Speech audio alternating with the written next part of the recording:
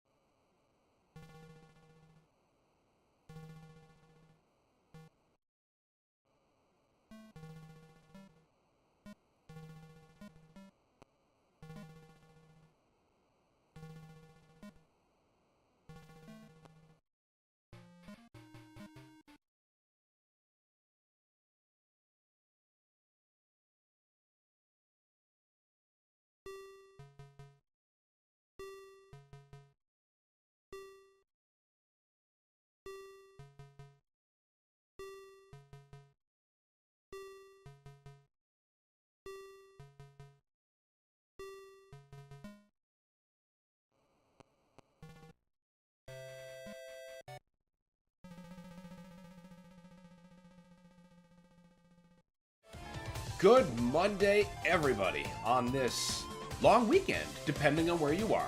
It is where we are, and it's nice, but the sunlight right now is doing this weird thing where it's the kind of orange it normally is, like at 5 p.m. instead of now. I suspect that has something to do with the fires elsewhere, but it's doing, excuse me, it's doing things to my perception of time. Almost choked on drool there. Anyway, as you can see, we are going to be continuing with Ninja Gaiden Ragebound today. Oops, nope. That was the stream file. I haven't gotten actually any farther in my other play. I've just been obsessing over ranking and collectibles and beating Ryu, and oh my god, that is such a hard fight to do, but I did it. I got my first S there, but anyway, back to where we left off. Good morning, Shadow and Friends Gaming. Good to have you. Welcome. How are you doing this fine morning? What stage have we? Shouldn't you be? Oh wait, no, you are showing us complete. You're rank B. We did that. That was the last boss that we beat. Well, I think it's time for... do we feel like going to the catacombs or the construction site? Well, it's 3-4. I suppose we should probably experience the intended order first, before we start breaking order, but let's pay Muramasa a visit. What do we got? Both health-related things. Good.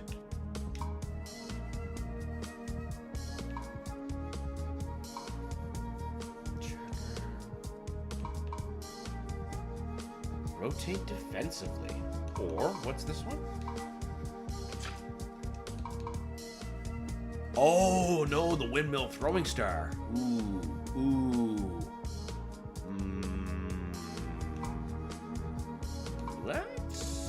Let's try you for this stage. Oh, we got more. Creates a sphere which grants health regeneration. Oh, hell yeah. The seeking Tessin seeks out enemies, homing in on its target with deadly accuracy. Fine, yeah. Oh god, now what can we want to equip? That is a good question.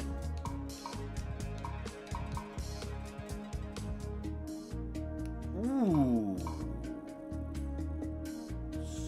So you would be the primary projectile weapon, like an enemy-seeking katana fan.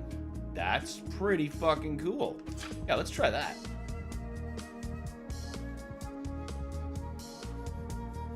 Actually, let's try that thing I was originally going to try first. And then next mission, we'll try that. What talismans?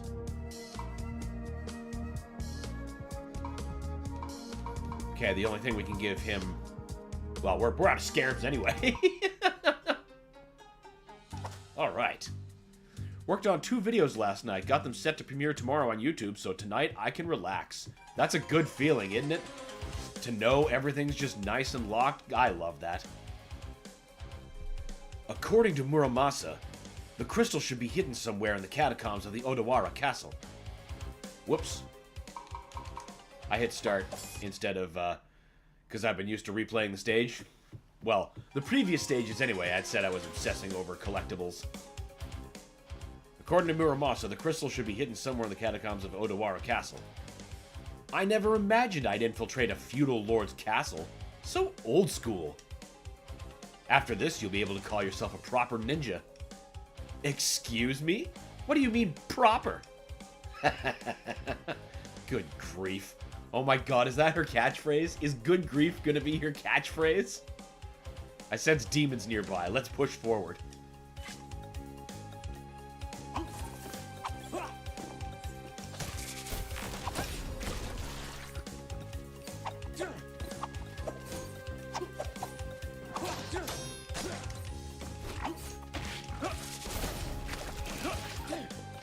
That was a cool thing to ask of the player to do.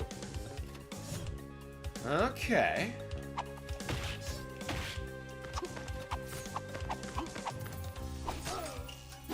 Why am I doing that? I could just as easily climb on the ceiling like a normal person. Not everything needs to be a guillotine boost. Man, there's a lot of scarabs in this level. Sorry, I just noticed something on my screen. She's channeling her inner Charlie Brown. That's exactly what I was thinking. Good morning, carnivorous giraffe. Good to see you. Welcome. I see. It's gonna be a bit more nimbleness required.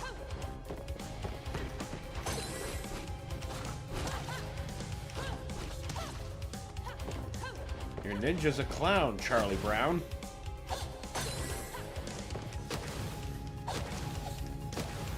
Okay, so those can be guillotined. I thought that they had... There's a skull! I want that skull! I want that skull.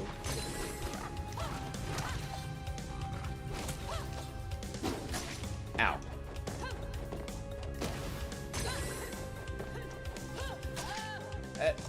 Bitch. The proper answer there was the guillotine jump, not kunai.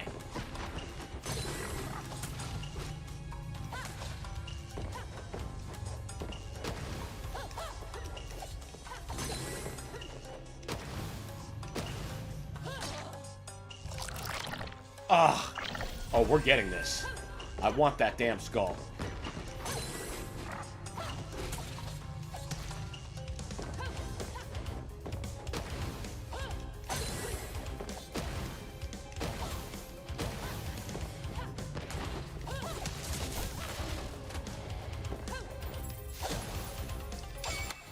Yes! Ha, awesome. Man, you know what just hits me?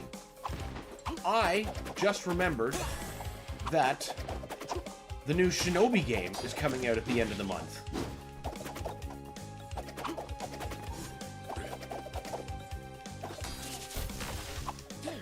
Oops.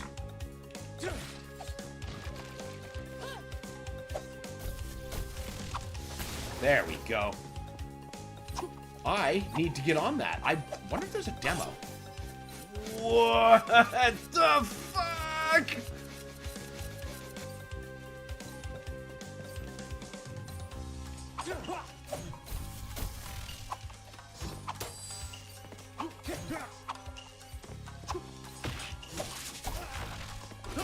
Take that, you son of a bitch. It's funny, my two favorite games right now are Helldivers 2 and Killing Floor 3. You could argue both are in a completely unplayable state. Yeah, I'm hearing some wild things about Killing Floor 3. What, I thought Helldivers 2 was workable, or is this, a result of the introduction of the Xbox crew that is making it a bumpy ride.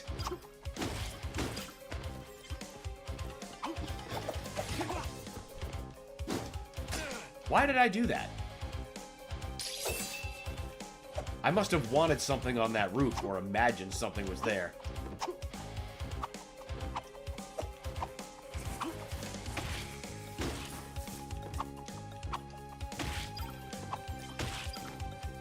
Yeah, there's nothing up there. I'm just being dumb. Oh, you were gonna come back the whole way.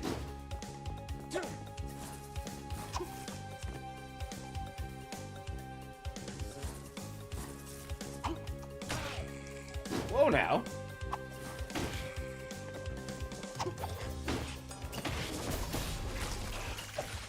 No, sir. No chance. Oh, come on. There had to be something worth getting this way for.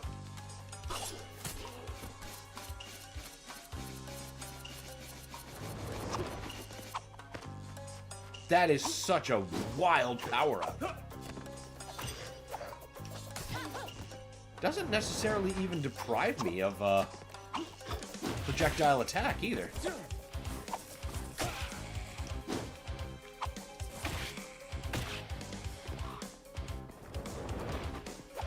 I bet there's going to be some pretty sweet guillotine jump puzzles later on.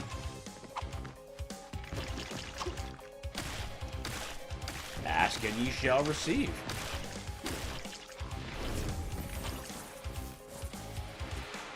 Oh. I forget, some birds here can be ornamental. They don't necessarily always hate you, but remember, nature hates the ninja. That's the most consistent lesson of Ninja Gaiden. Helldivers 2 is always changing. They add a backpack and now it's lasers go through cover. Or they add a new faction and 1 out of 5 games you can't extract. And then they gotta patch it. Well, I guess that's just the price you pay for live games.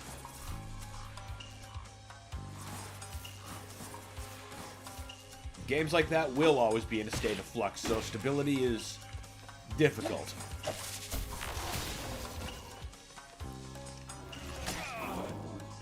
That didn't even need to happen.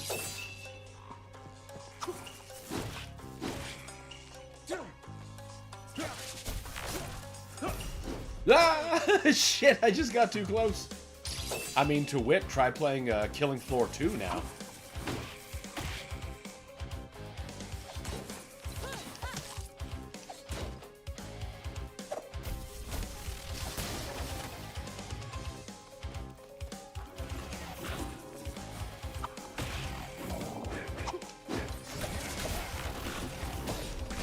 I know I'm late to the party on it, but that's a polished game. There's no way it was that polished while it was, like, you know, not the hot new thing.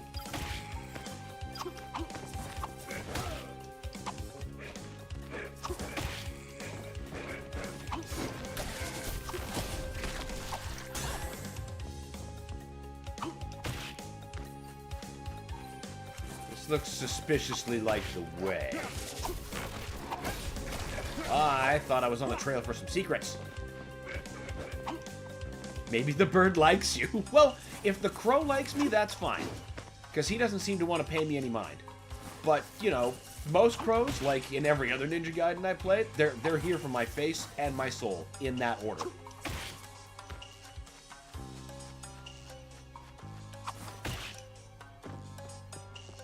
A friendly bird is difficult to accept, but it's welcome.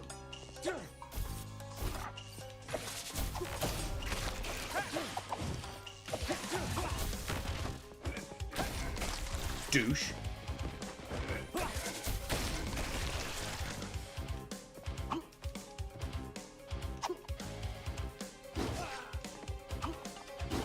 I thought they'd put something beyond the spikes just to be dicks. You know. I don't believe I'm wrong.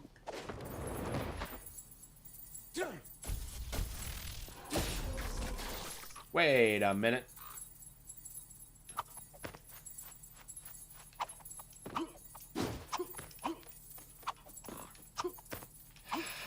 There's a guy oh, I bet I gotta...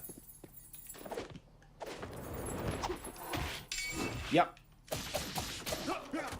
Sweet. And now Arrowhead went on vacation. Extracted is busted. Primary weapons audio won't work. Tons of audio problems. We must be patient. Killing Floor 3 is just busted. It has the bones to be a great game. And I bet in a number of years' time it will catch up to Killing Floor 2.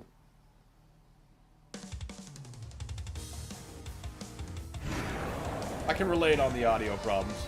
It still blows my mind that Doom the Dark Ages launched with the soundtrack mixed so badly.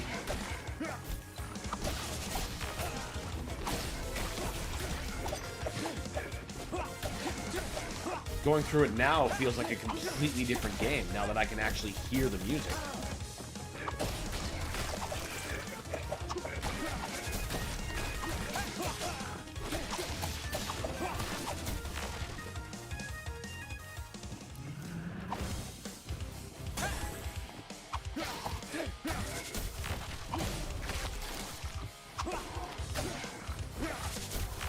No, you don't.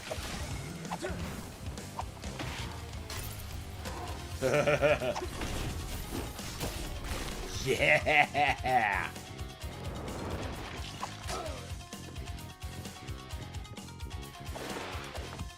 There's a way up there. Oh, but that looks like a way down. And a way right.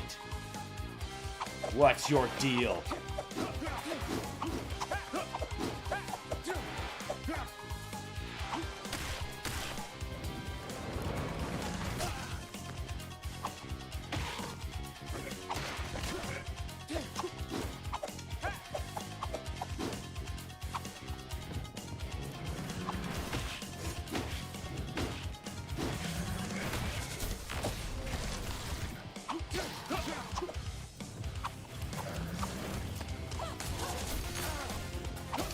Douche.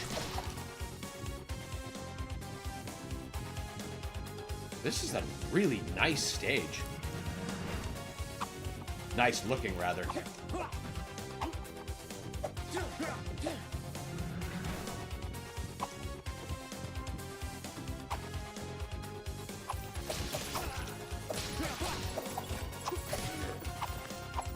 Hello, Scarab. Suspiciously easy to get. Is that actually a secret? Yes, it is. Lol, in Helldivers 2, if anyone in your game wears the newest armor, it causes an audio corruption glitch that can't be fixed without a system restart for all players? How does that even happen? Like, you'd think things like that couldn't possibly be coded so close together, but, you know, I say this as an armchair. I know nothing about how that game works under the hood. But that seems insane to me.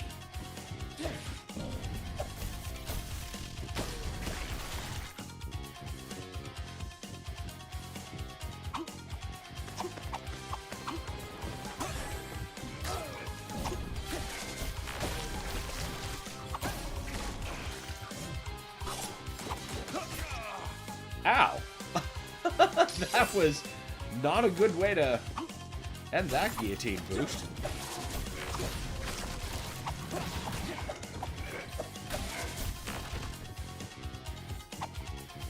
Wait, did I just go backwards? I did. That's fine.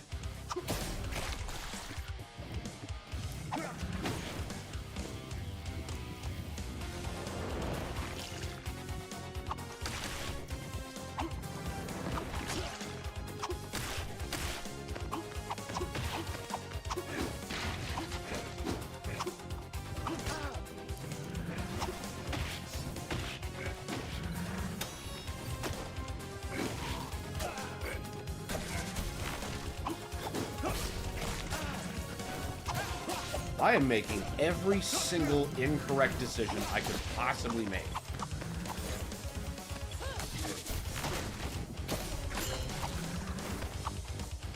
Oh, except maybe that. Yeah, Helldivers 2 is pure spaghetti code. My god, that would just be like the worst to try to update.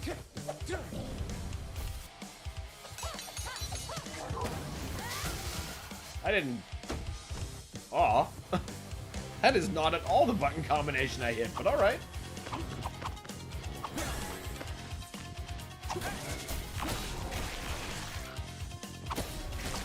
Got you that time, bitch.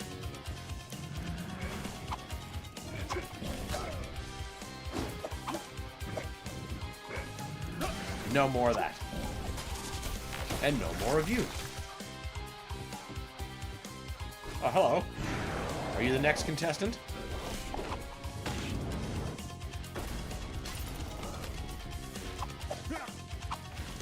Maybe next episode.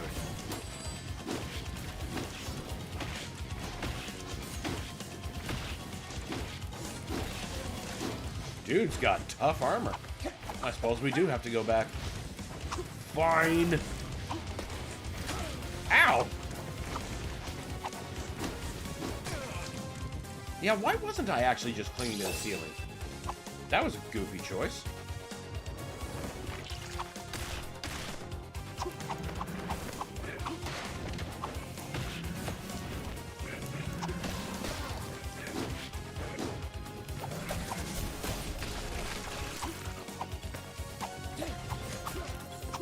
Oh, no, you don't. I don't know why I keep needing to go in here. I don't need to go in here. I've got the collectible. The secret's registered. Force of habit.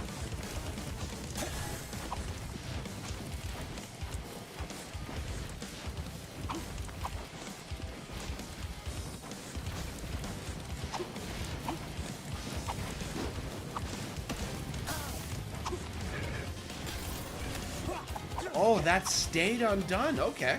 Neat.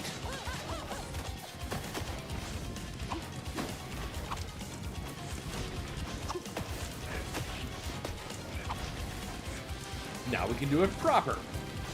That's how it should have gone the first time.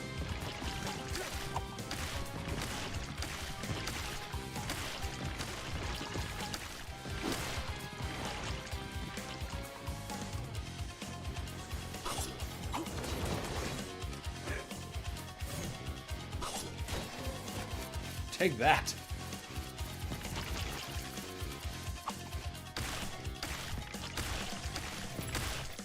Hey. Oh, ooh. Aha! Neuron activation. There was talk of bringing it to a newer engine. That isn't all but abandoned, but it currently uses Stingray, which was discontinued in 2018. Arrowhead's been running a modified version of it to run Helldivers 2. Huh. Well, I guess there's the disadvantage of relying on other people's engine. I know that's just a necessity if you want to get something done for the most part in this day and age. Not every studio can be id Software and just work on their own proprietary tech. Where if something doesn't do what they need, they can just, you know, make it do what they need.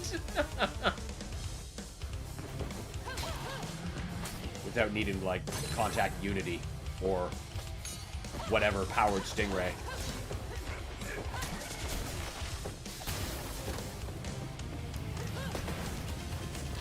No!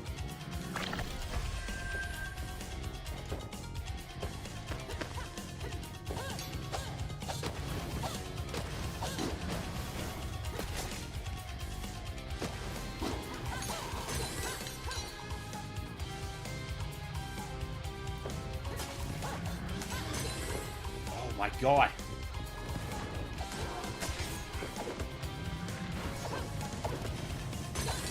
Just barely.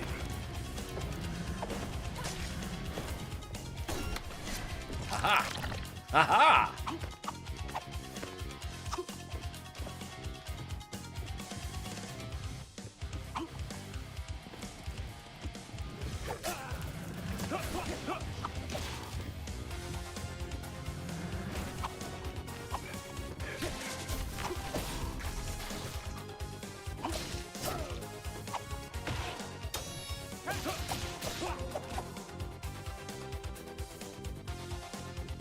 It looks great, mostly runs good, but you can't adjust any stats in the game without melting something else later on.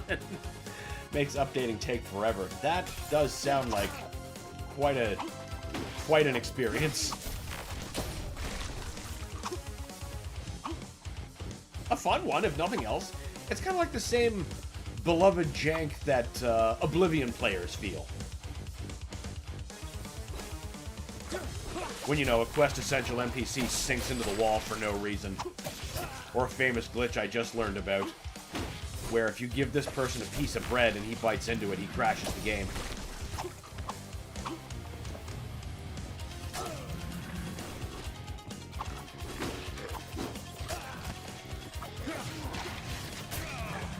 Shit.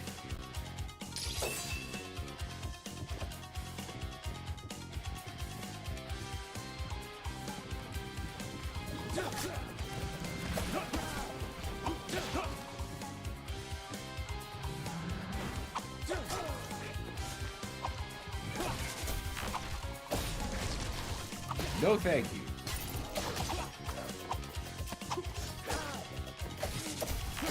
Take that.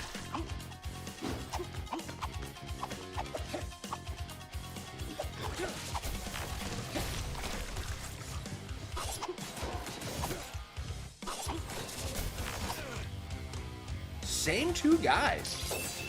I'm gonna have to do something different about them.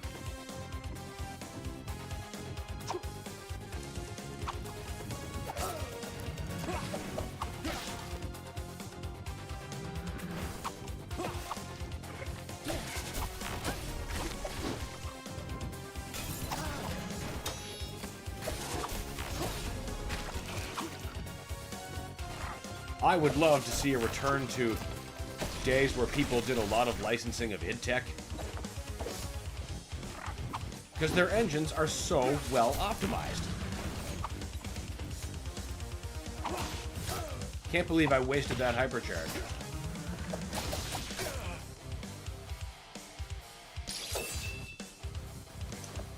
You know, there's a thing to be said about installing at a smaller file size than a remake of an ancient game.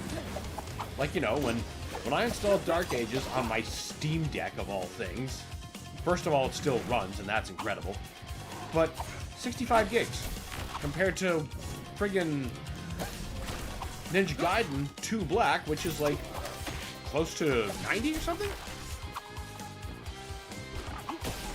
I have a hard time understanding why that's necessary. Of course, the answer is Unreal Engine.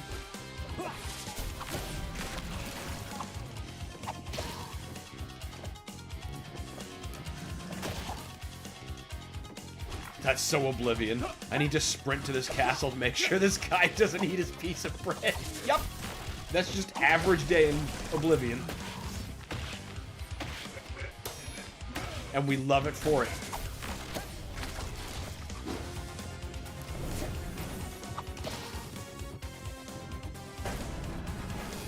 Oh, I think it's back.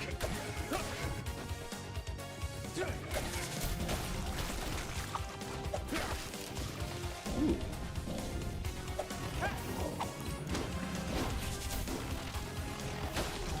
Yeah! Suck it. Oh, hey, come on now.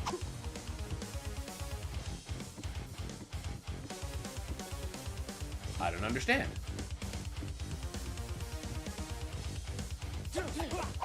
Oh, I'm stupid.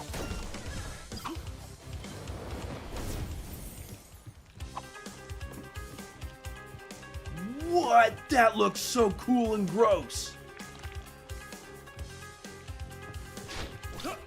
Oh, whoa, he spikes. Oh. Okay, so we need hypercharge.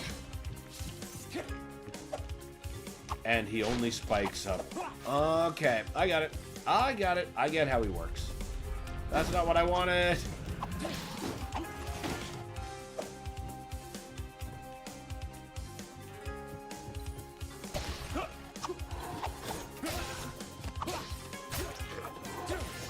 That was not the right way to do that.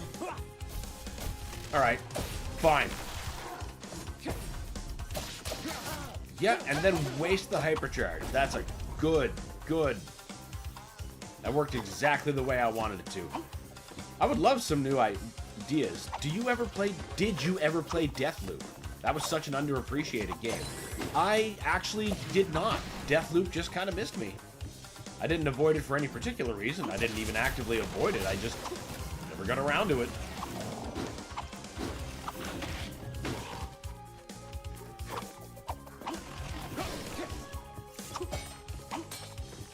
I see. You know what? Just no more. None of that. And now I have to get you out of spite.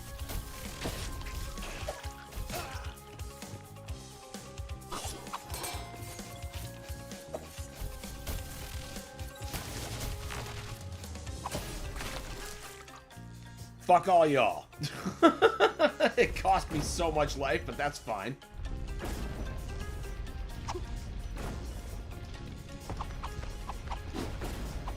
Whoa!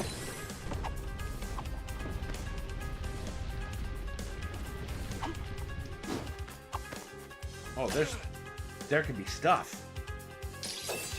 Stuff in the down.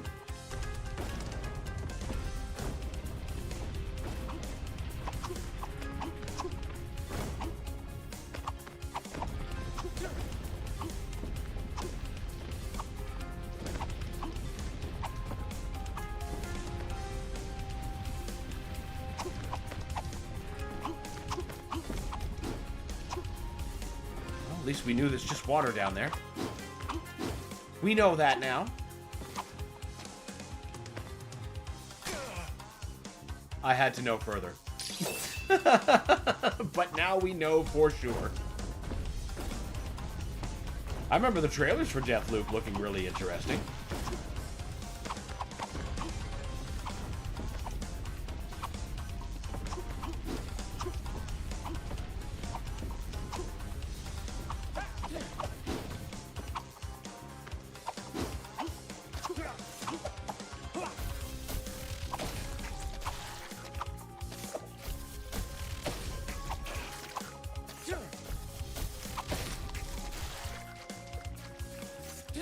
How many of you goddamn things are there in here?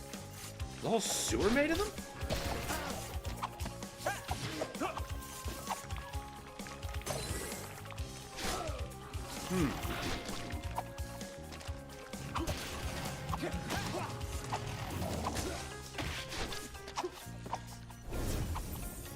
Oh, thank goodness, checkpoints. I do the same in platformers. Metal Slug always had secrets like that. Yeah, it did. That's what keeps me doing stuff like that. Also, Metal Slug is just king tier shit. Love me some Slug.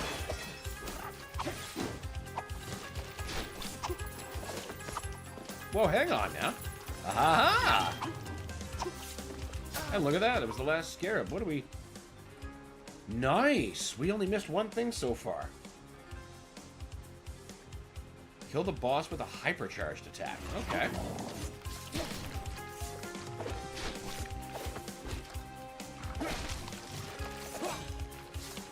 What do you mean lunges don't work? They ought to.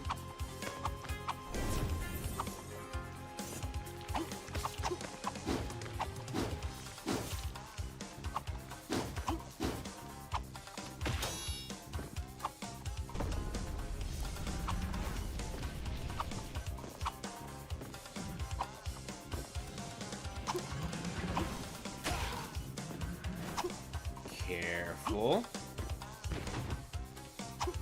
What's your favorite Slug game? I think mine is 3. Oh, mine too. See, I flip-flop nearly constantly over 1 and 3. Because, like, they're just so good. 1's probably my favorite one to just bomb through because it doesn't take me very long. But, you know, if I want to sit down and, like, enjoy some Metal Slug, it's 3. Damn it. That's the one I played the most, at least. That's fair. That's usually a fairly good indicator, if nothing else.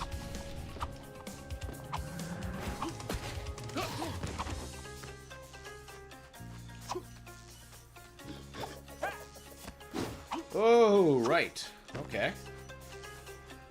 I see what you want me to do.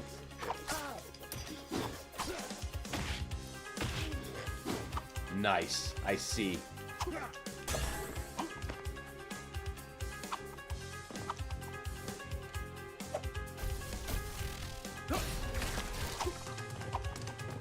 But after those two, the most god-tier Metal Slug games can be found on the Neo Geo Pocket Color.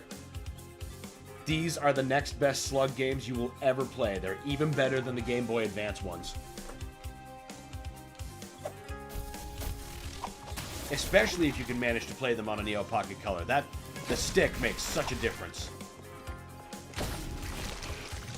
I want that to make a comeback so badly. That click stick is so satisfying and precise. It's just God's gift to handheld fighting games.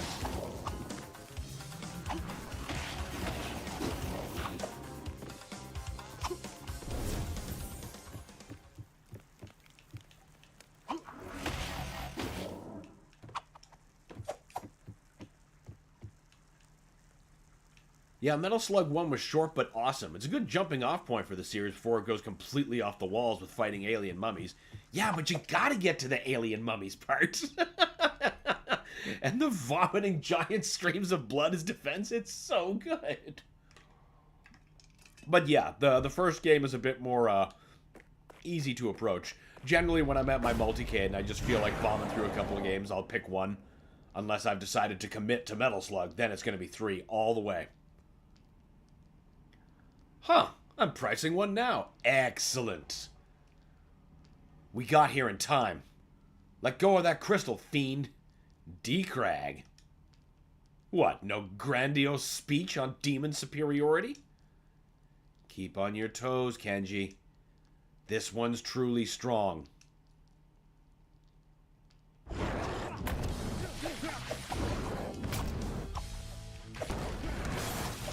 Oh, so this guy just gets right to the point. Oh, and he does that.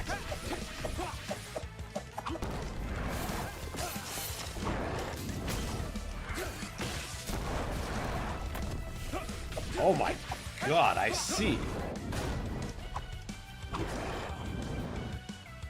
This is gonna require some doing, some thinking. So clearly the play is I gotta wait for those rocks that he shovels. I mean, getting in his when I can.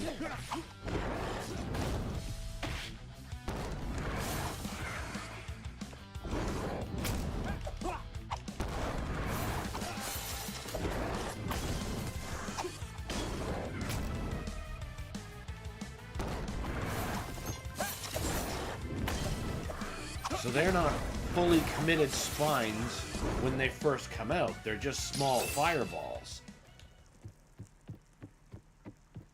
Huh. I don't know if... Could I guillotine jump those?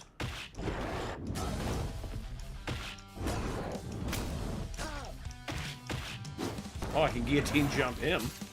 Oh, you can guillotine jump those.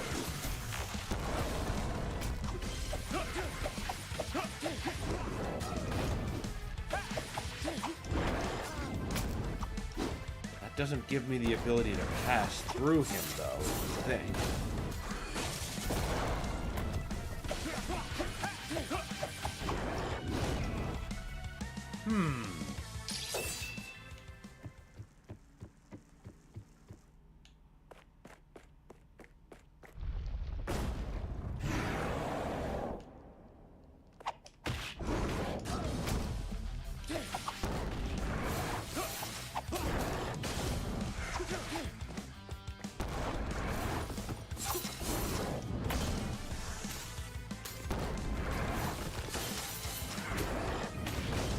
Okay, so you can't really guillotine jump the rocks enough to get them. Those have to be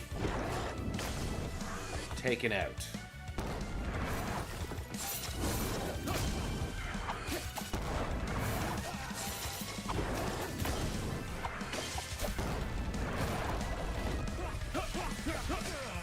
Well, I certainly don't have the life bar to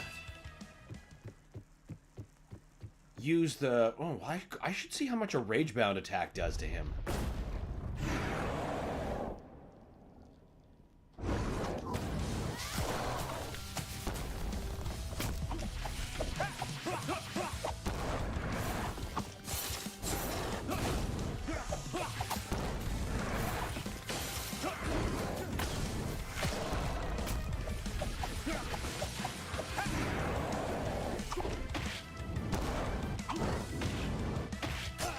Oh, what the fuck?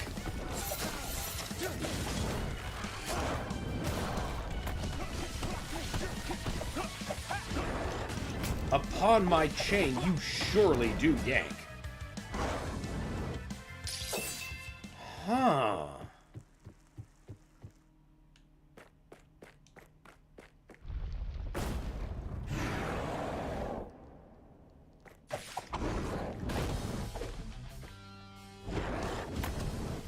Oh, I think we got something here.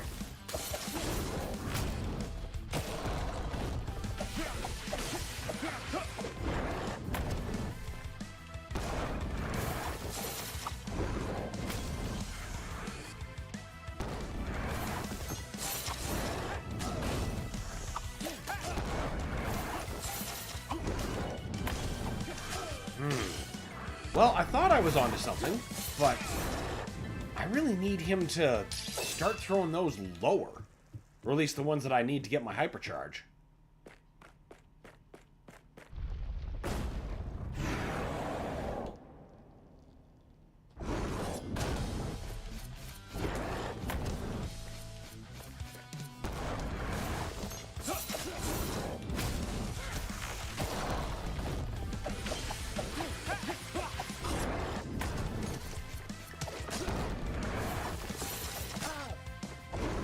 Bad dodging.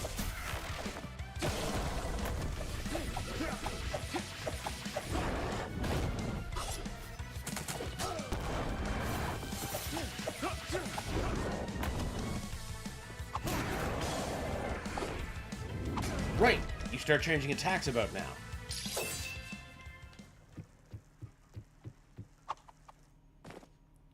$90 to $200 for an original. That's not bad, honestly.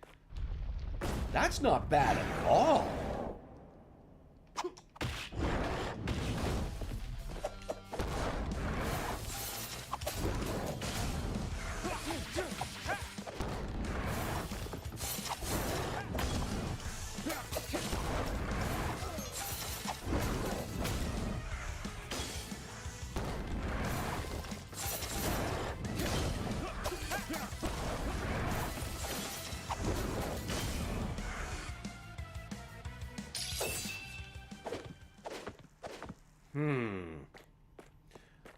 I predict we're going to be at this boss for a while.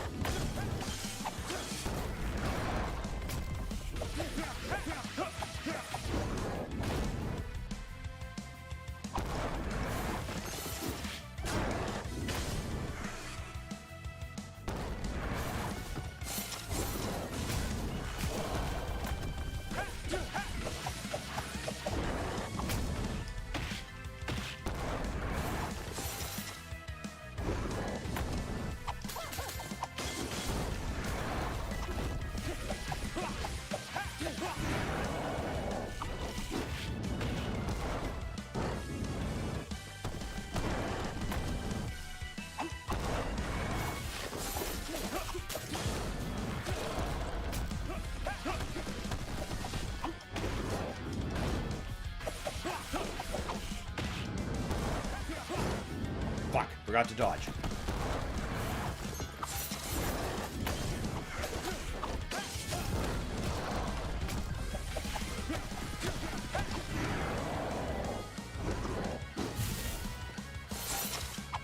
Oh, that was still the best run ever. Oh, I think we're actually learning. I think we're actually learning.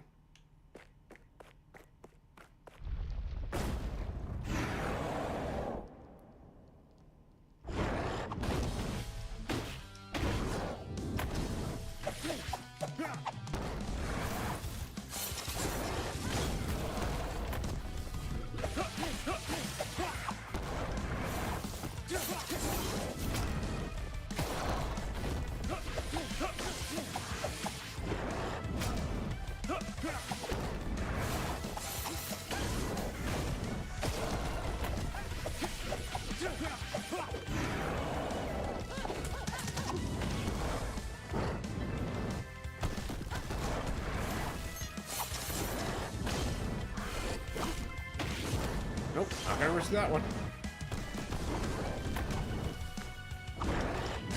Damn it!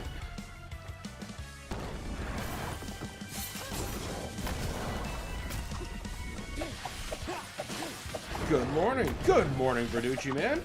Welcome. Good to have you. Son of a bitch!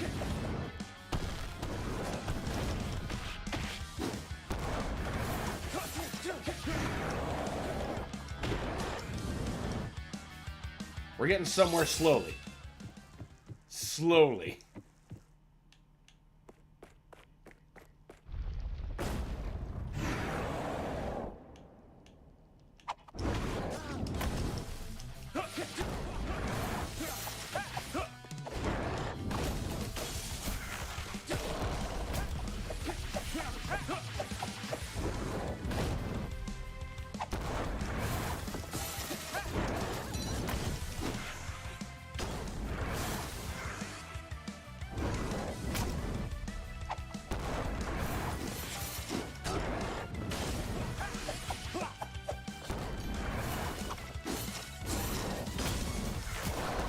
Bitch.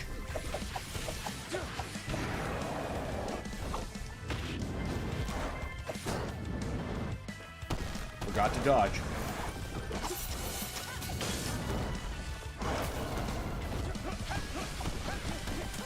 Fuck you! Damn.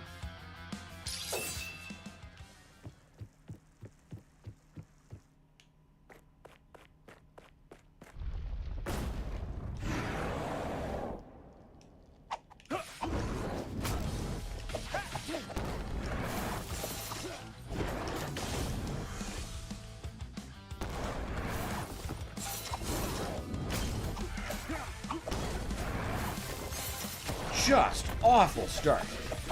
Awful start. Yeah, I think we're just gonna let him have this one.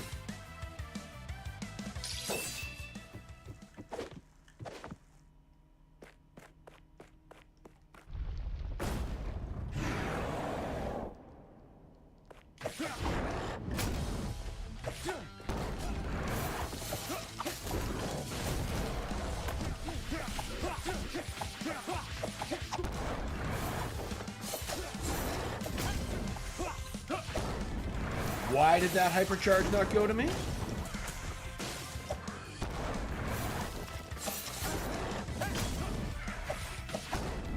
Alright, fine. You know what? You can have this one too. I'm feeling generous.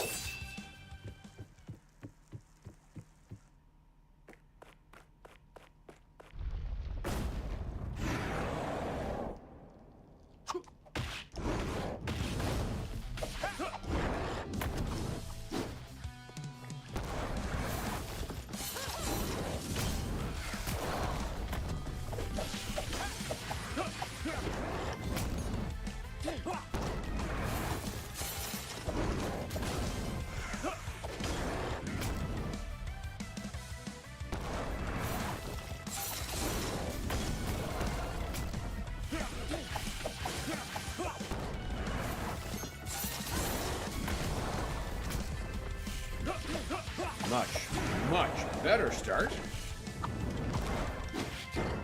Haha! Remember to dodge that time.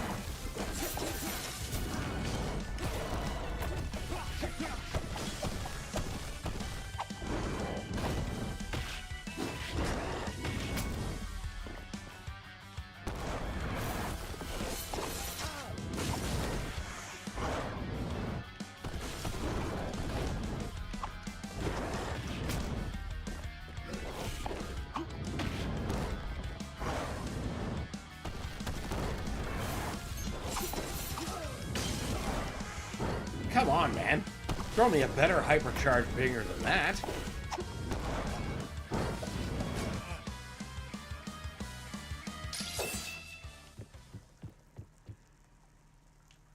Hey, man, I can hear your Canadian accent. Are you east or west side? I used to live 2.5 hours away from Toronto in New York. I am East Coast. I'm about as East Coast as it gets.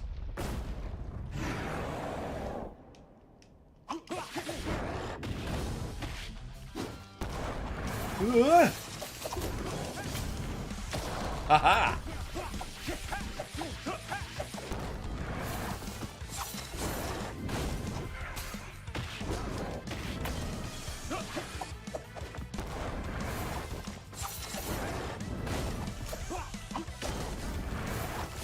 Really wish he'd stop putting the hypercharged ones up there. It's so troublesome to get at.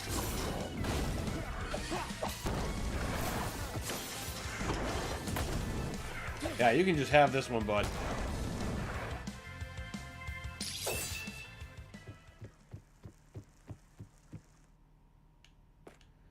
Nice. Oh, I think it is. It's a beautiful place.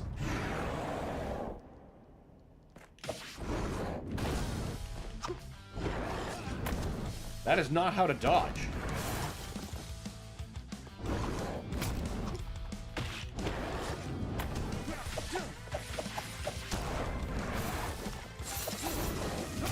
Yeah, he finally puts them lower, but...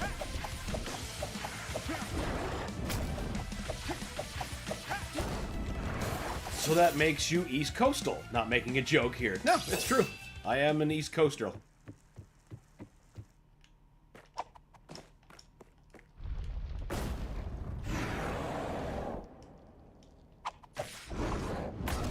Fuck!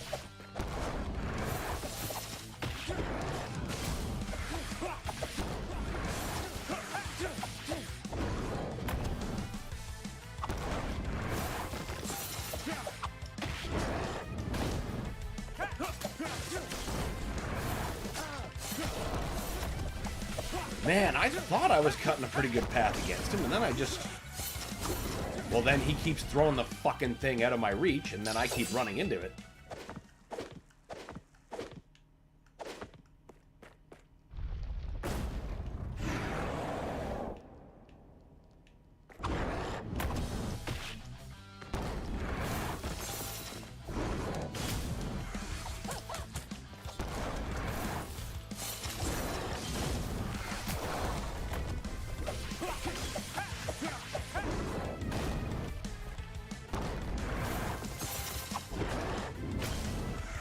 Dodge rolled, but no.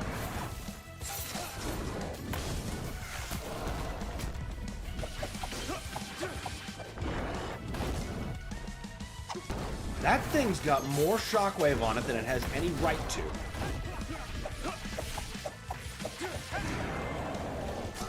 That was the wrong attack. I'm a New Englander. East Coast is best coast. Awesome. Ugh. That certainly did not go well.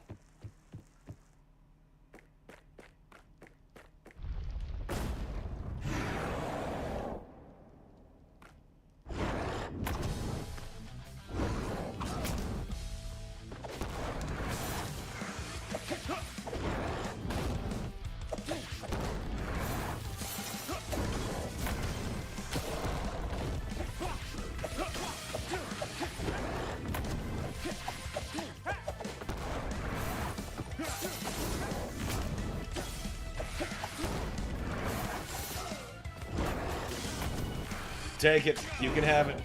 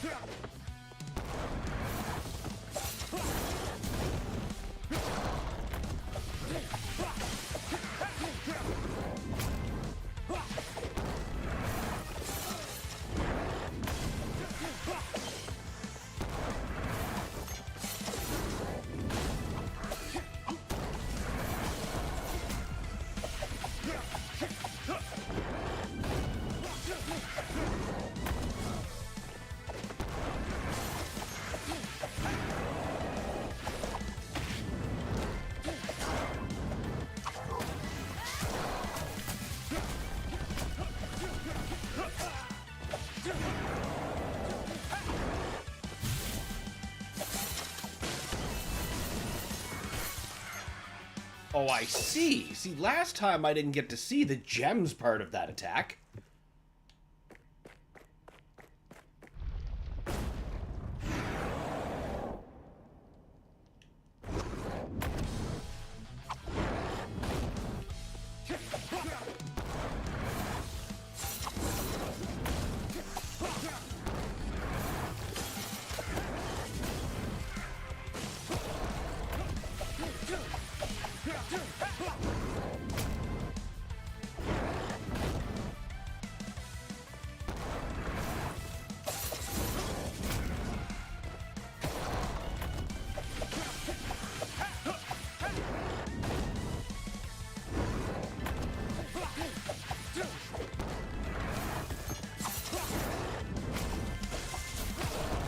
bitch.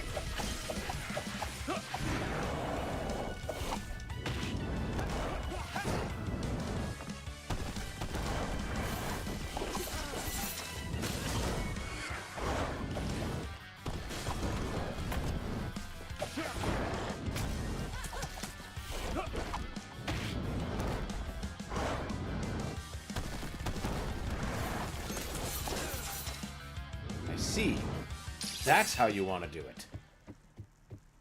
I picked up Night Dive's Quake remaster this weekend. I thought I had it, but I guess not.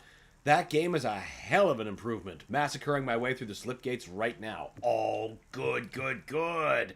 That is like the definitive way to just pop in and play that game.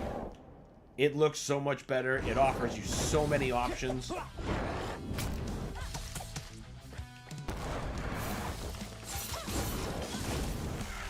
Multiplayer with crossplay, even more content made available very simply in the add-ons menu. That's not the dodge button.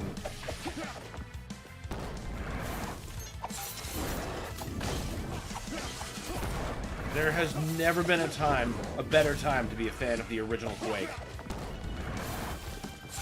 Now, speaking just as a Steam user, I'm just glad this version actually came with the soundtrack. The first version I purchased did not, due to there being a, rights issue with Sony.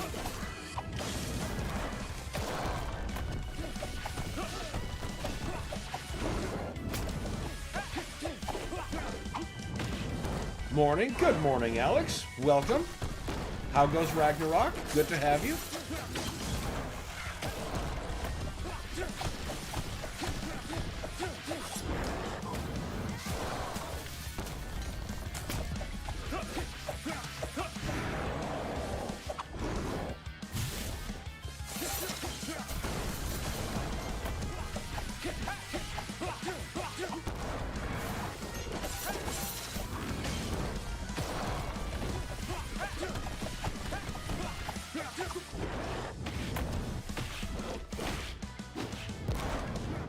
Oh!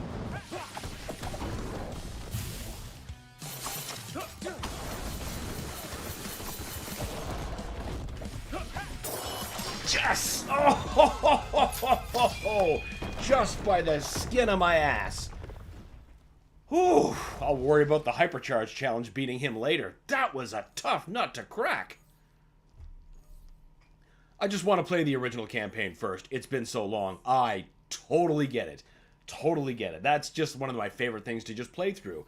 And one of the things that I appreciate more and more every time I play, now that I have access to it, is Trent Reznor's soundscape that he makes for that game. It's so good. He fought like a true warrior. I didn't feel anything demonic in his technique.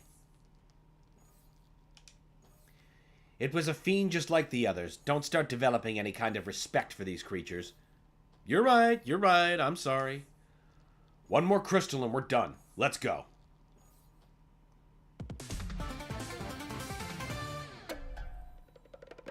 Yay! Still a solid bad ninja. Ooh.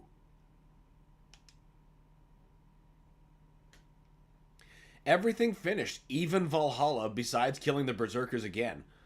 Oh, so you finally... Are you doing your New Game Plus?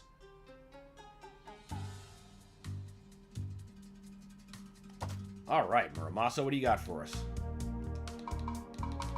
Nothing more interesting for Kenji. How about... Grenade? Yeah, let's buy the grenade. Okay, that was a cool thing, but...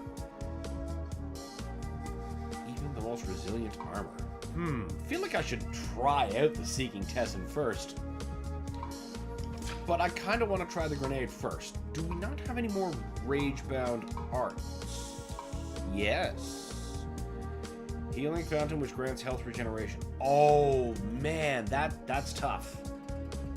Do I give up massive damage for massive healing?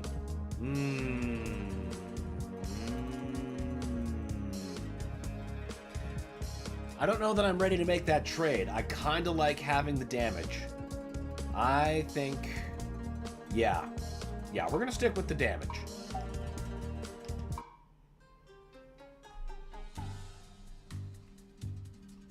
Oh my god, yeah, that was really, really tough. Last gameplay I saw, the boss you fought survived and was heavy breathing. Well, we're gonna be seeing a lot more of that as we go on, and a lot more things exploding. My friend played this using piracy because he can't wait for his physical copy to get shipped next month, and he was playing at a low frame rate, which made it look easier.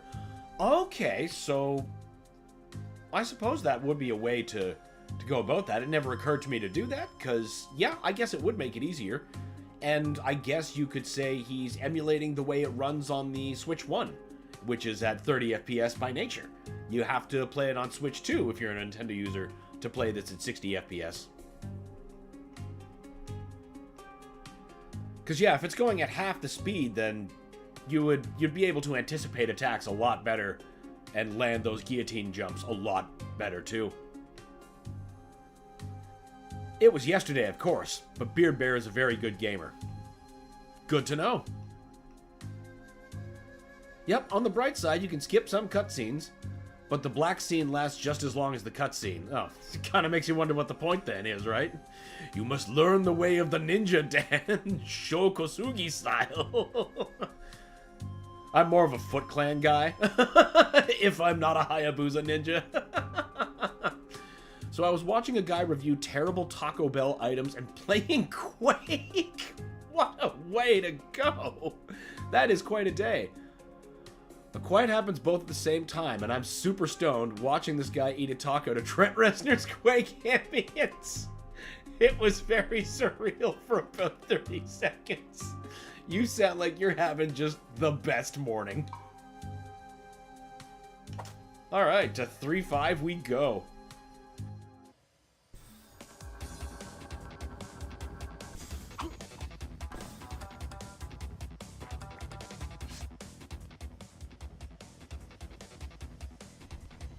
What a painful sight. This area used to be sacred. Now it's a massive construction site. Ha! This redevelopment project belongs to the Black Spider clan. We're bleeding money because they forced us to stop construction due to some sort of archaeological discovery. Wait, that must be related to one of the crystals, right? It may well be. It was under our noses this whole time, huh? That crystal belongs to us. Let's go. My ex-girlfriend used to be a case manager for the mentally ill, and she had 70 clients. One dude would leave voice messages with heavy breathing. Oh, man. That would be quite an experience.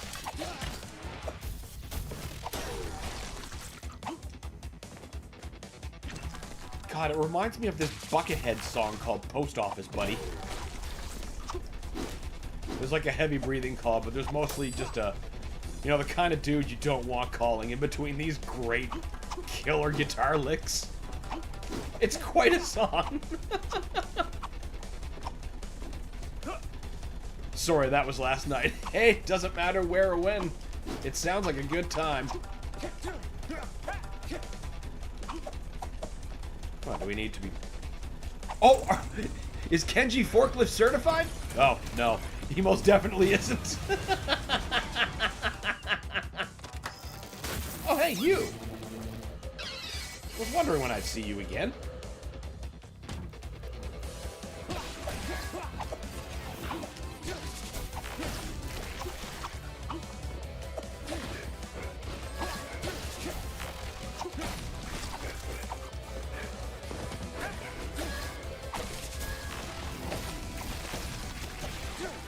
Bitches!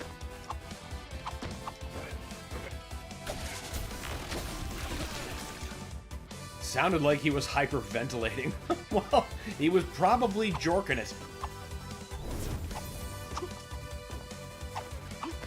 You know, people who aren't right probably... Whoa!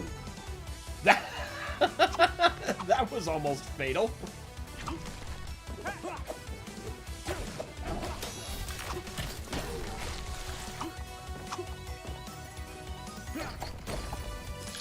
Yes, I want the scarab.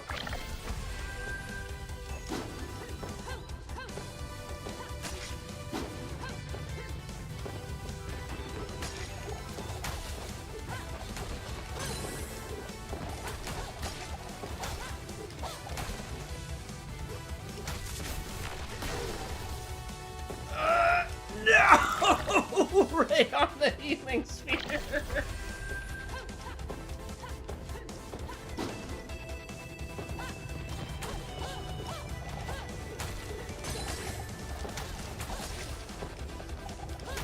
Fuckers, slowing me down.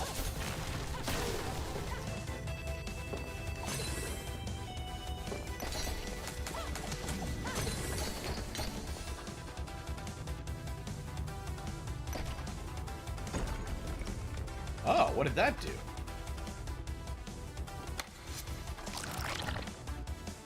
I guess that's what Kenji's gonna find out.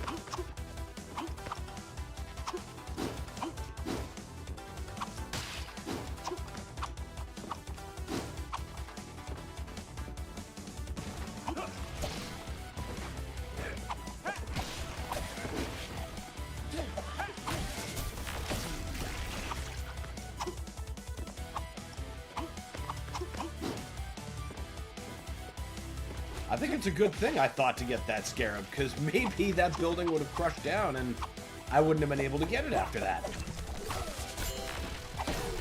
Oh, cool. I love those accidents. What are the challenges for this stage, anyway? Kill with guillotine boost attacks, defeat the boss without being hit. No, we're not doing that on the first time through, if anything.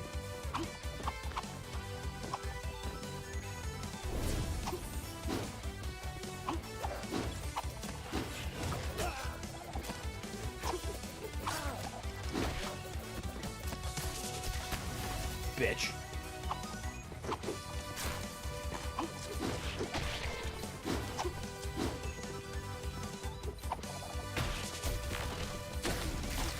Take that, you son of a bitch. Aw, the earwig men. Do not like the earwig men.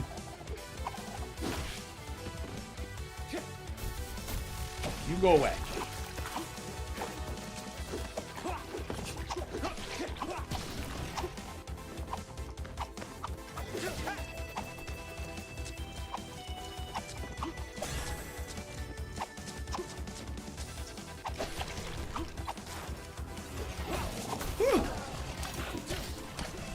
You bitch. Oh, is that how you want to do this? Alright, well, I got news for you. Fuck yourself.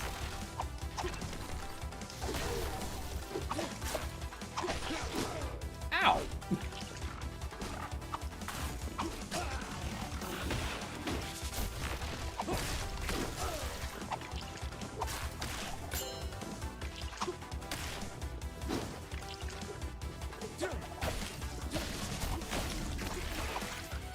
Not a care in the world he had, until I had my sword in his guts.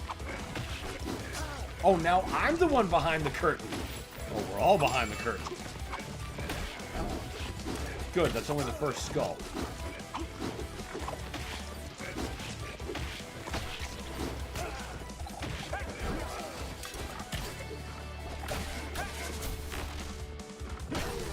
Son of a bitch.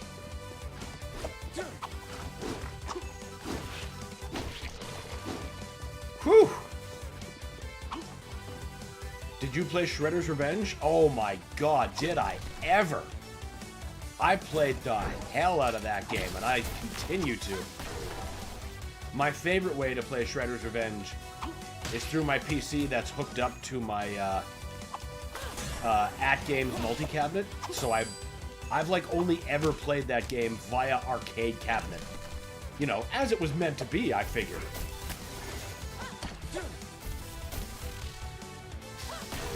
Oh, this looks cool. I like Kill Bill. Oh, yeah?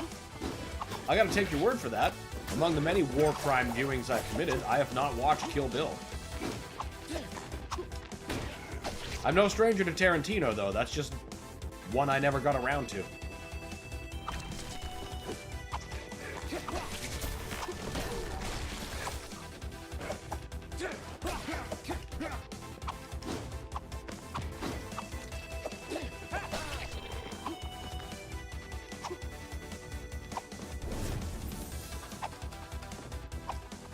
I've seen the Family Guy Peter Griffin version.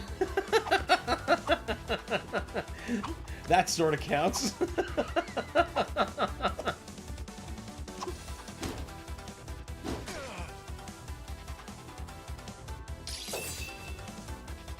mean, who's to say Uma Thurman didn't have the Sword of Omens instead of a katana?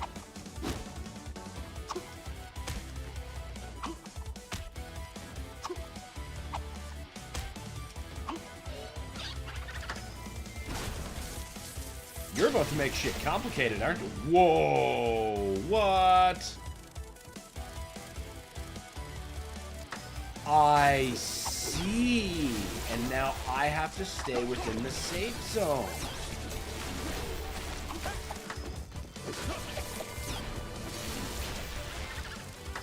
I see. There's a cool silhouette fight scene that was similar in that style. Oh, cool. I didn't know that about that movie.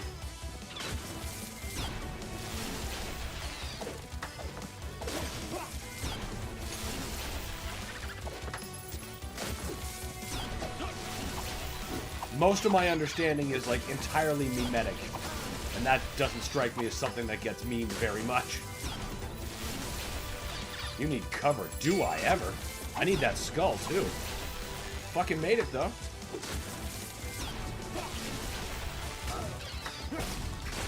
Bitch.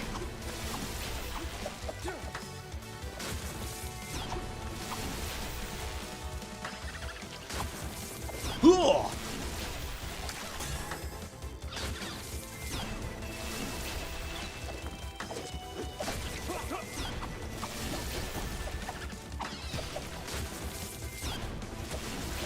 Holy shit. Okay, we cannot just dodge roll that. Are you kidding me?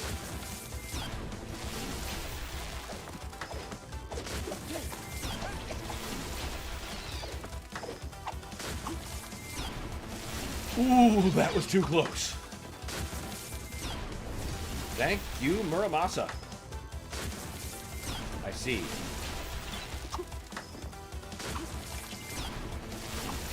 Are you kidding me? This glorified curtain keeps that back? Man, somebody invest in this construction company. Black Spiders Are Us, or whatever it is.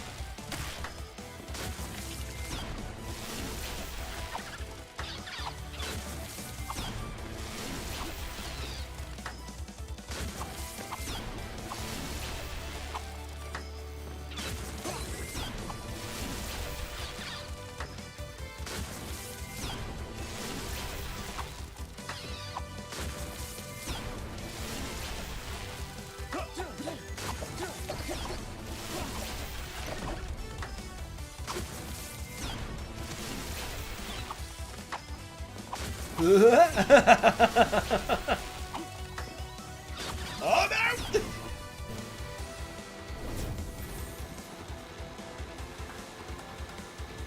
Interesting.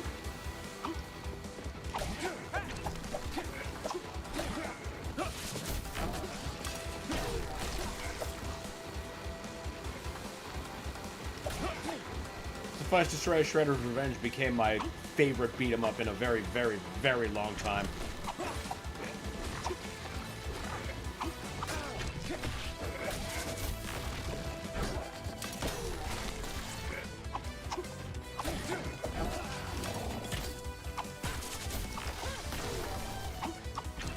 Definitely an all-time great beat 'em up and an all-time great Turtles game. Haven't had that hat trick landed since, you know, Konami.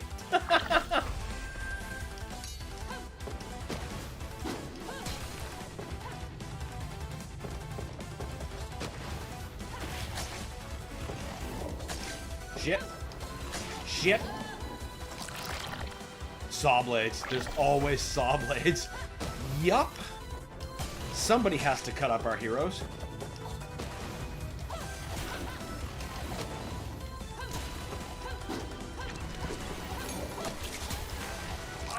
I saw the life sphere.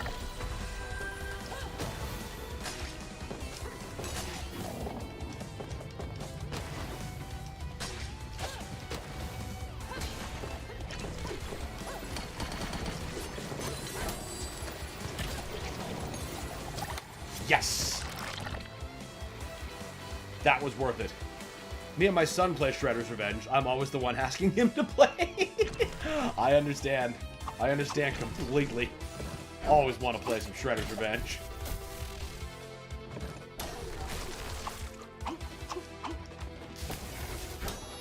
You tanked the hit for him. You weren't supposed to do that. How about you take that? Be gone. Oh, you want to throw shit?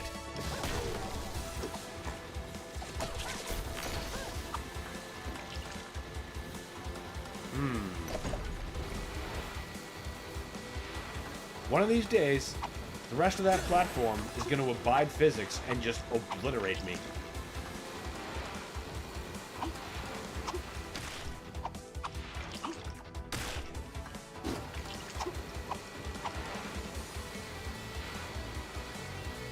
Go away!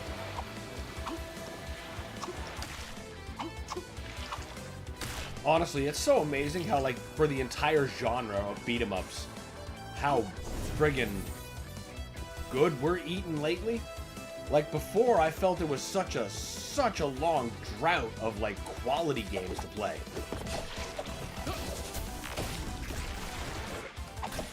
In that genre. But now, between, like, that, Streets of Rage 4, River City Rival Showdown, River City Girls, I guess Scott Pilgrim coming back, like, what a time for beat-em-up fans.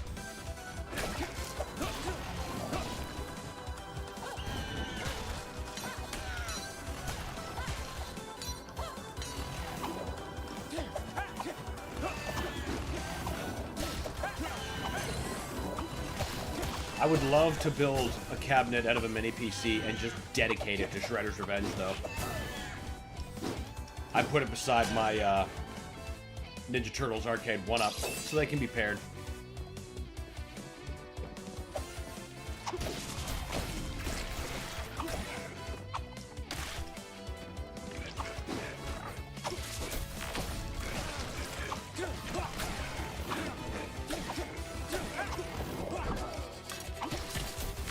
Bitch!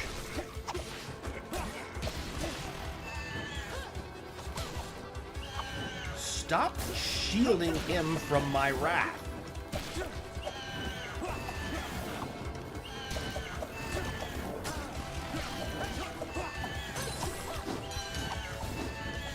Move, you goddamn harpies!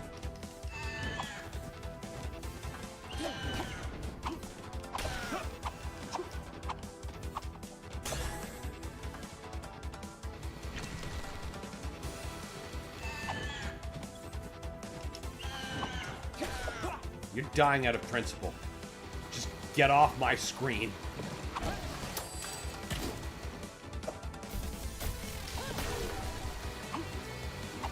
wonder if I can... Oh, I can guillotine off of those. Awesome.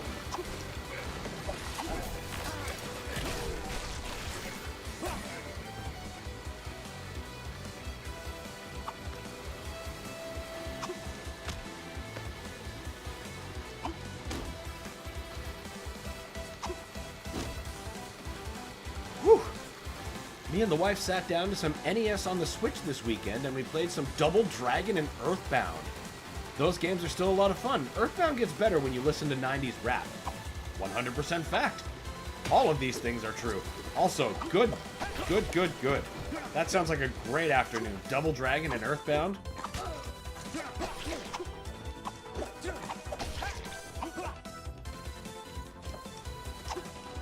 That sounds like a quality day.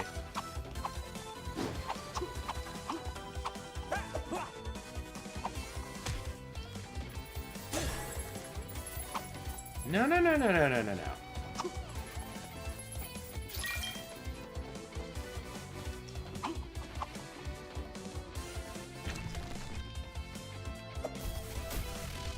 Be gone.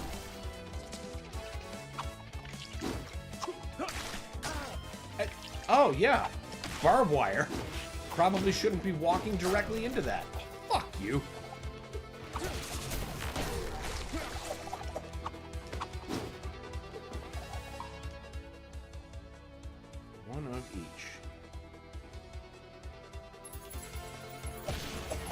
And there's one. How are we gonna get you? By not forgetting to go this way. Simple enough. Thank you, Muramasa.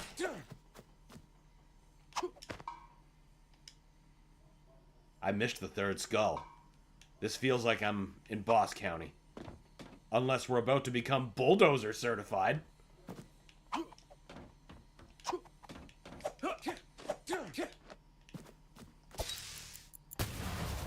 Oh yeah, I totally forgot to check out my other ability. Woo!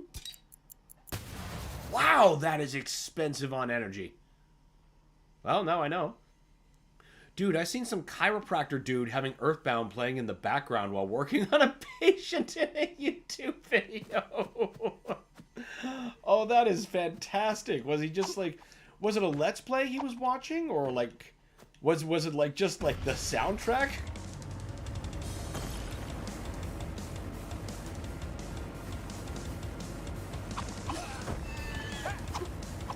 Someone getting their back popped to the runway 5.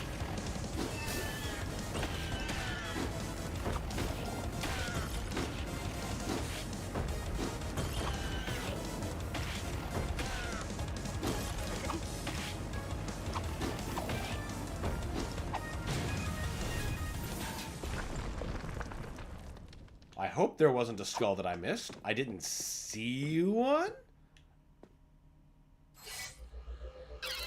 Nope, I definitely did. You.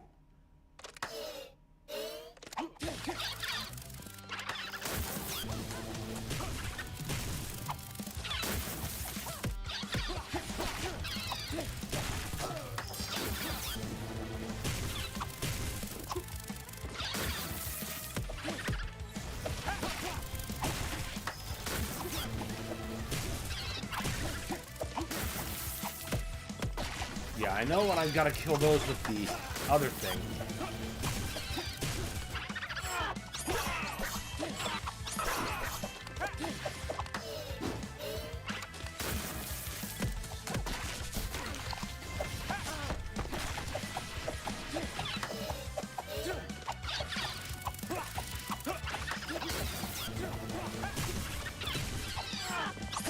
Oh! Damn. But we know better. We know better. The demon driving the bulldozer. OSHA! Get in here! I don't think this is a problem OSHA can fix. No, it was like the real game running and showing a preview screen of the game footage. Oh man, that is awesome! That is so awesome! She was grinding out Earthbound in between cracking vertebrae. That is a... That he's preparing to give people the lessons that Pooh gave, or received rather. I'm going to break your arms now. I'm going to break your legs now.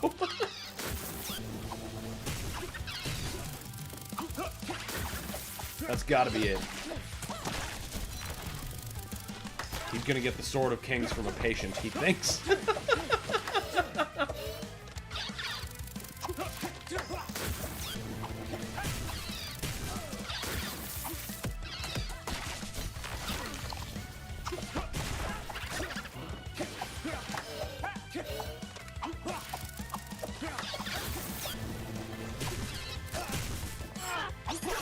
Wish I could guillotine that lightning, or at the very least remember that you can't guillotine that lightning.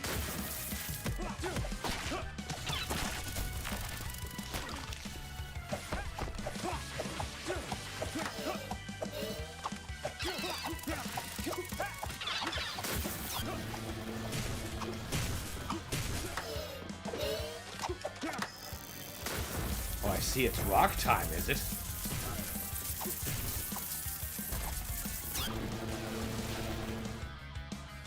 What?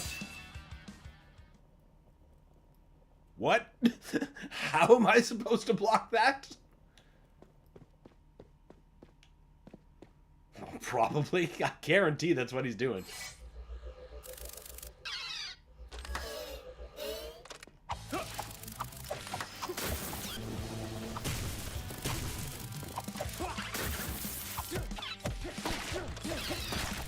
Crap.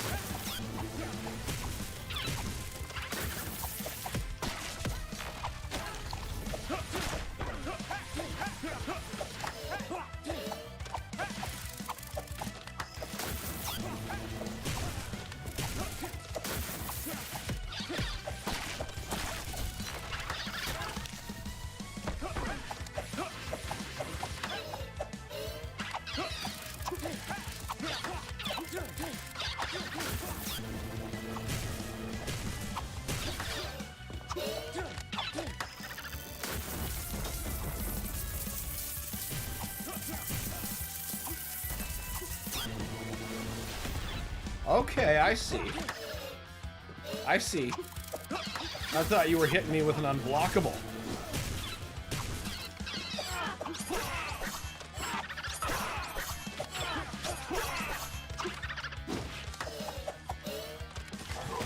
How about you like some of that, bitch?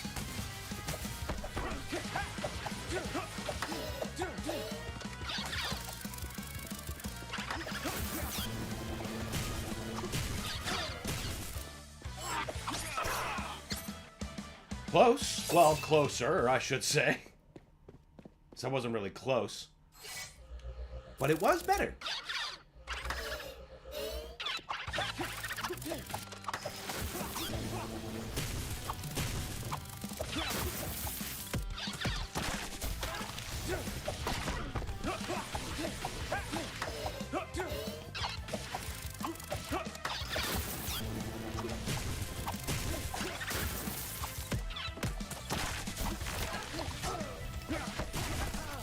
Fuck off.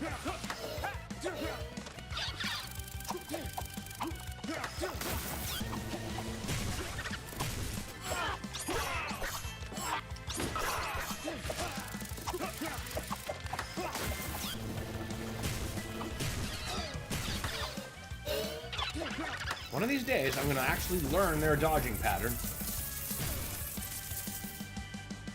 Or at the very least, pay attention to the strike when it's building up. Flagrantly.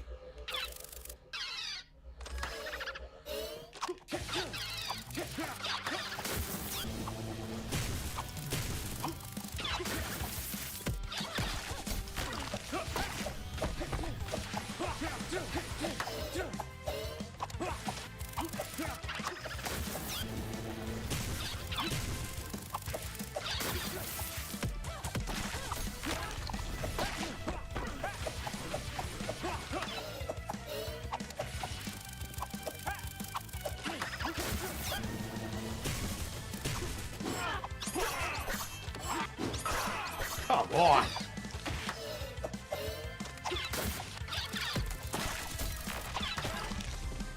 No, you fucking don't.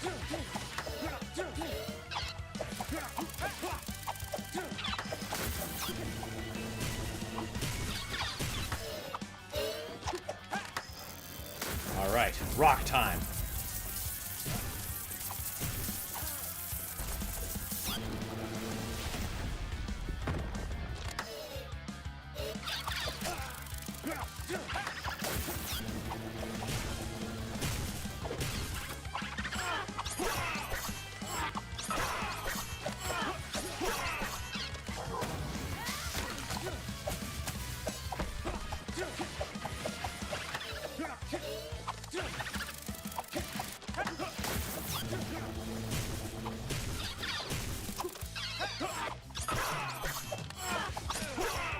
Fuck! Okay, that was closer again.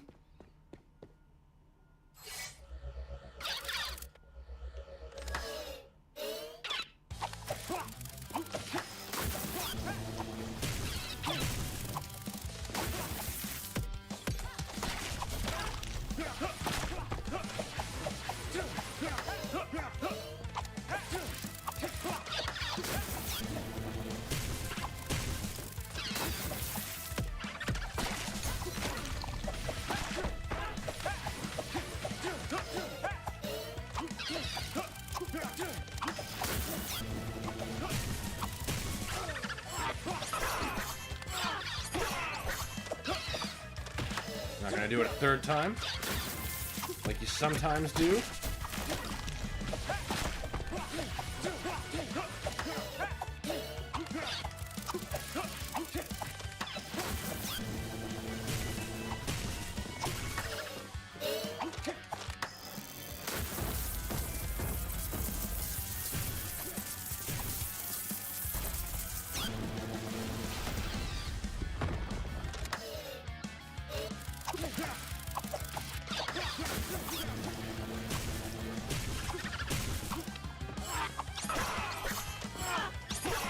No save.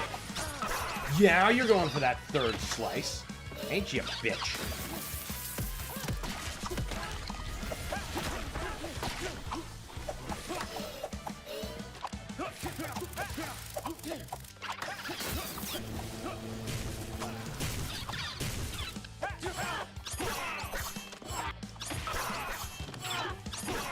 Not this time. Unless you want to go for 4. Just to really fuck with me. Yeah, and it's still cast off. Great! Great!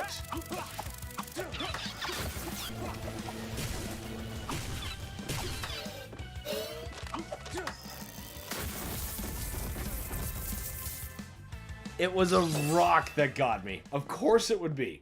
Of course it would be.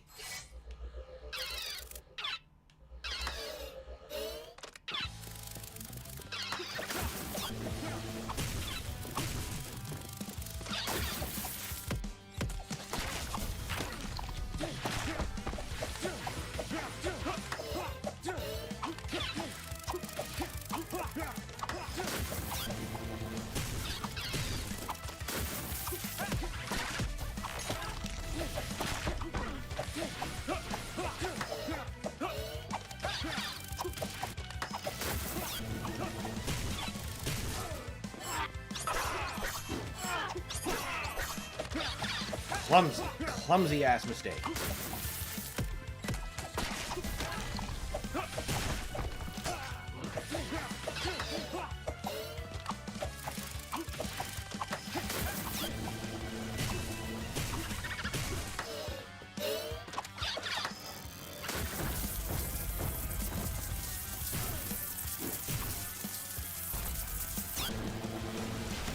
I don't think this is going to be the run. Call it a hunch.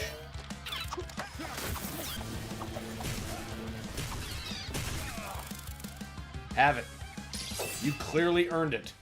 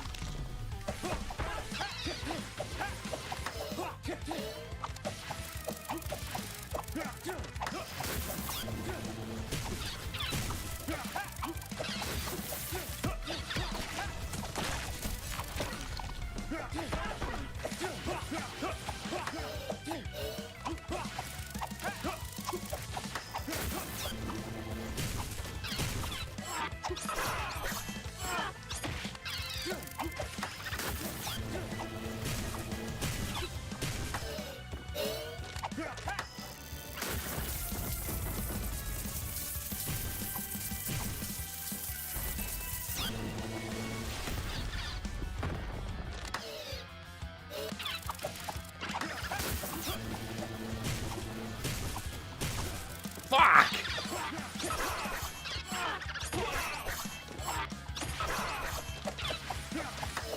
I was doing real good up to there.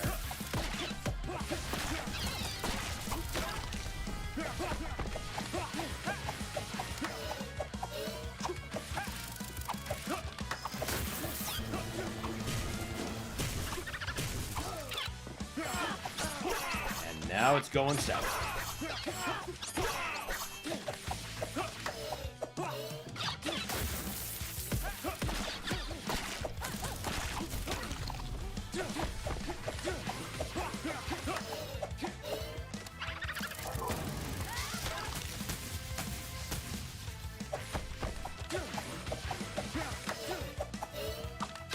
Take that, you son of a bitch.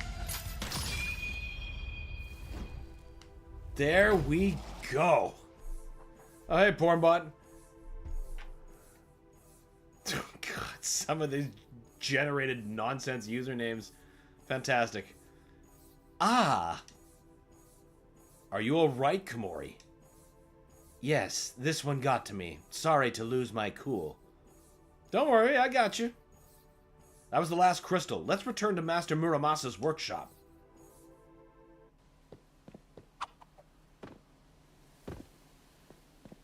Are you fucking with the old man? We're gonna have a problem if you are.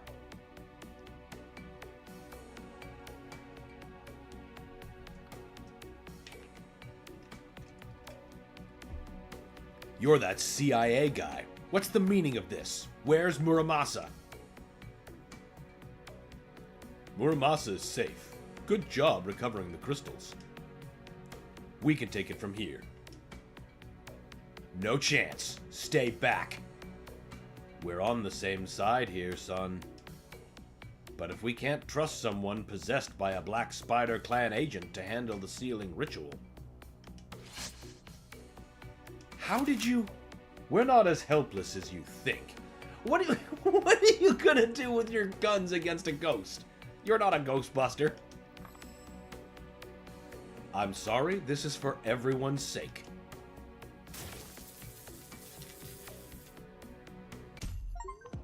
What did you do?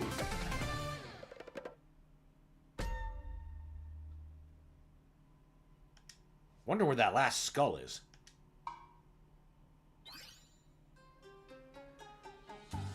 Captive on an isolated battleship, stripped of the energy. What are the CIA? Fucking CIA. Always screwing things up since game one.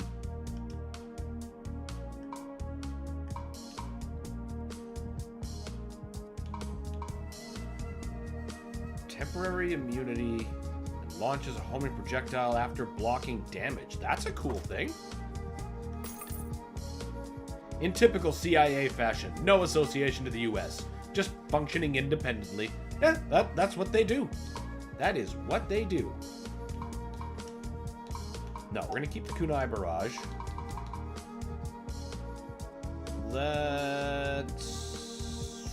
Let's try the Umbrella Shield. Since the bomb was such a obviously essential hit. Yeah, I think we're good now.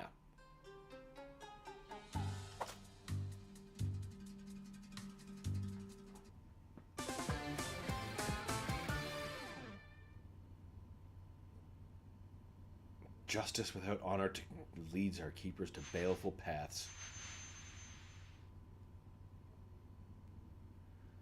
Ugh, my head. Where are we?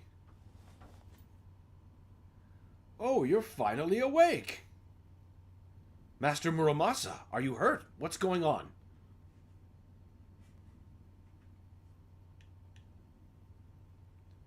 I'm perfectly fine. Don't worry about me.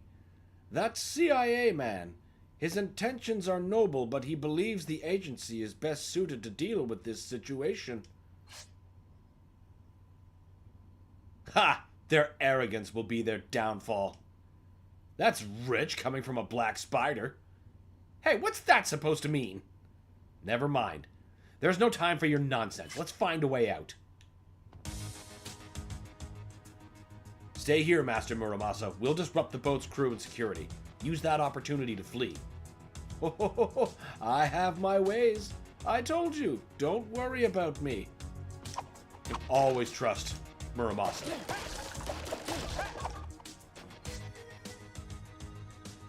Why is the army transporting demon artifacts?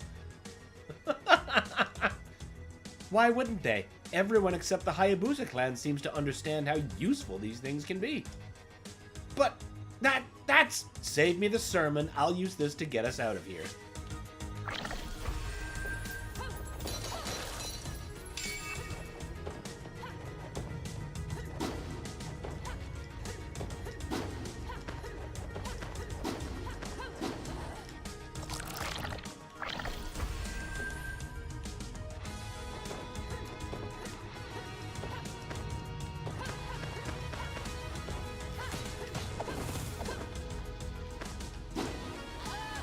Oh man, that's a tight margin of movement.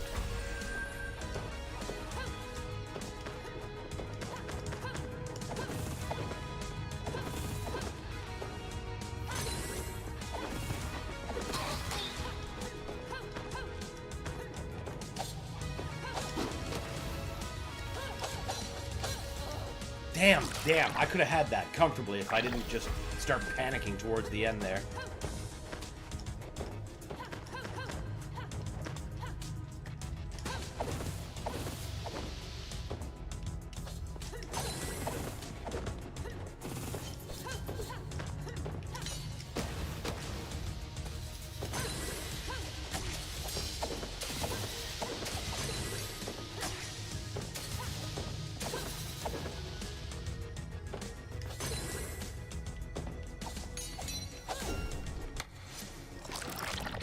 Perfect. Heh. I guess being incorporeal is pretty handy for a ninja.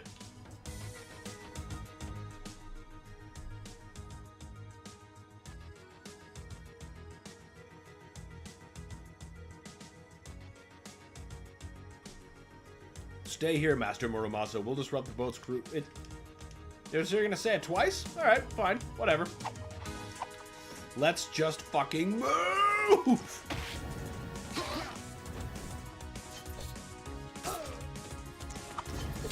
This is so great because these enemies feel like a callback to the Sega Game Gear Ninja Gaiden, which also takes place in a pier shipyard. I mean, it's across a shitload of boats, but, you know, there's boats.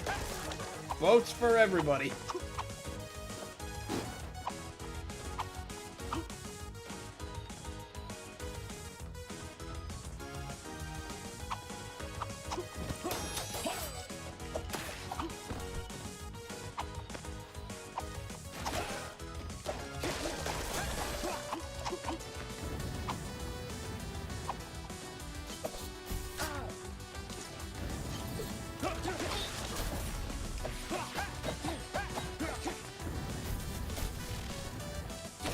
Bitch.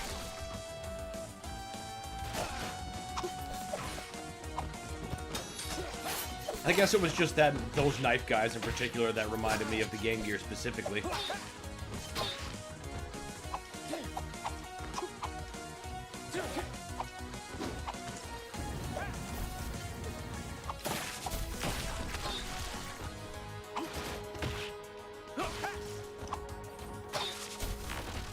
The rest does remind me of the NES games, but you know, it's all combat callbacks in concerto. Beautiful.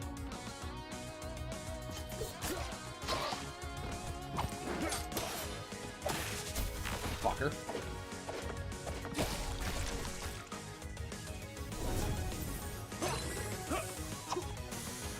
What in the Dr. Robotnik? Okay, it was just for that lift.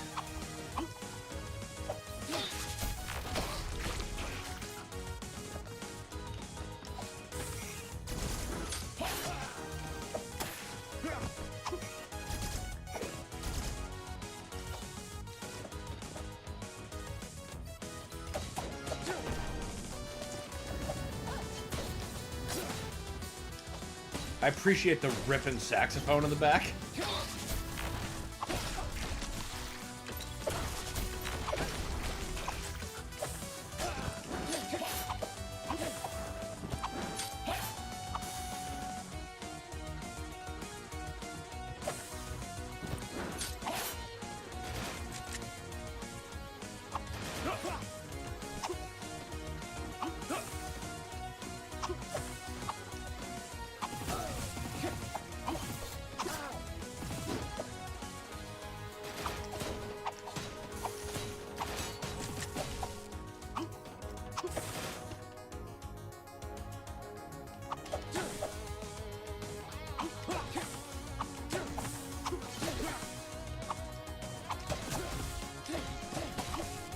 Bitch.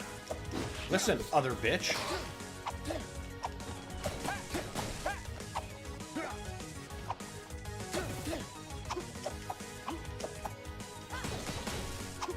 Okay, now, lift. Get the fuck up here.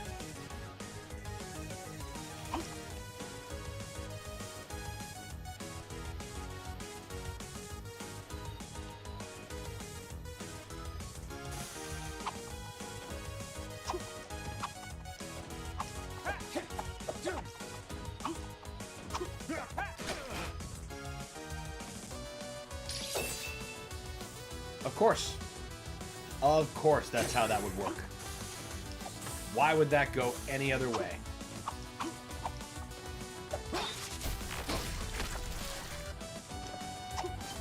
Love how hard people just, like, explode when you hit them with a hypercharge.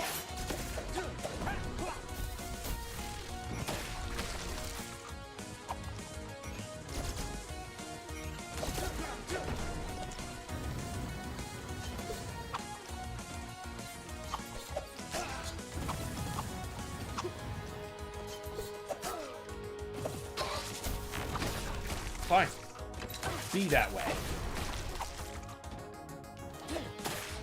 You contemptuous people.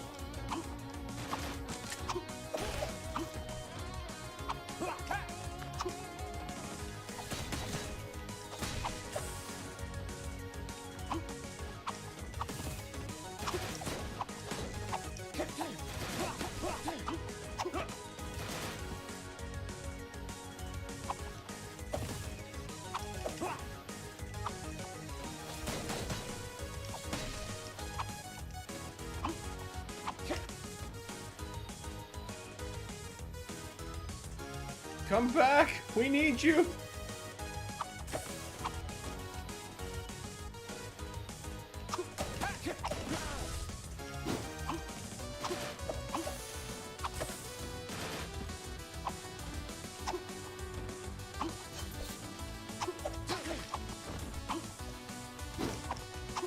No, come back up.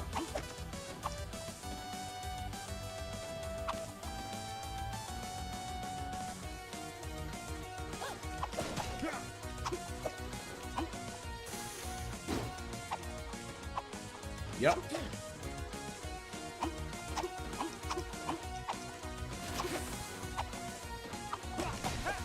There. Now, not get shot in the face. Oh, there. Finally it opens.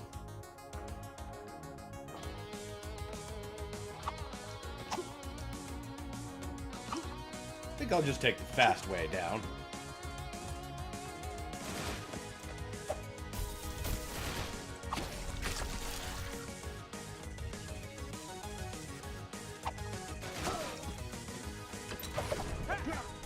Oh, those grenade guys also remind me of the Game Gear Gaiden specifically. Fuck! Oh.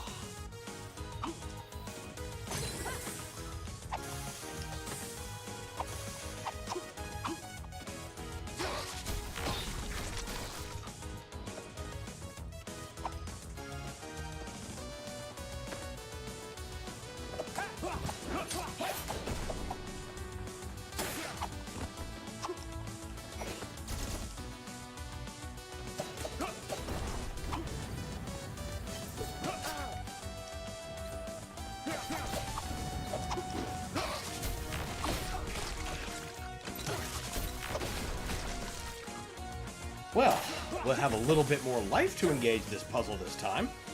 That will be helpful.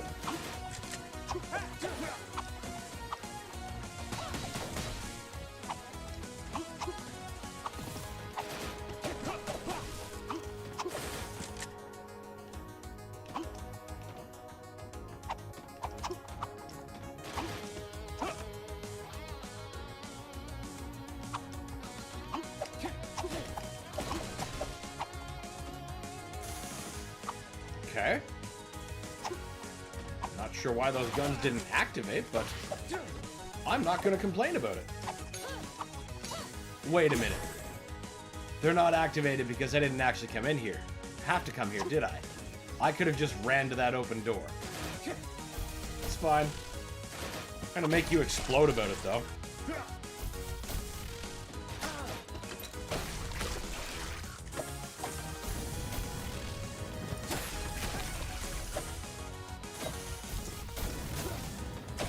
Pitch.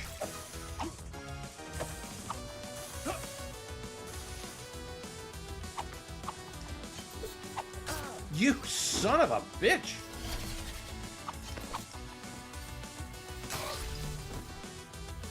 You didn't give me the hypercharge, you ass!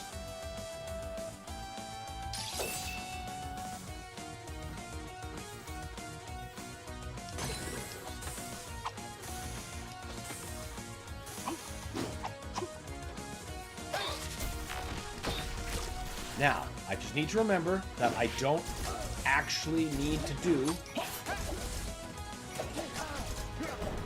God, I almost kind of want to... You know what, boys? You can have this one. I'm not progressing with that kind of damage.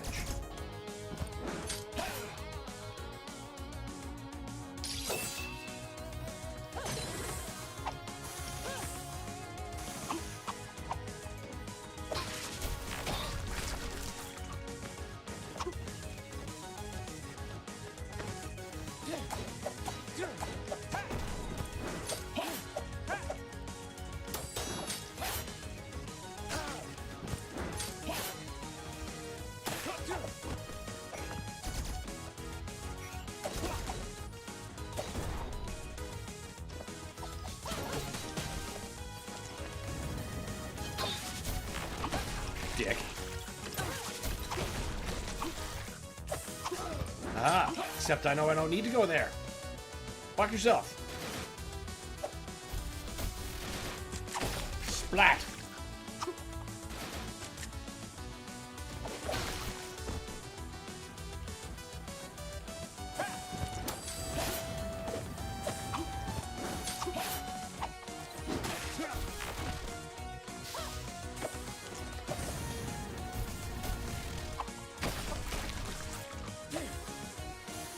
Okay, now Mr. Knife Dickhead. Give the supercharge. Eliminate butts.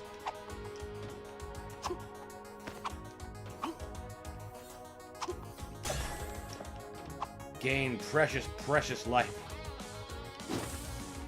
Bug go squish now! That's what it feels like. Me say you go squish now!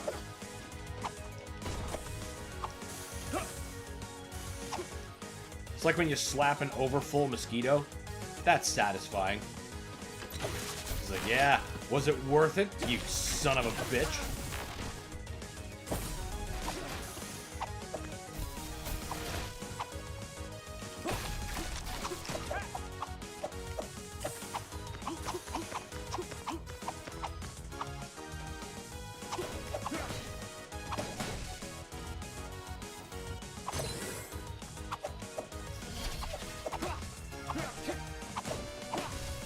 I don't think I utilize her abilities nearly enough when I start changing them up.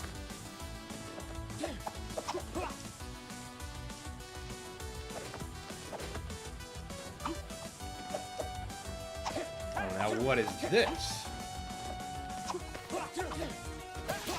I see.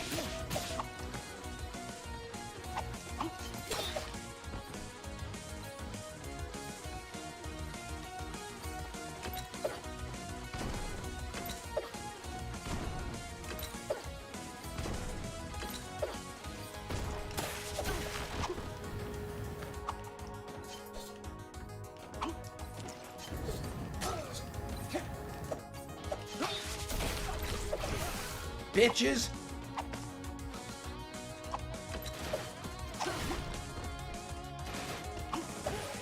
Much as I'd love to hit them with a charge attack.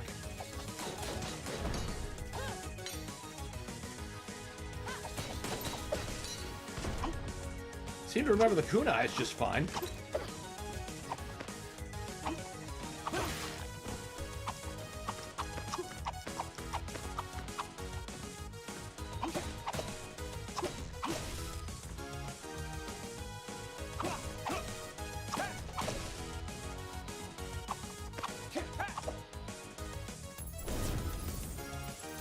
Thank fuck for checkpoints. Oh wow, you know what this reminds me of? Just the way that it looked. I fucking missed a scarab, you son of a bitch. This setting reminds me of Alien 3 on the Super Nintendo.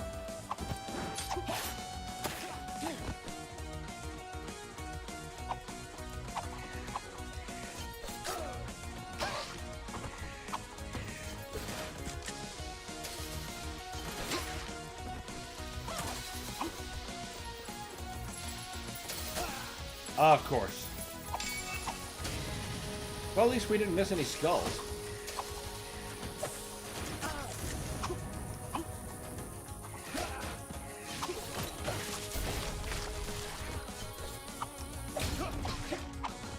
Asses. Double ass. How about go away? Oh shit, I see it. Yeah, the like the detention blocks and stuff.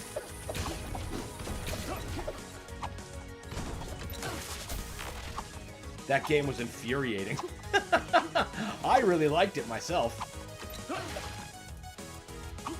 Once I realized how to use the map terminal, it became a lot more approachable. And by use, I mean like actually read what the information I need from the maps. Because the first couple of times I rented it back in the day, that was not the case. I was just kind of enjoying the bug hunt. But then I learned how the game worked, and I just started appreciating it a lot more. No matter what, I did like it back in the day more than the movie it was based on. Now that I've warmed up to Alien 3, I'm not sure. I'd have to play the game again and re-examine that.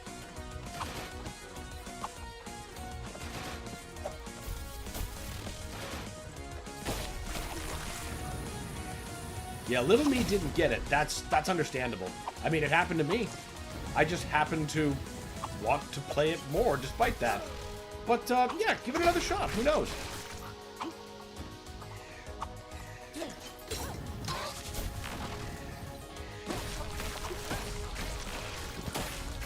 Certainly makes for a wildly different, Metroid-like.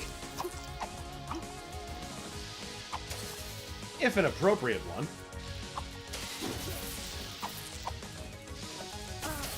Damn it, Kenji. I keep wanting to call him Ryu. He wouldn't appreciate that, I'm sure.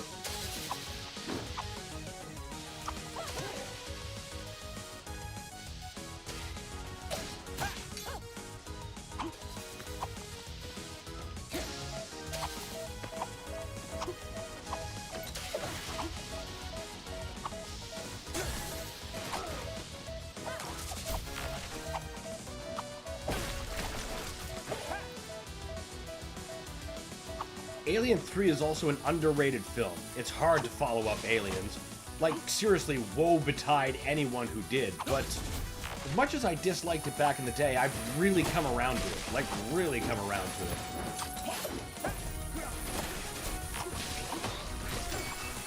When I was young, especially, I was mostly really only focused on the fact that we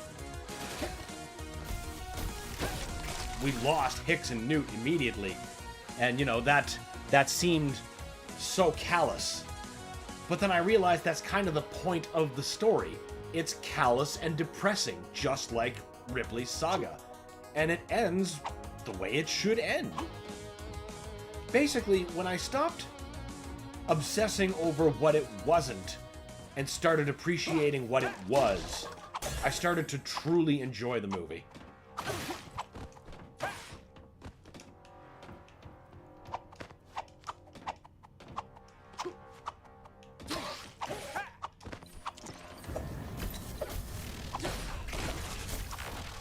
I mean, to an extent, the same thing also happened with classic Star Trek.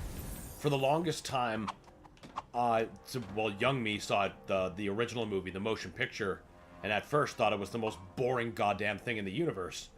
But, you know, I watched it on the other side of 40 now, and I'm like, this is peak sci-fi. Can we go back?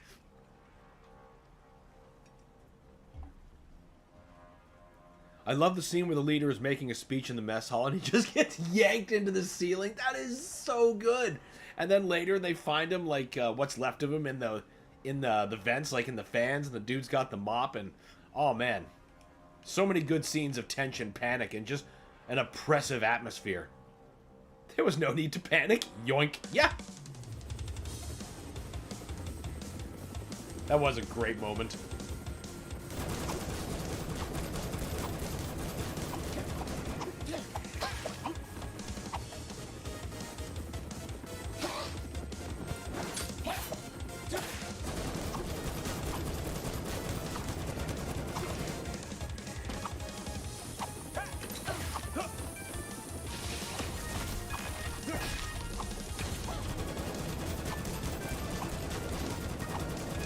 Really gonna bring a helicopter against a ninja? That never works.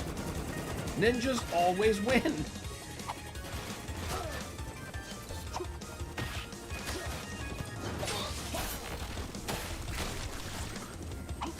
Take that. Get two birds stoned at once.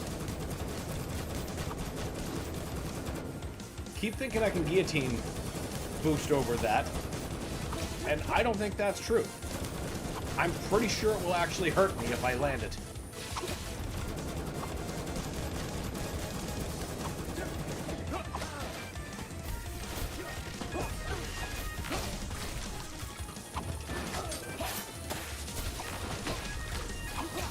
Pretty sure the only real goal here is survive.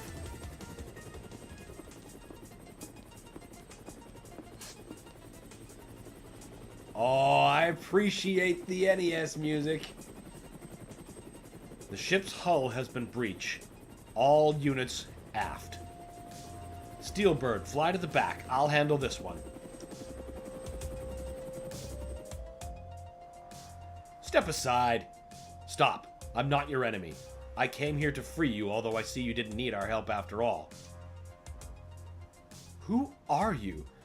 Ninjas always beat helicopters. Have you seen an 80s movie? Exactly the logic I'm going from. That's why they obviously don't know better. They haven't. Just a messenger. Agent Sea Swallow. That's a neat little Easter egg. Interesting. So that means that Irene, during the events of Ninja Gaiden 1, which are happening right now, told her to come meet Kenji. Interesting. Interesting. This CIA operation has been compromised. Go to Uraga Port and you'll find the truth. Uraga Port? The historical Navy base? Why should we trust this Sea Swallow? Because Irene is awesome. I don't know all the details, but Ryu trusts her. Ryu? He's fighting his own fight in the US. He trusts you to do what's necessary. Yeah, he's on the fucking trail with the demon statue thieves to go fight the Jikayo. I understand. No time to lose then. Let's get out of here. Imagine being an elite helicopter pilot and your code name is Steelbird. How original. Oh yeah. Like that's just like you gave yourself that nickname, didn't you? You can't do that. That's goofy. Everyone knows the only call signs or nicknames that work are the ones that are given to you. If you don't pick your own, that's cringe. It's seldom ever one you would choose yourself, but that's what makes them the best.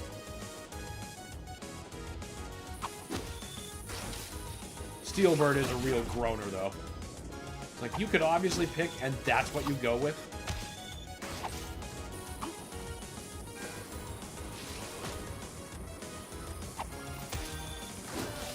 Oh, shit!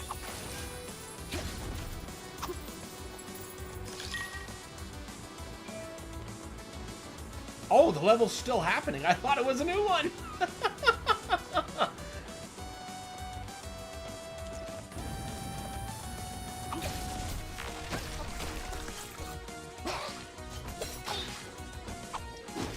I suppose music hasn't changed yet. That should have been clue number 1.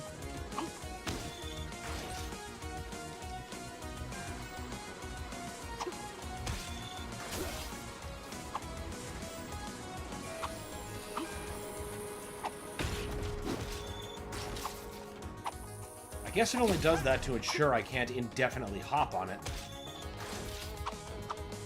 Thunderkruger Falconbird. You know what she says. Get a Thunderkruger Falconbird.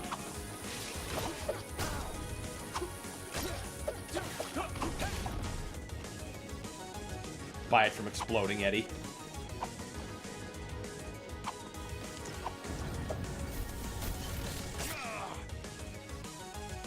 There was a hypercharge guy right in front of me, but I chose to do the self-sacrificing way anyway. That was just foolish.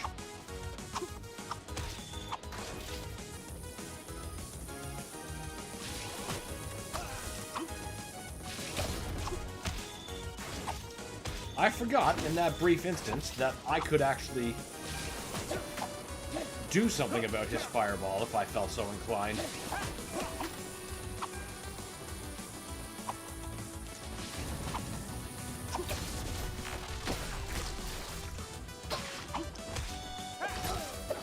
Come on!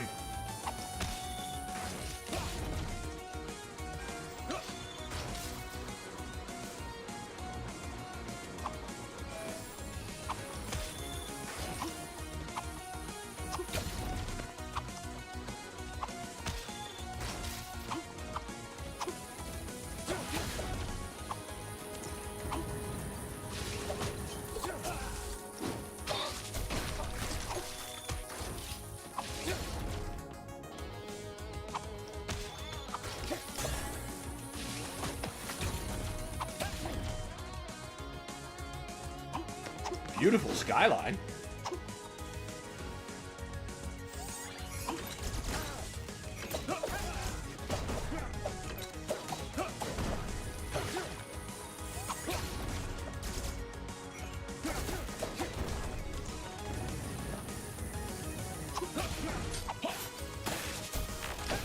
Smack!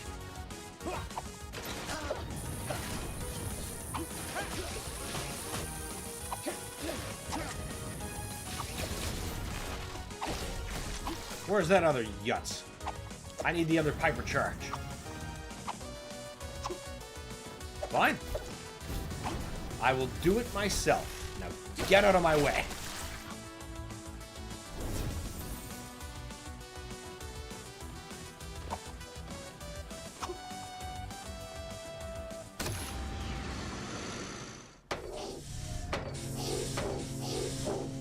I see.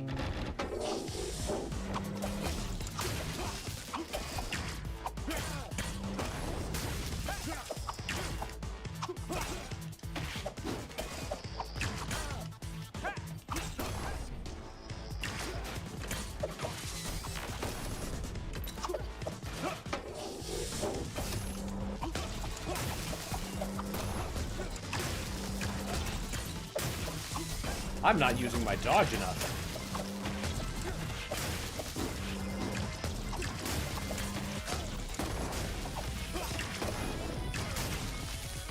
I see. This is gonna be a fucking bloodbath, is what you're saying.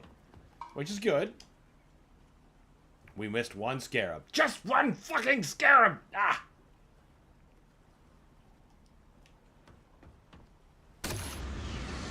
Wait. Destroy boss turrets with guillotines? 3, okay.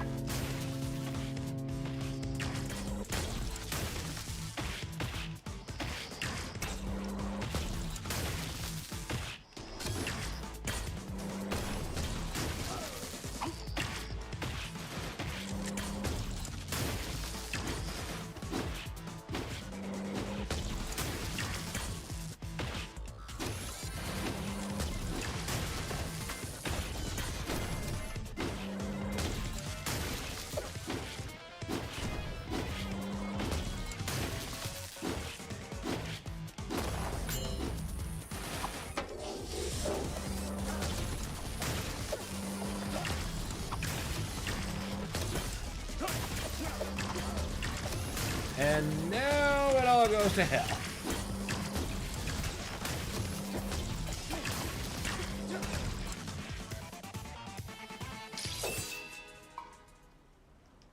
I mean, at least that challenge stays done.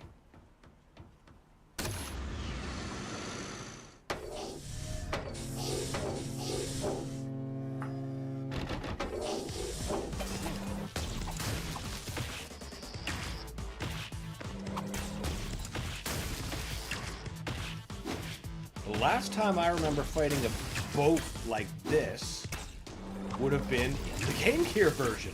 But to be fair there wasn't automated cannons, there was just guys throwing grenades. But the idea is still basically the same.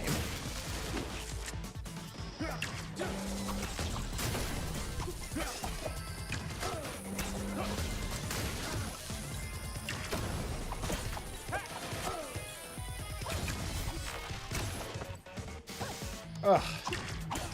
Ugh.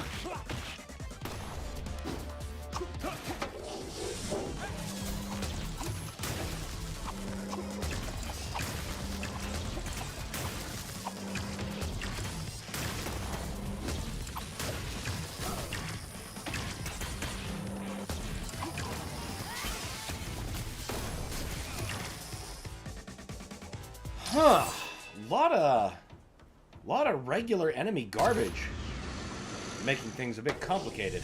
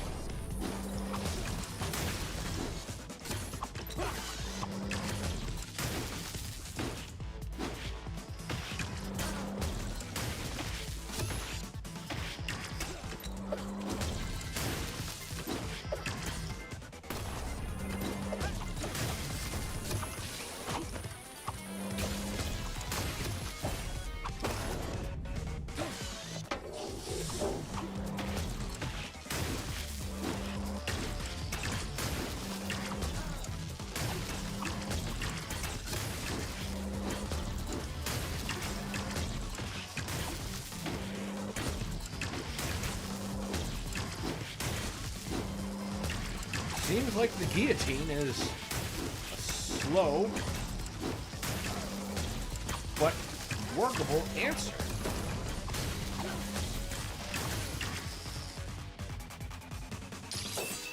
Staying off the floor seems to be the real ticket here.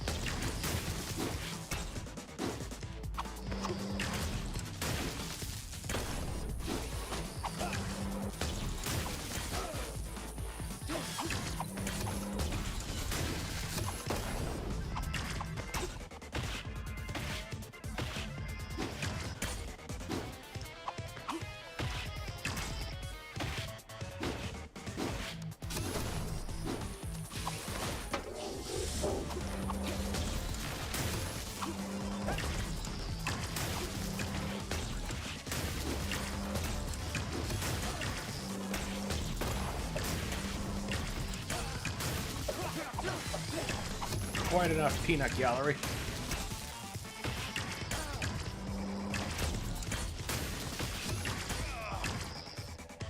Huh.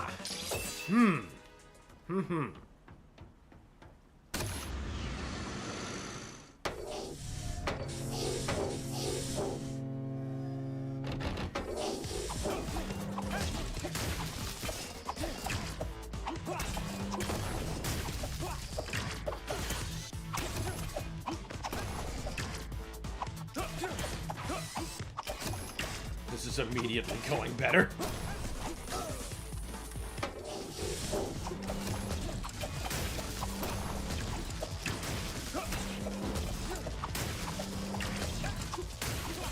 Okay, maybe the guillotine is not the right move as I thought.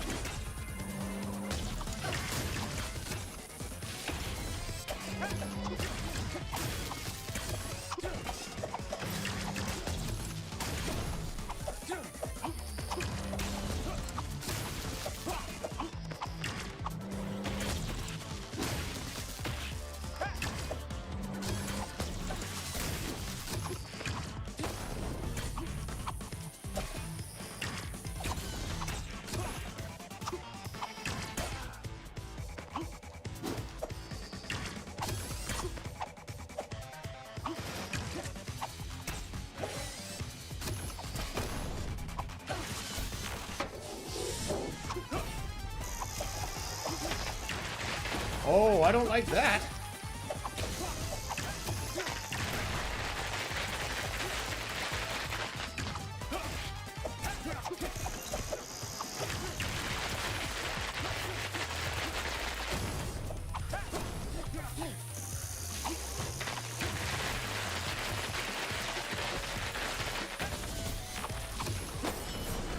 Nice. There we go. Little bit of focus, that's all we need. I hate that you just have to tank Shambler Lightning in some maps. Cover? Here's a pile of health instead. Yeah, that's frustrating. That's real frustrating. And it's even more frustrating because all you really need to do is just break his line of sight for the tiniest little bit. So, like, it's not even much that you need, but, you know, sometimes they just don't give it to you. Sometimes they just give you a second Shambler.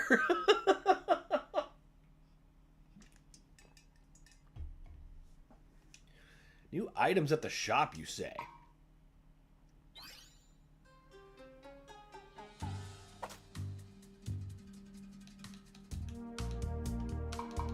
I didn't think they were going to lean any more into the NES game, even though, like, the first two stages were devoted to showing us that this is happening at the same time.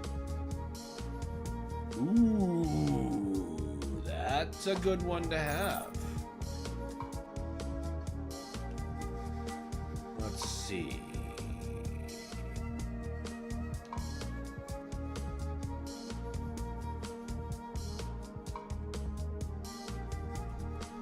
Slightly longer invulnerability.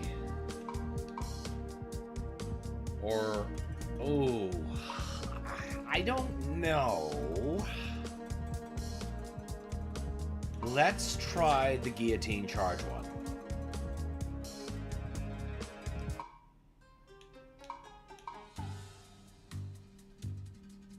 Open sea chase it is.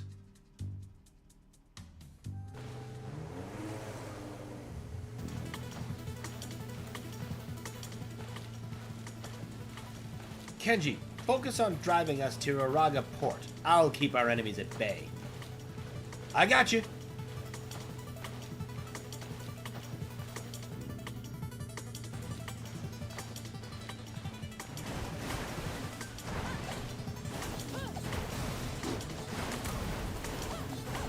I see. Oh, this looks gorgeous. Just gorgeous. Avoid damage. Well, we're definitely missing out on that challenge. Yay, got the skull. Oh, we got the grenades. That's good.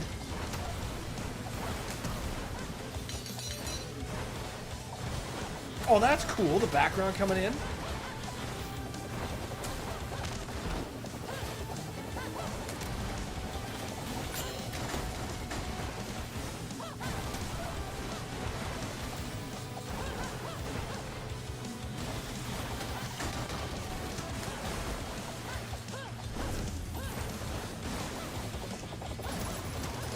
Yeah, take that, Scarab!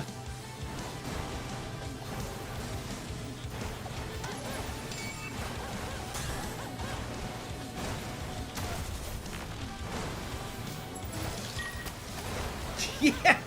Fuck you both! Eat it!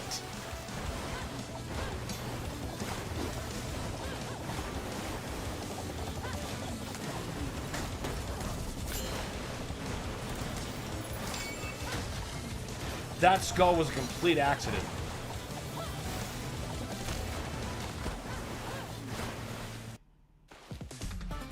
That was awesome. Avoid damage from dinghies. Damn.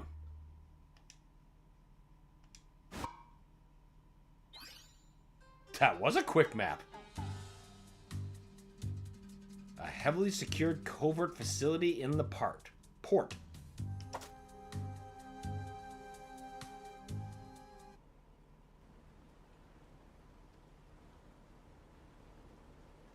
We're finally here. Uraga Port? What now? There's definitely something shady going on in that large building. Look at all the security around it. The longer the crystals are in their possession, the bigger the risk. What does that sign over there say? Sploop 8? Sploop 8? Is that where we are? I'd say we're long past the time for stealth. Well, duh, you're a Hayabusa ninja. Come on now. What do you propose, an all-out assault?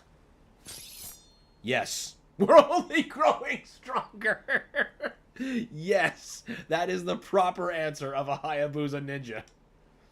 Let's see if they can stop us. Ha! Spoken like a true Black Spider Clan ninja. Your bad habits are rubbing off on me. Let's go.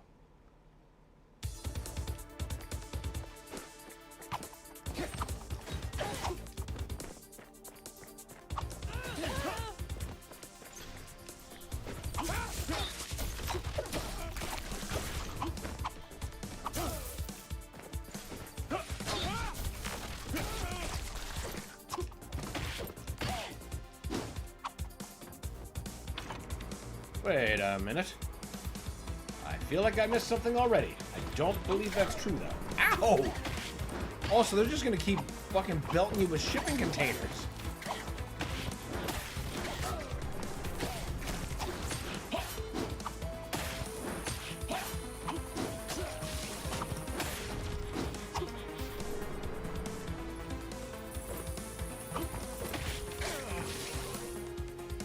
Must have been getting too fancy.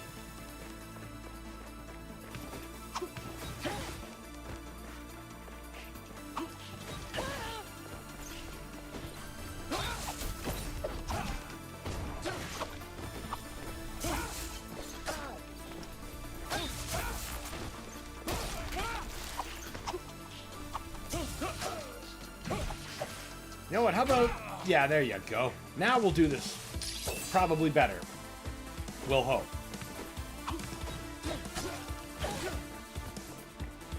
He says, immediately screwing up on the first guy.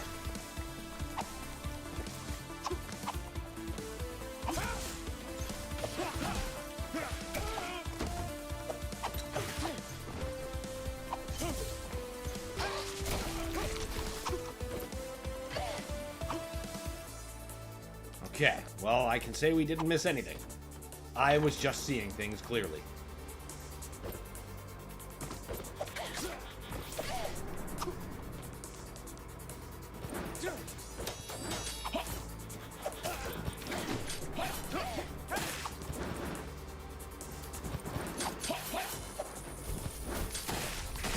Fucker.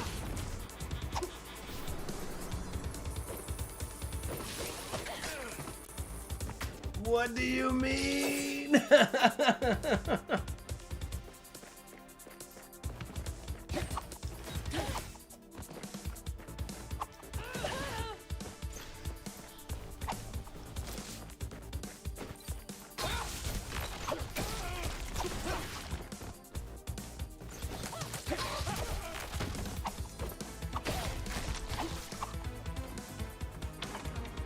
Much better. Now here's where we lose it all.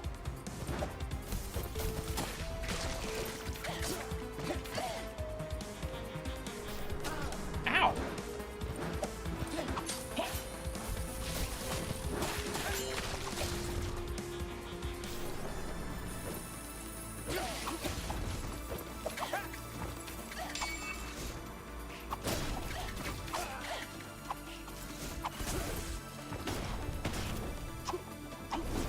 Oh, thank fuck for the goddamn checkpoint.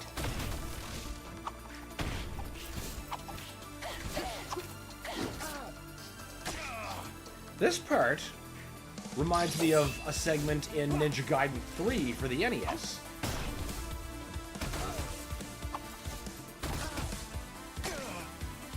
I see, so we get guns up here.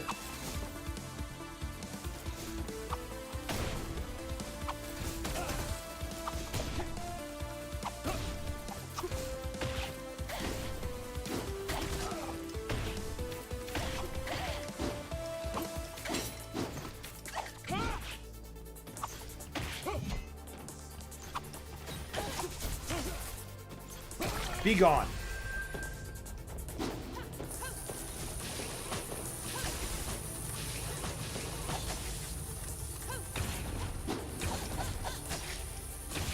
Get out of my goddamn way!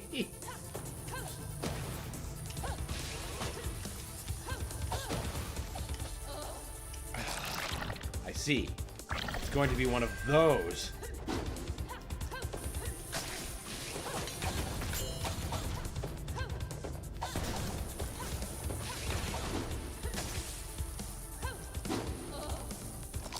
If we slow down to actually fight them, we barely have the time to grab the essence that we need.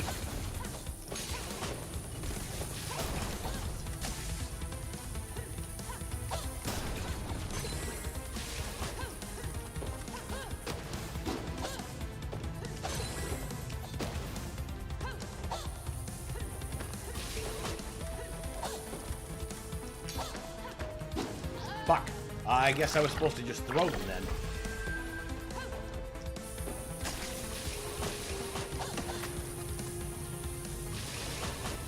Just do your thing, boys.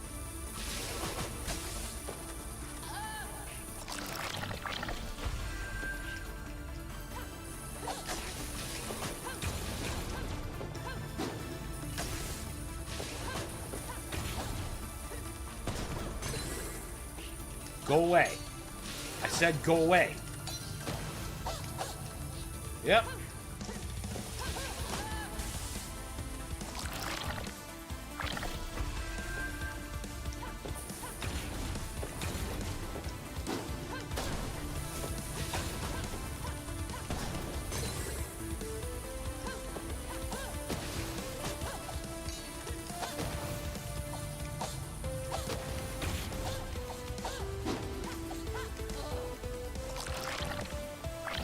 We'll get it. I really hate those things.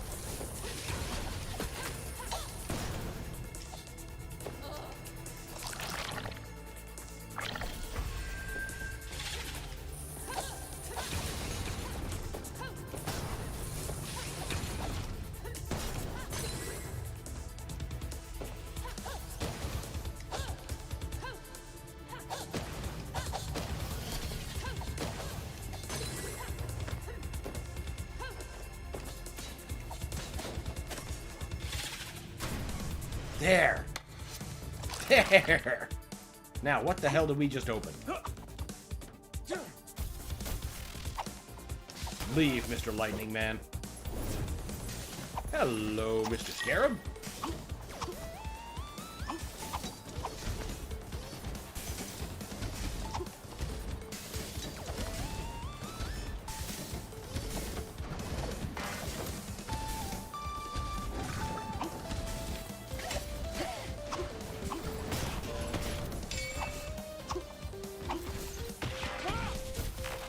Take that.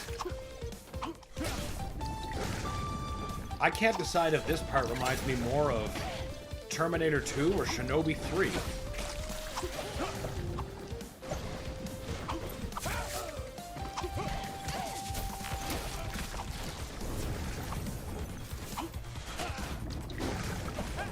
Don't think we're gonna be getting jumps off of lava geysers.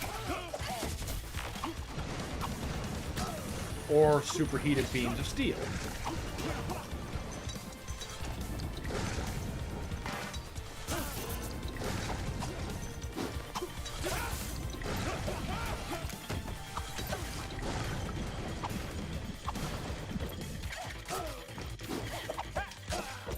Whack!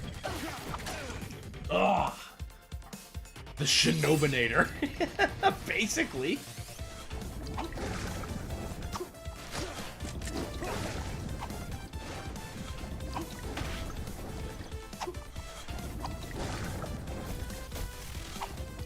You must stop that.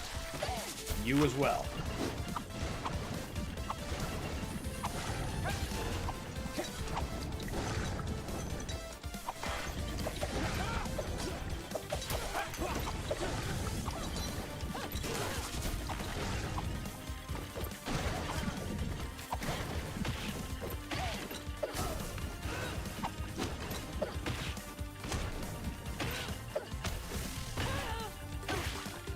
Asses.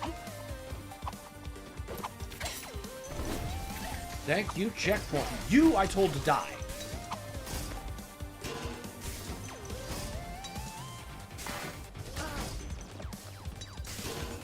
I mean, sure, why not get the hydraulic press in there? We've got one Terminator game, let's get the other in there.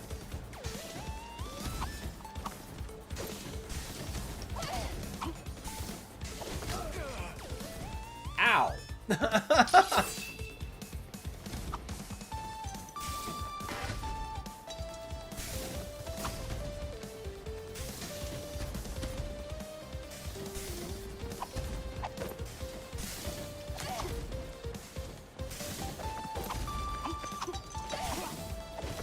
Crap.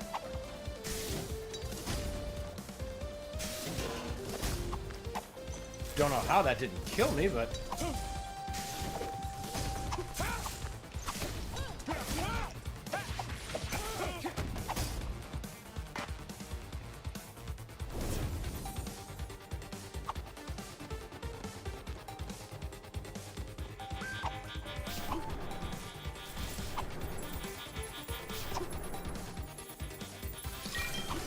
Oops. I don't know if that stays collected or not. Oh, seems to.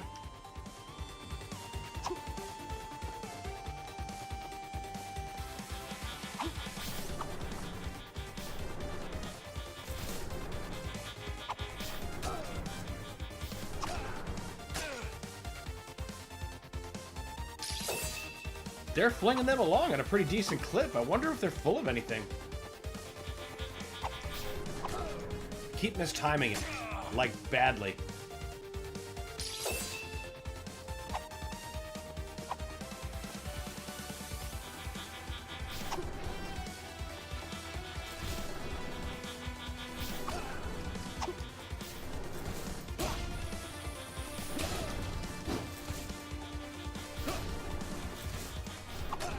Come on, I jumped that. I so jumped that.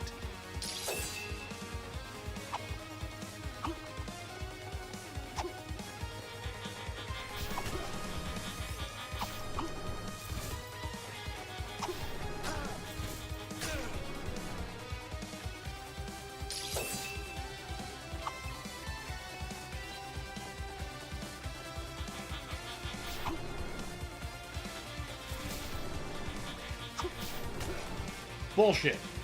That was some bullshit.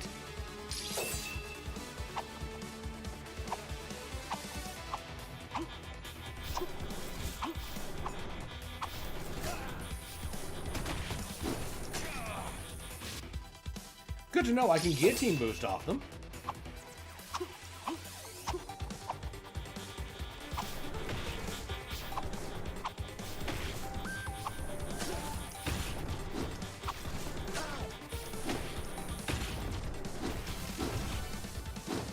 That was awesome.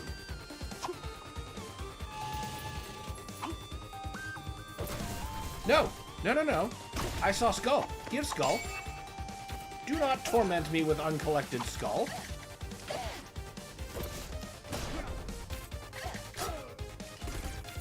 Listen, bitch. I used to hate the Ogre's grenade launcher, but I like it so much more now because they can't hit shit. It's so much easier to dodge than rockets. That's the real thing. Like, once you figure out how to get their aiming working, I find it's even safer to engage them that way than it is to try to get them to, you know, do their ranged, not their ranged attack, but their melee attack.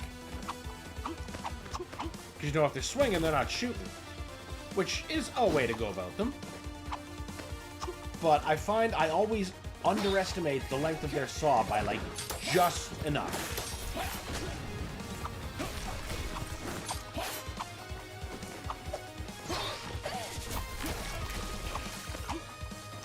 That I'm always taking at least a little bit of damage.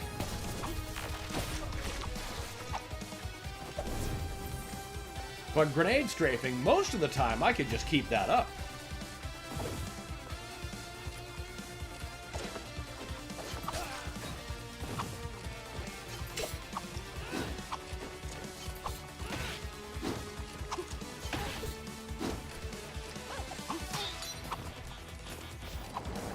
Oh, okay, I was gonna say, are they running shipping crates on me here? How are they doing that? I can accept Jeep traffic, though.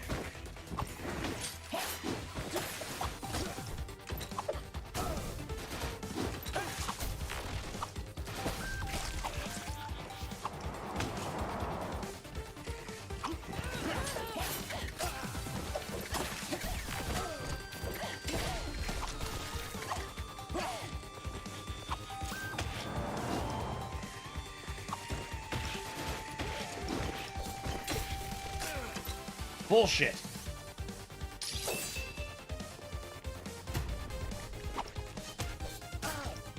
Fuck off.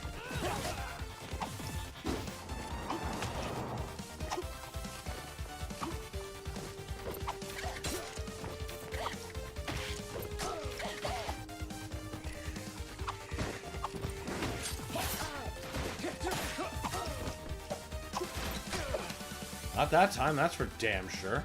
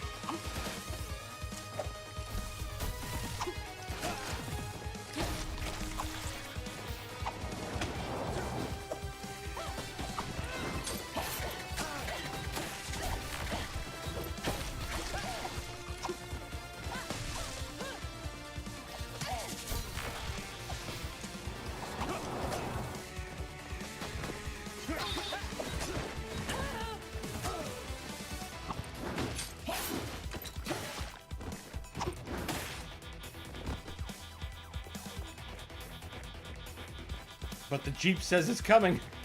Be careful, Ken. Oh, shit.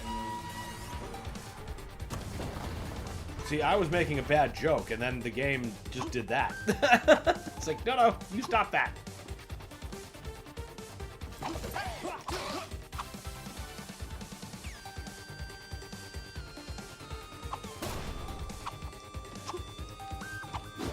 No way to get further up.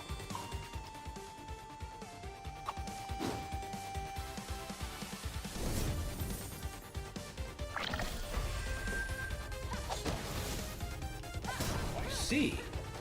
Or rather, I don't. Well, there's our third scarab, if nothing else.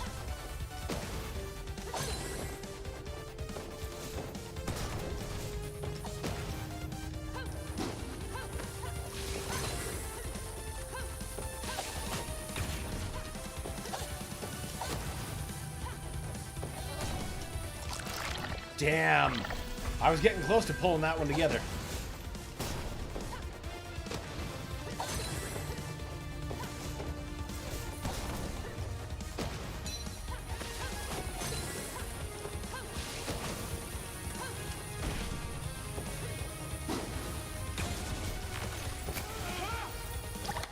Fuck yeah!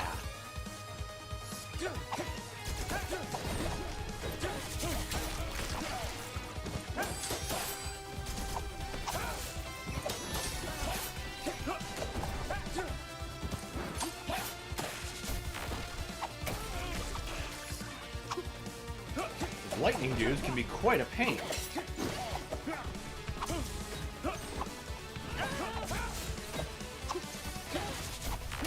Take that, you fucker. Oh, I don't like this.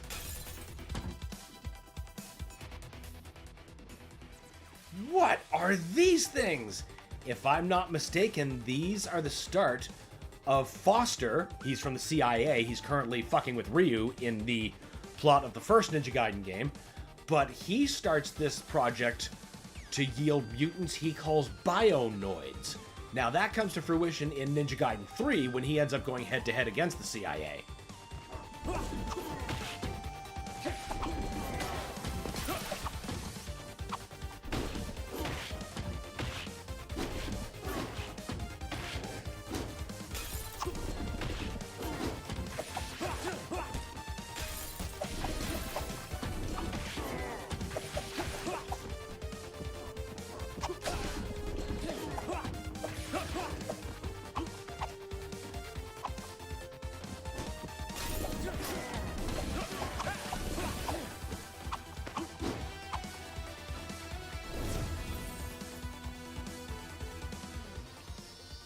What have we here?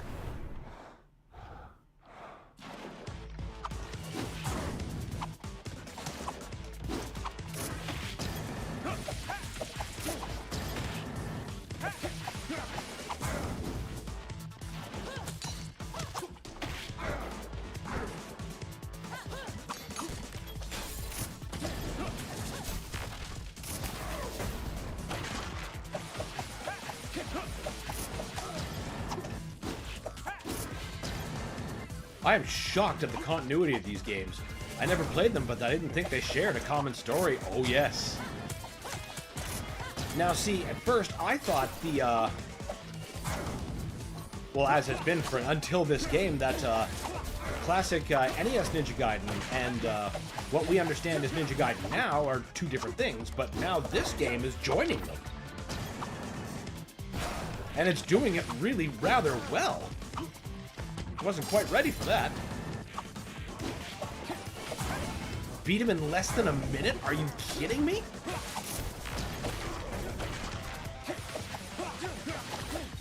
Ninja Gaiden, I mean. Oh yeah, I totally get you. I myself am just like beside myself with the amount of connectivity that I'm seeing.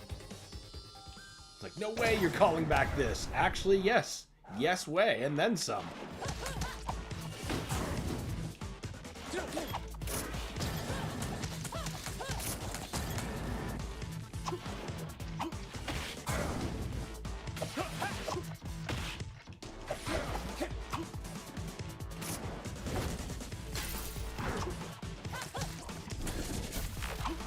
Get down here!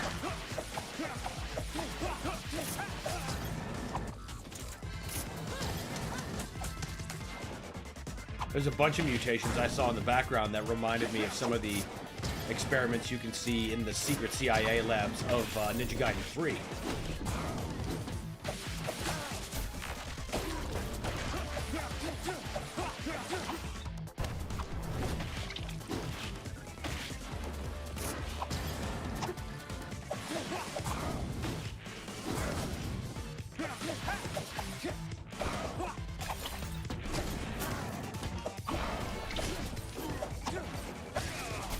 Ugh, damn.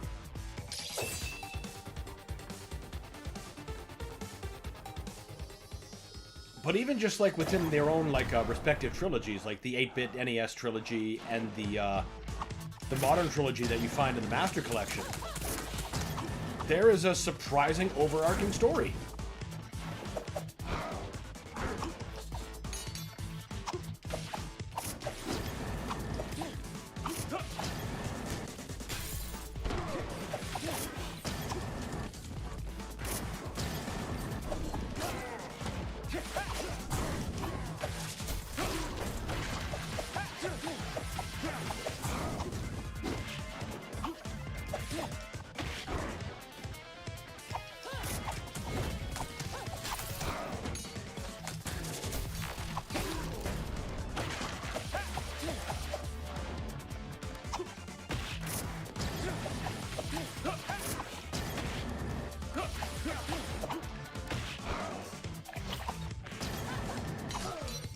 Oh, I see.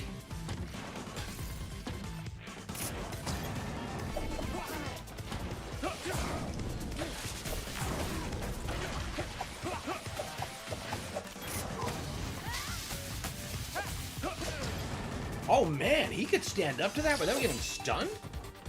That is something else.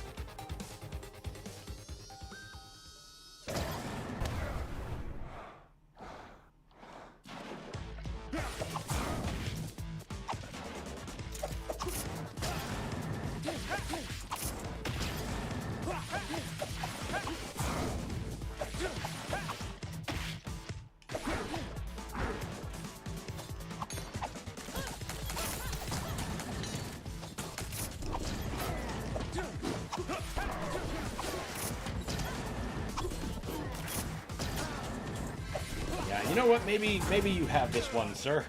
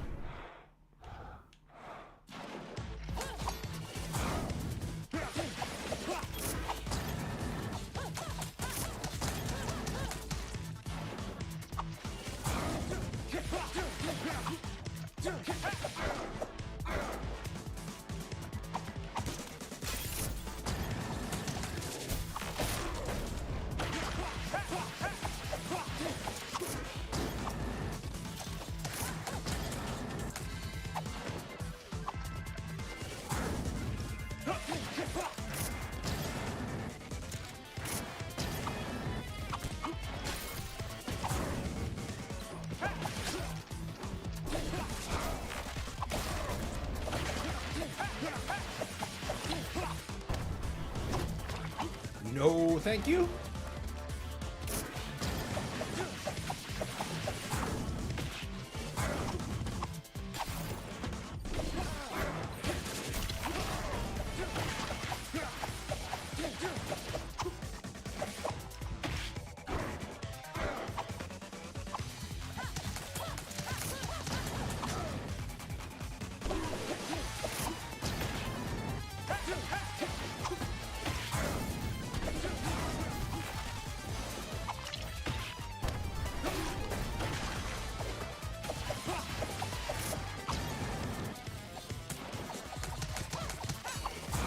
I keep hearing elements of the classic 8-bit NES trilogy's boss music in this boss music, and it's just delightful, but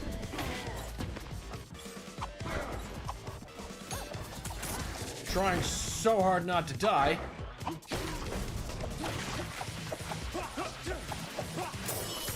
Yes!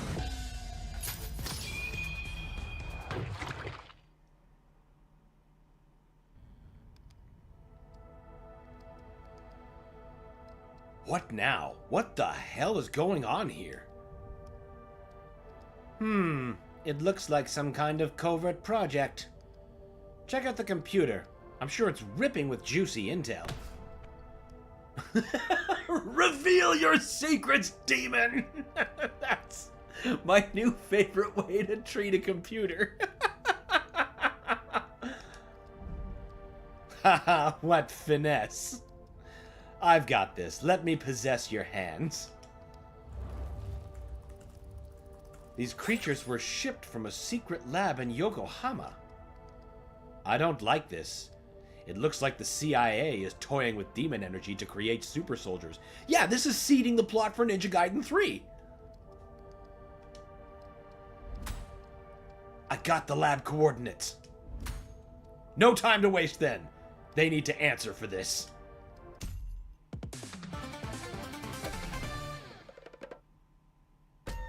Ah! Solid bad ninja! Let's see what that item is. At least we got all the collectibles. Aces on that. Secret level unlocked.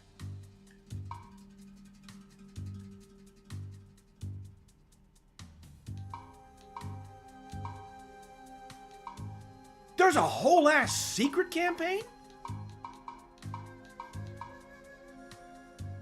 How does this game keep delivering? Oh my god, like... Oh my god! Wow. Anyway, reveal your secrets, demon. Yeah, man. That Carnivorous was just apex computer use. I'm gonna remember that as like my favorite moment of the game for right now. But also for right now, it is gonna be break time for me because I was getting famished that whole stage. Thought it was gonna be a little bit shorter than it was, but you know, we still got there. Either way, I gotta get some food into me before we continue with the next session, which I don't know what it's going to be yet. Still haven't quite made up my mind, and if I don't manage to make it up between now and when I'm done eating, it's probably going to be some form of Doom. Could be anything else, though. We'll just have to see. Stay tuned, everybody, for more gaming silliness. I'm not saying that next time the wife goes silent. I think that would be in your best interests to not do that. That's good instincts. Oh, shit.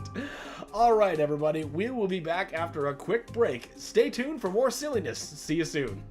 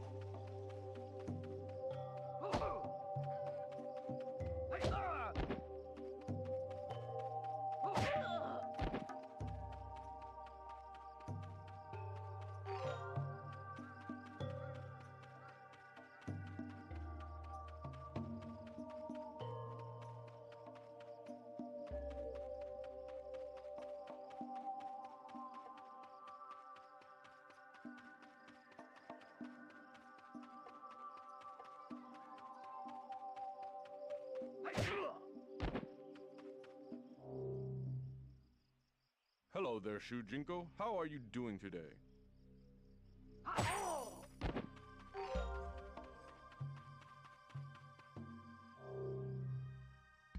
Who are you? Oh, Shujinko. The Lin Kuei have been recruiting again. I think my son has been initiated. If you see him, tell him to come home right away.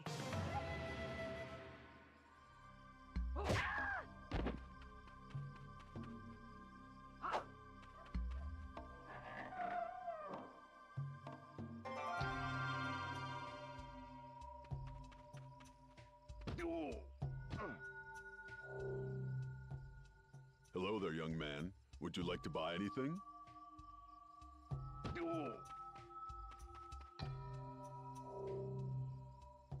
You shall not pass.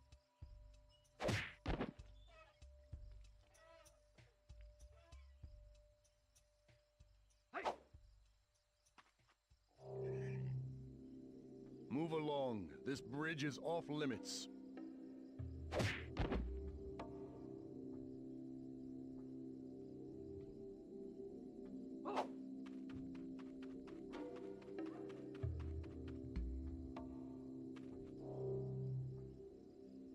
Shujinko, can you help me?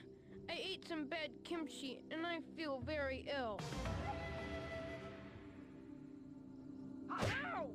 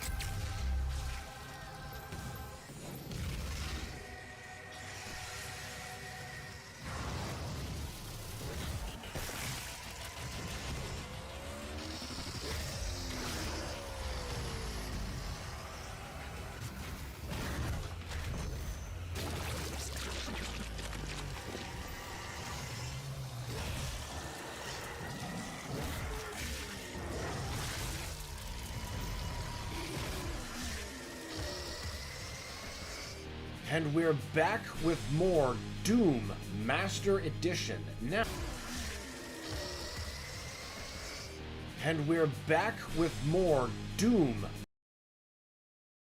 for those of you who are just joining us and have no idea what this would be, Doom Master Edition is a... Oh, come on, why isn't that adjusting?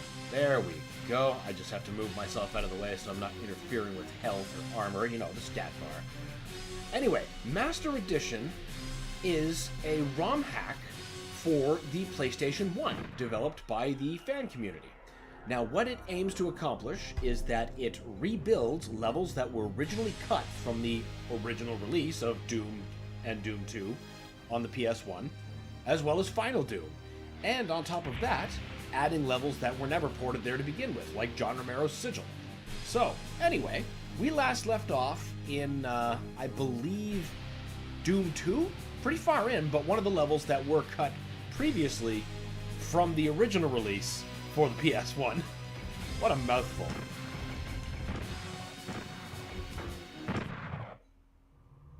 All this to say, this level is in the PC version, but it is not in the PS1 original release, or port. Because the port of the PlayStation 1 version was Doom 1 and 2 combined. It obviously couldn't do every stage. Some of them weren't included for technical reasons. One of them being on display right now. People who have seen the original on the PC would be quick to point out that this isn't normally boxed in. And they're right, it's not. It's also a lot taller than this. PS1 just can't handle the kind of dimensions that Doom 2 originally runs at, and even some areas of the original Doom. It's just too vertical for the engine that was written.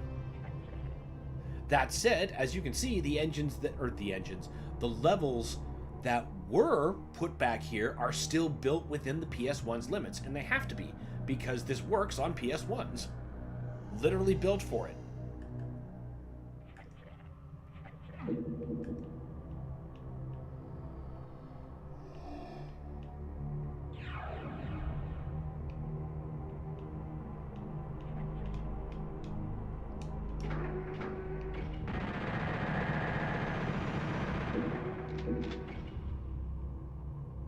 That's why things like that fascinate me.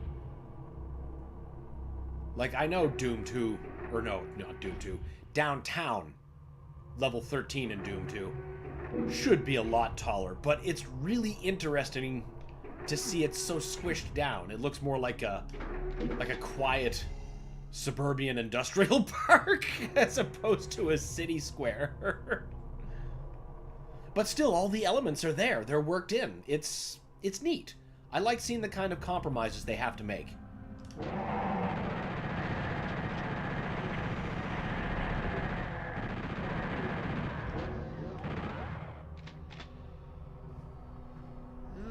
Might still be a little loud.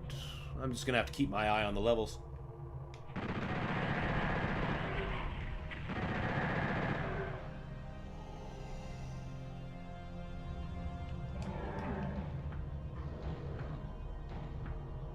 Right, I remember pointing that out when we first arrived here. There's supposed to be a spider mastermind here as well as the cyber demon.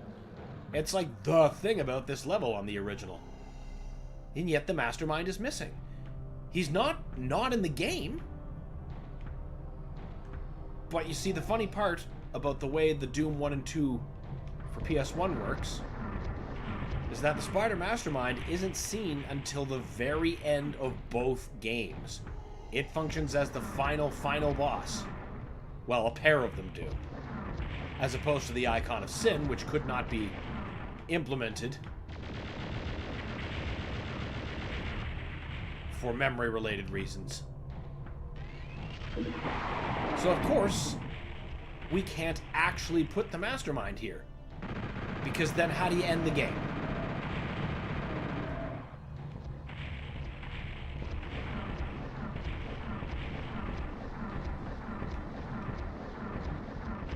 Stop strafing my rockets. Only I may strafe them.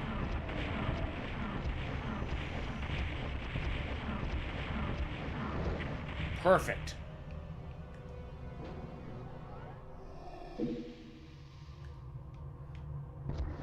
Fuck off, Nightmare Cacodemon.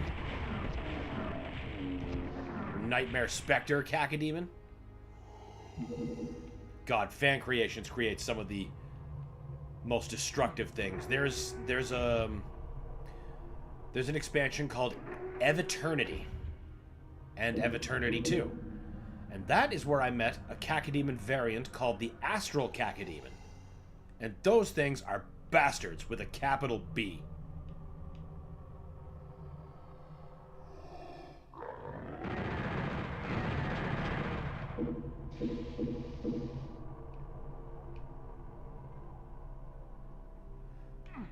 Also, yeah, this geometry is simplified. There's usually like a little inlet in there. And that's where the Switch and the Soul Sphere, that were both up here, were originally found. Small shortcuts.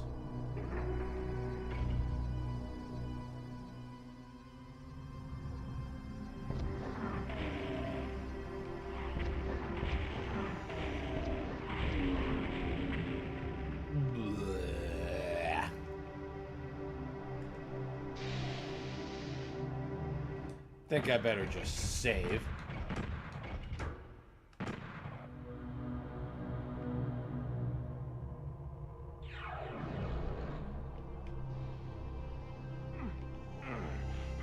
For that exact reason. Always tough to get momentum there. So close.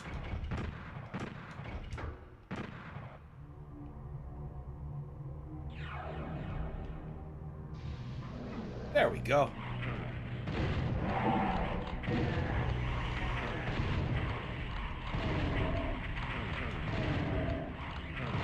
God damn. Oh, they're all Nightmare Specters.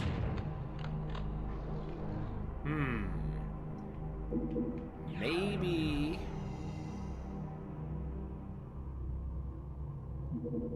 Maybe nothing. I was about to say, maybe I reload and try that again to save some health. What was that?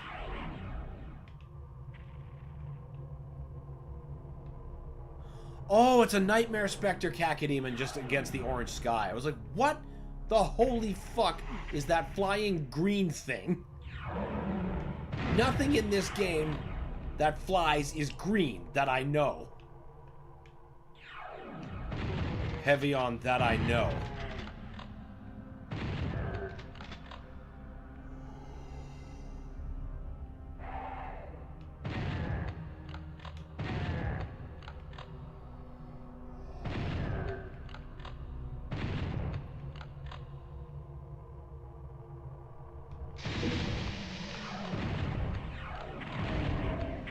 That was probably not a good move, but if I can keep them bottlenecked in this stupid construct, I should be able to avoid most critical damage.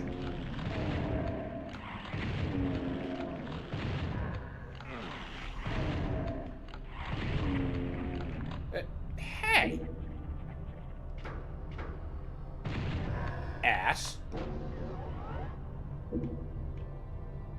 Can that really be it?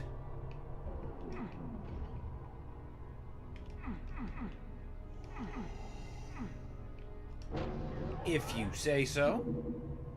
Being awful generous with the health.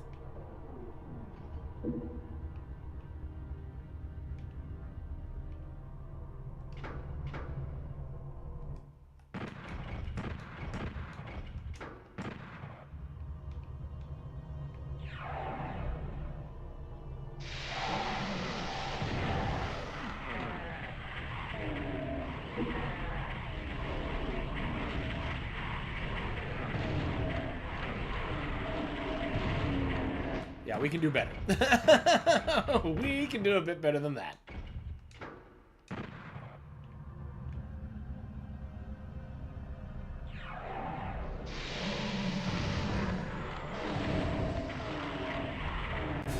There we go. Not a scratch.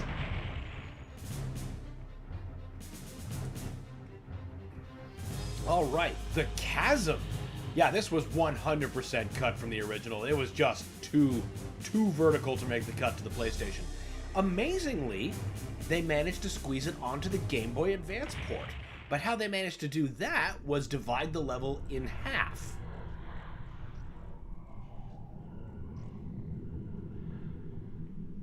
Well, it's not so much a chasm anymore, but I'll at least concede it's a pit.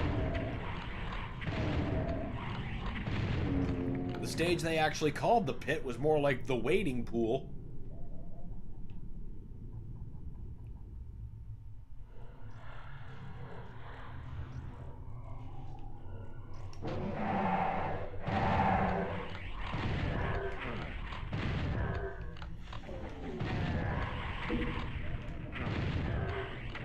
This section is usually flowing green sludge instead of bricks and moss. Interesting.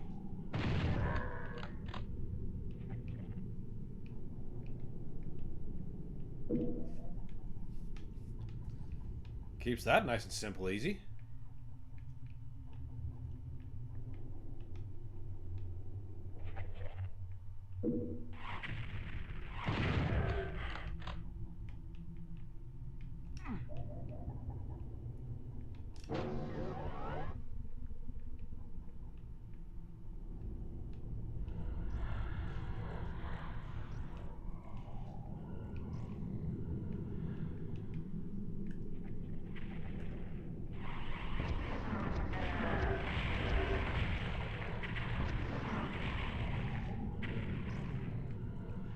No cackle?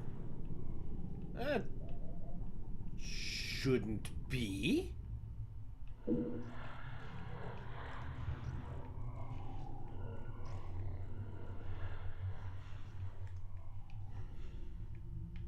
I definitely appreciate these walkways being made a little wider.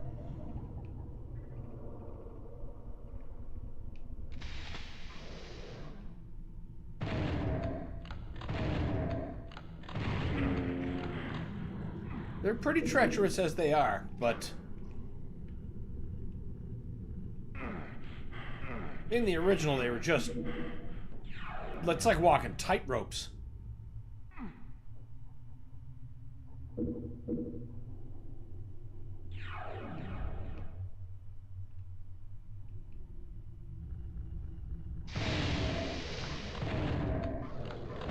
You're supposed to be a mancubus.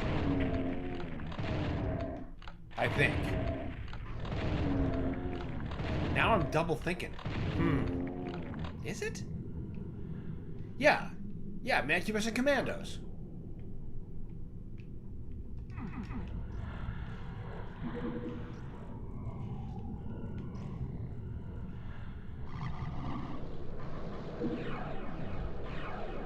Can I still punch these guys through the window?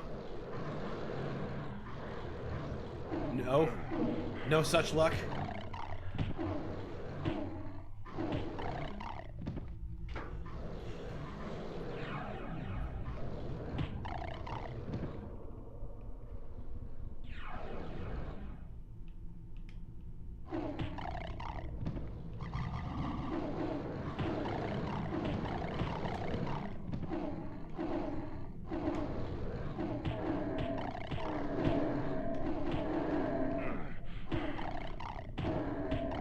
Take that, you motherfuckers.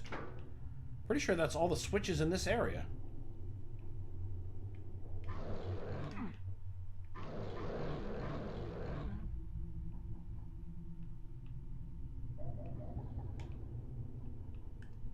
It damn well better be.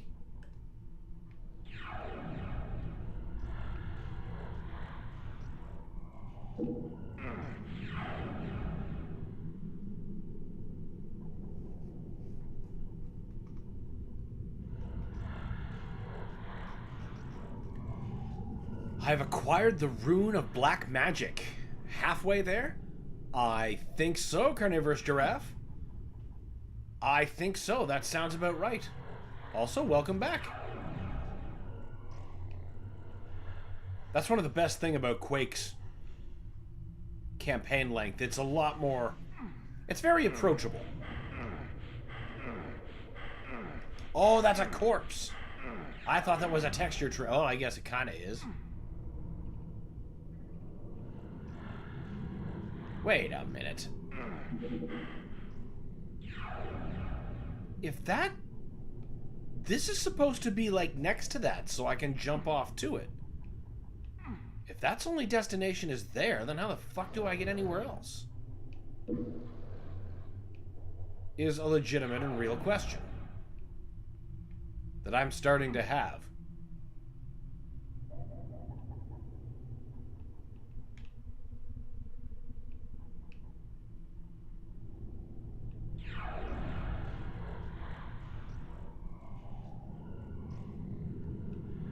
Well, there better be an answer in here. Except I know there isn't.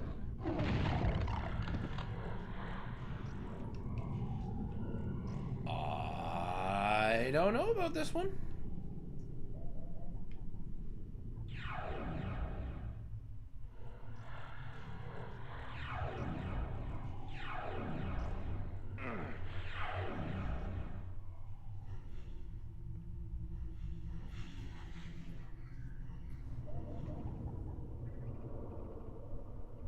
Literally how?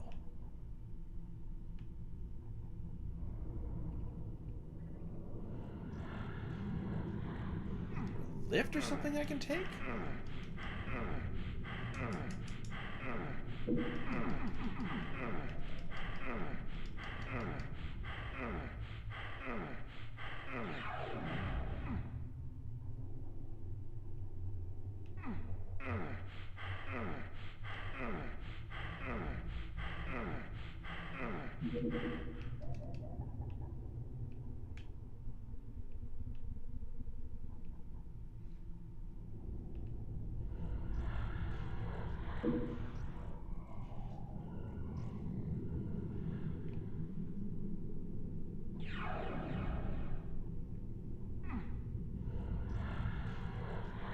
It feels like we're screwed.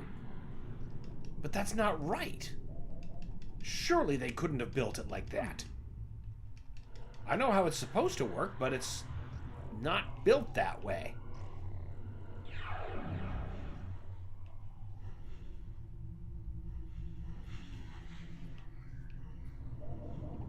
Alright, I have a better idea. We're going to load from the very start of this map, and I'm going to see if I can just avoid that section altogether.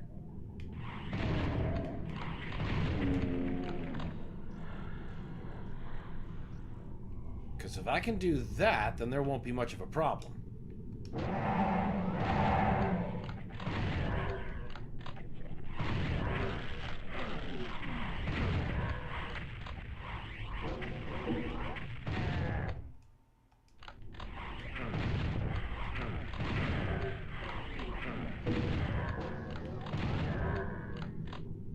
Okay, I'm gonna keep an eye on my levels. One sec here. Negative 19 is default. Okay, yes, hello. Was that good for you? Because I gotta reload now. No, not that.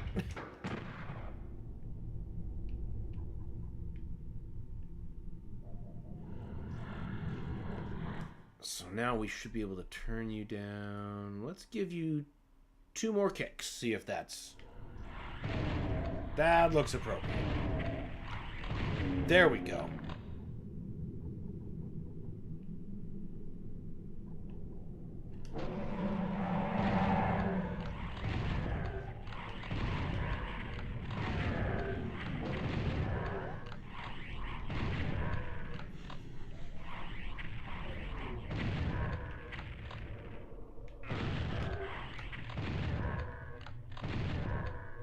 If you're that deep into the game already, you should be just about ready to meet the spawns again. Far and away one of my most hated enemies in all of FPS. That twitching purple explosive goo.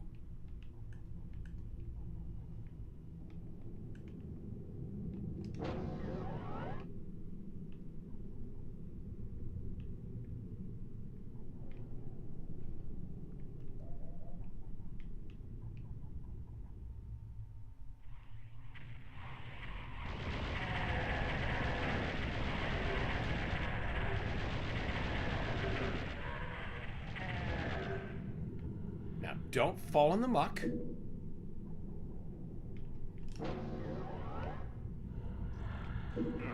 Oh, oh no.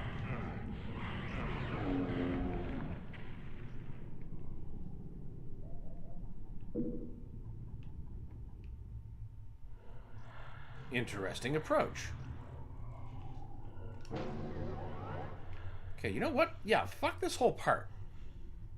Especially you.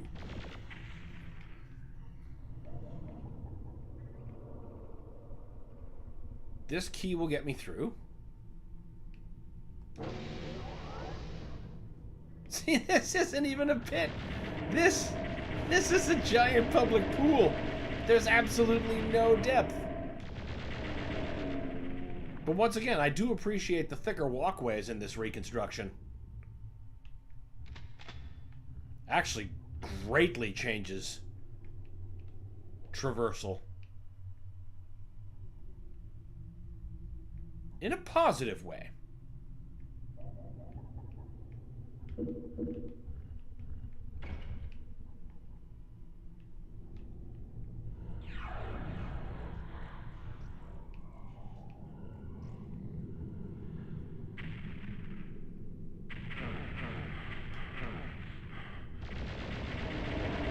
This is built very differently.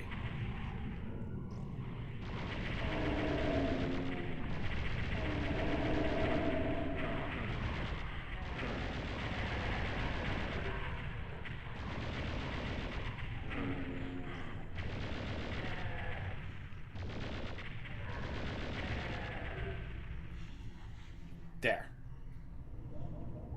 This is actually deeper than it is in the original.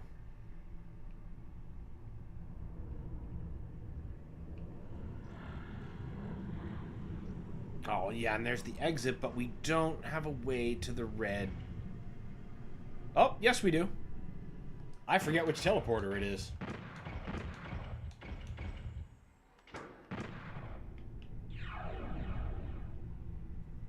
Speak of the devil.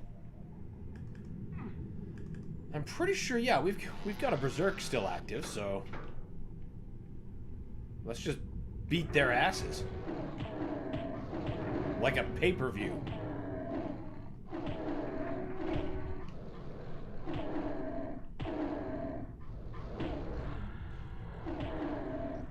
Wait, that was the last level. We just still have chainsaw.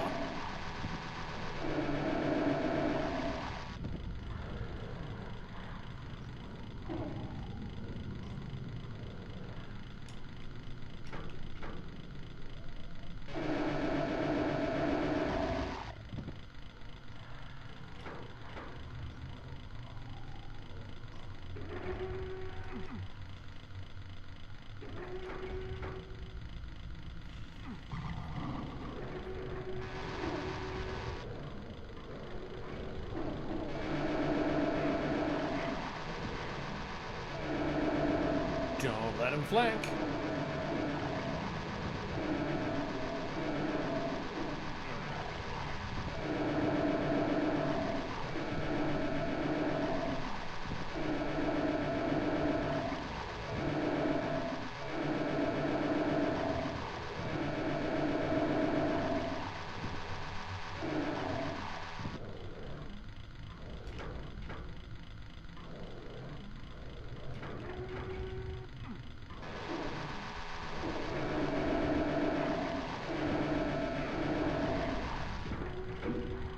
Just carve them the fuck up.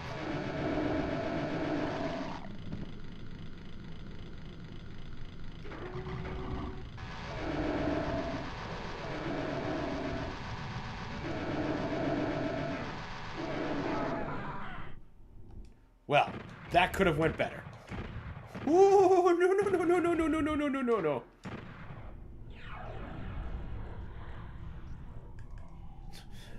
Let's just use a gun this time. It'll probably go significantly better.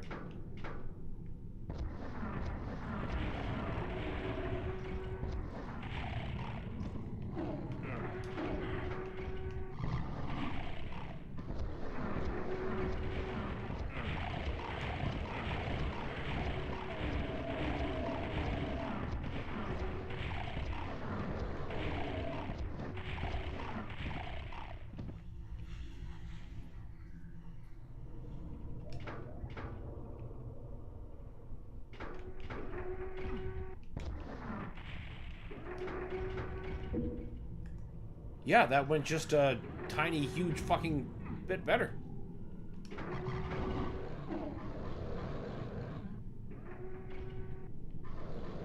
I bid you a fond cowabunga, gentlemen.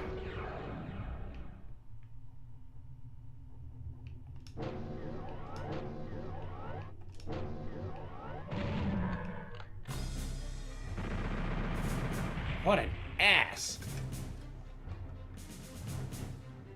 Real weird that that little bit of construction just doesn't work. I'm genuinely not sure how you would how you'd beat that level in its current state. Well, I mean, how you do that section, because obviously we just finished the level. It is beatable, but I don't know. It seemed like I'd soft-locked myself earlier by doing that other part. I guess just don't do it, but that seems like the wrong answer. The Spirit World is my favorite map of Doom 2, and I was so disappointed that it was cut from the PSX original release.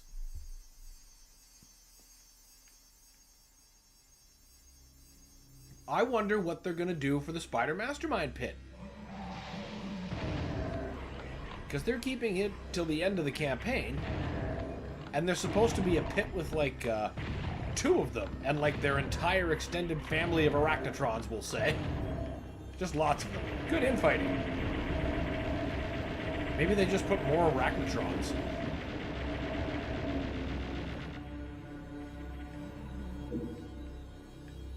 Is it built incorrectly? It was built incorrectly.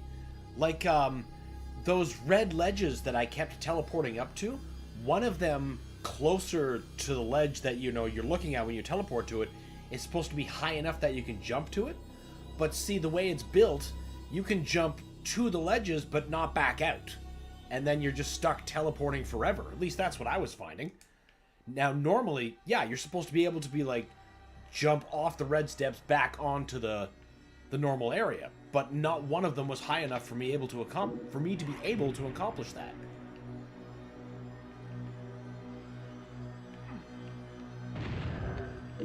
So that section might need a little bit of work. Heck, even just an additional teleporter that put you on the other part, that would solve the entire thing. So you wouldn't even need to necessarily compromise the geometry already laid in.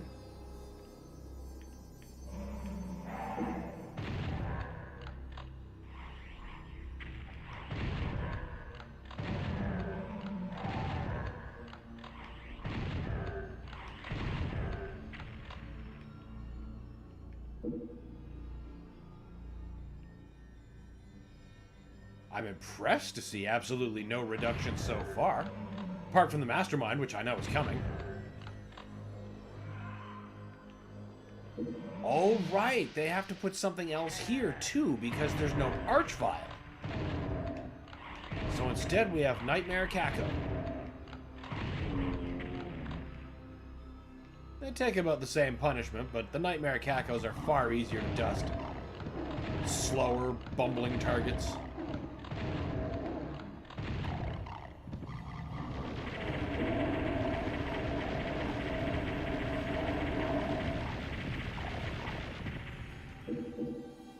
This is one of my favorite levels. Me too. It's my favorite level of the whole Doom 2 campaign.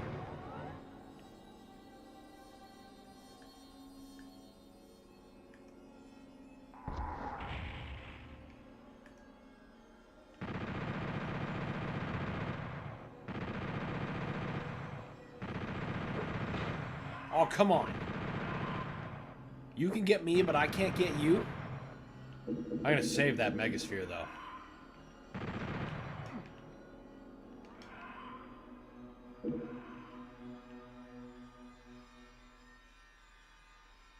It feels very, very different under the Aubrey Hodges soundscape.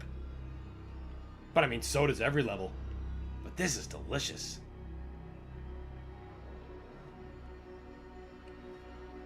Looks OG Xbox-ish. Close-ish, but not really. This is PlayStation 1. So, missed it by a generation.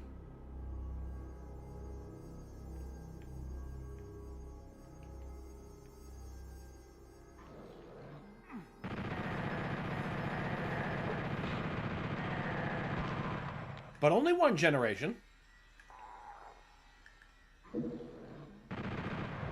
Oh, there's all the Arachnotrons. Glad to see they're there. Oh, they took the pain elemental out here? Why not? I loved being able to execute that caged elemental.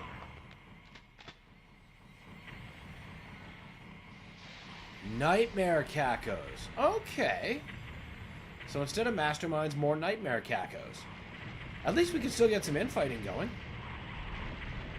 Probably even more so, as a matter of fact.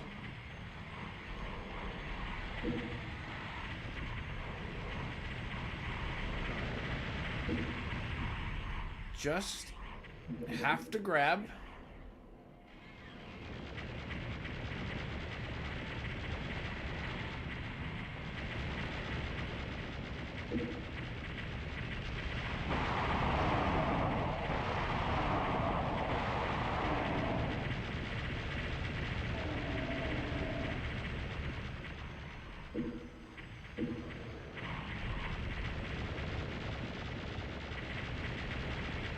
Oh, this is gonna go bad real quick. Wait a minute. Is that Nightmare Spectre Arachnotrons? Are you fucking with me?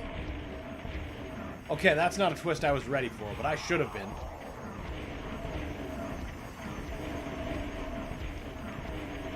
Also, welcome back, Verducci Man.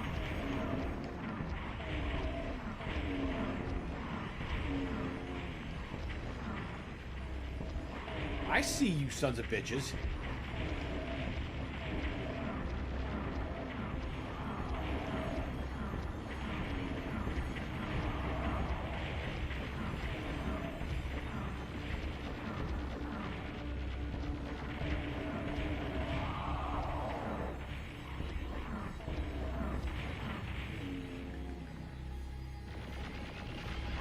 Suck it!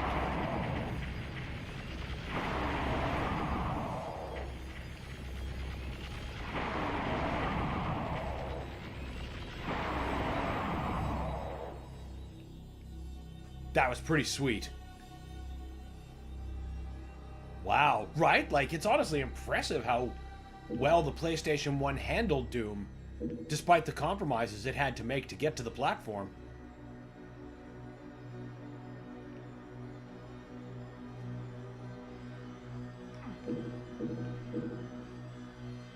Yeah, fuck you, robots.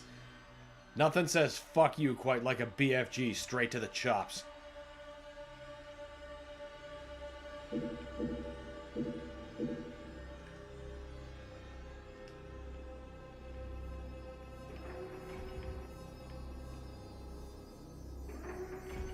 Oh, of course it's that.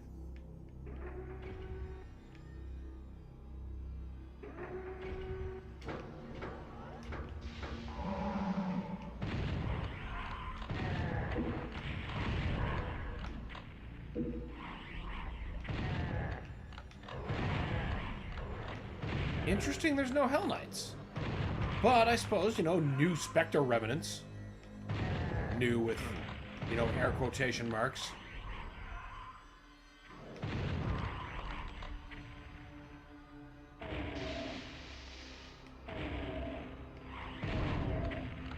Good. Thanks for eating both those rockets for me, pal. Appreciate it.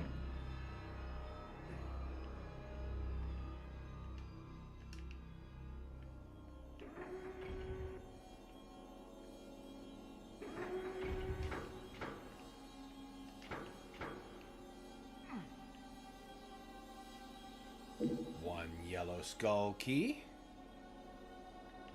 One invulnerability. Total recover.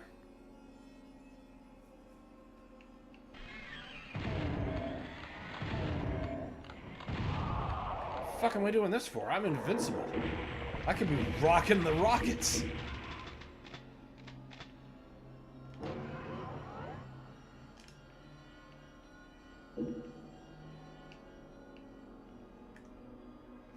Now, is this PSX emulator or PC port of the PlayStation?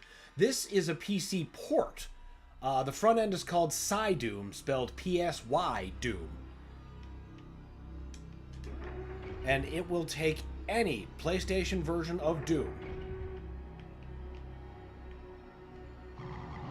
So then you get your original release, your final Doom, and this fan-made Master Edition.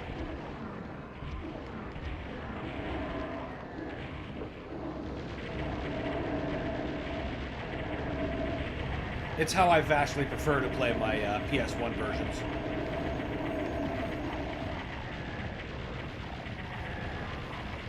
First of all, just to be able to have like proper, like twin stick modern controls, it helps these control a lot better. Like I can still jive with the original controls, obviously, but the other major thing that I'm not doing for this session right now, but I have done in previous times I played PS1 Doom on the channel, we uncap the FPS and clean up the rendering a bit. And since it's a port, we can just do that on the fly. But I was deliberately feeling extra retro. So we're on the settings that make it run as it would on a PS1. Do you know who came up with the Nightmare Spectre variants? Is that the original Doom team, or is that a PlayStation Creative Liberty? That is a PlayStation Creative Liberty.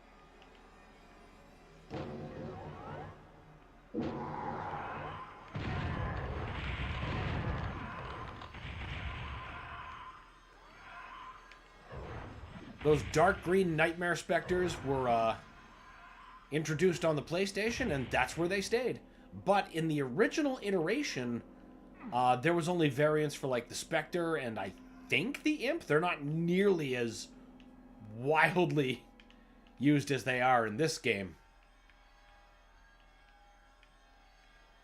Like in the original ports, you'll never find Nightmare Spectre, Lost Souls, or anything truly godless like that.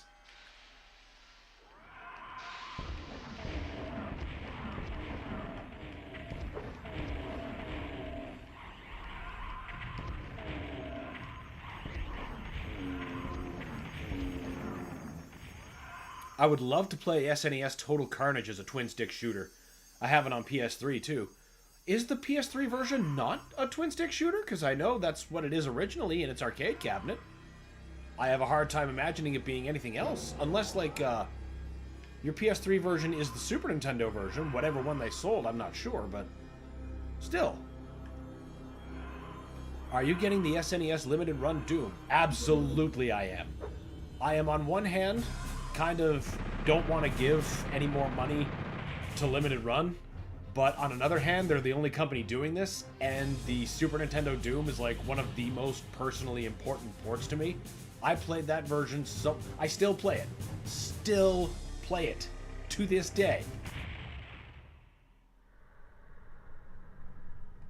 Matter of fact, I reach into my Super Nintendo right now, and look what card I pull out. I gotta get it. I have to get the new one.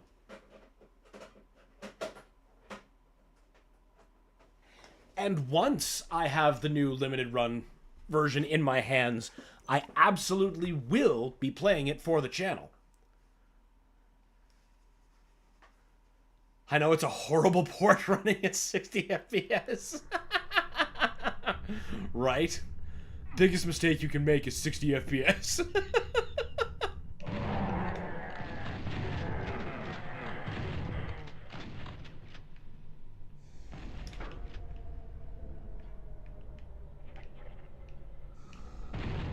Basically, for a very long time, like, that was the version of Doom I had the most regular access to, so that's the one that I played. And I basically climbed the console port ladder from there, hitting every single bump along the way. But loving it. I have very, very loving experiences of every console port of Doom.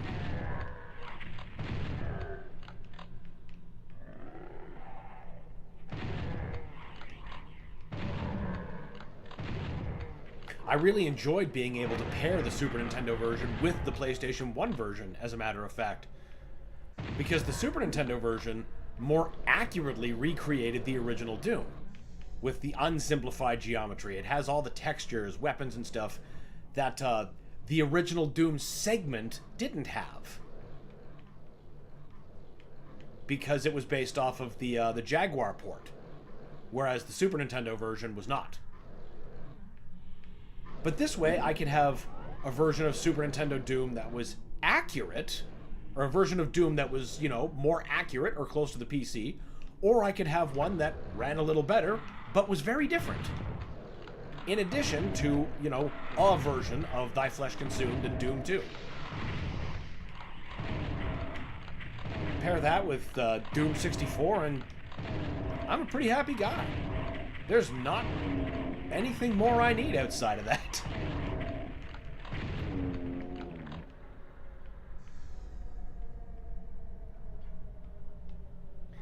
Nice. I'm getting that, and I'm up in the air on Undead Line for the Genesis.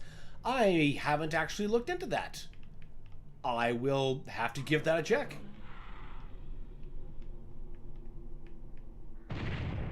What does your collection look like? What do you have for consoles? Oh, brother. I have been... Well, I can't even say accidentally collecting. I just kind of get everything I like to play. But, you know, I've bought things at opportune times. Basically, I've been at this a while, is how I want to preface it. As you saw earlier, Carnivorous Giraffe, I've got a Neo Geo Pocket Color. Let's see, where do we go from there? Well, let's see. The systems I have hooked up right now on my CRT that's off-screen, there's a 3DO, there's a Famicom, there's a GameCube, there's a Super Nintendo, there's a Neo Geo AES, and then not hooked up, I've got a Neo Geo CD, Sega Master System, Genesis, CD, oh, I already said that, PSP, DS, Game Boy Color, Game Boy Advance, DS Lite, PS1, PS3, original Xbox, Xbox 360, Wii, Wii U, Switch, Steam Deck, Let me think if there's anything else I'm missing. There's probably something else I'm not thinking of off the top of my head. But oh, Atari 2600, got that. Dreamcast. Neo Geo CD, I already said. Neo Geo X. Super Nintendo Mini, NES Mini. And it goes on like this. That's a flippin' list, man. Oh yeah, it is. It is outlandish. Just outlandish.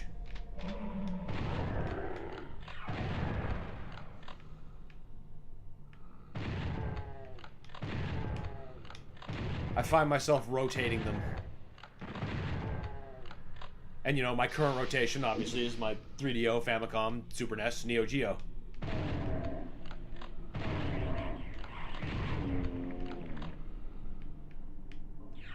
But that'll change. Whenever I get another itch, then I'll unhook one or more of those and rehook one or more of something else up.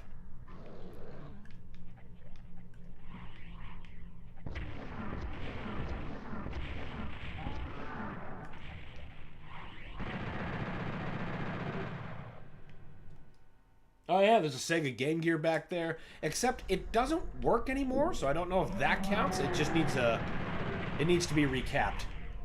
But it's there, if I ever get around to fixing the damn thing.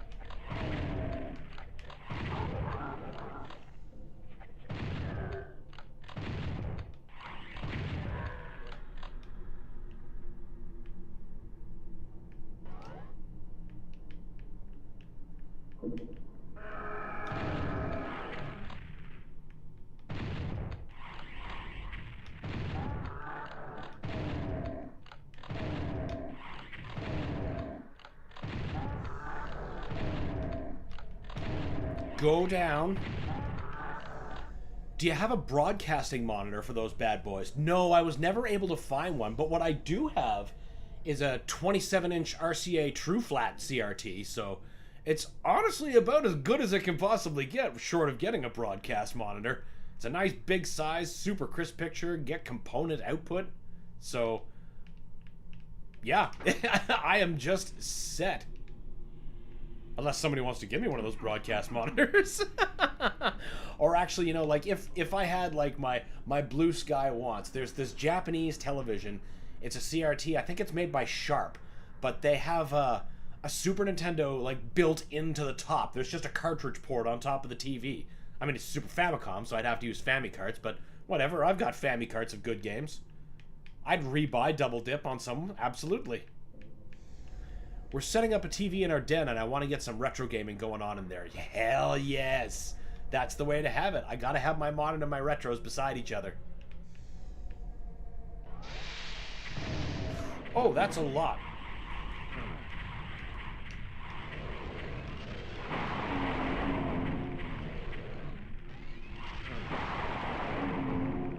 Take that, all of yous.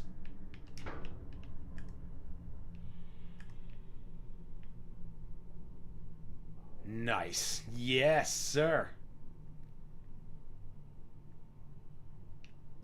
Retro setups are where it's at.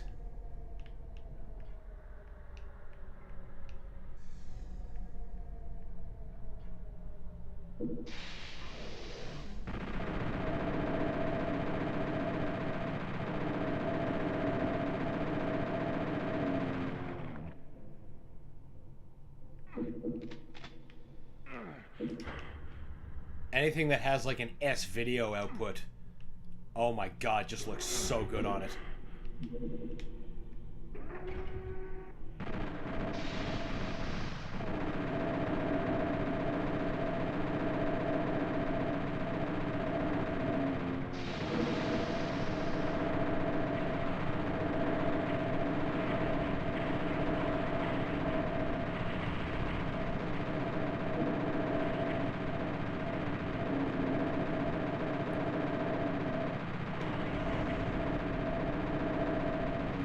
Like when my N64 was in the main rotation on the CRT earlier in the year.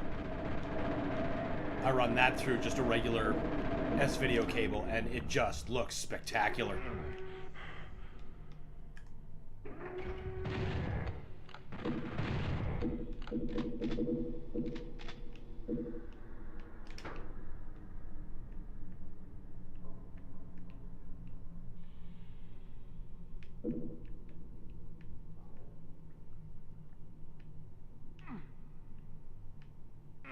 Yeah.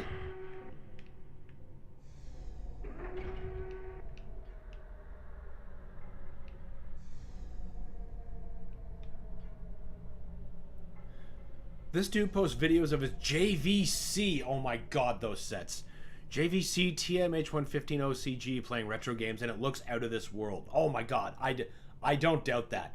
There's something about the color balance on JVCs that is just next level.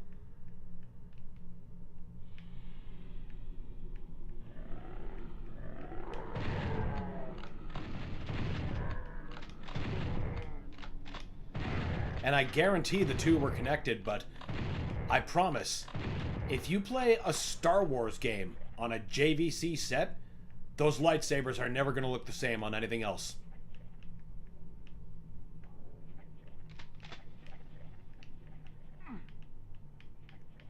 And like, I'm talking like the Super Star Wars trilogy. I'm not talking like Battlefront. I'm still talking ancient, what was out at that time.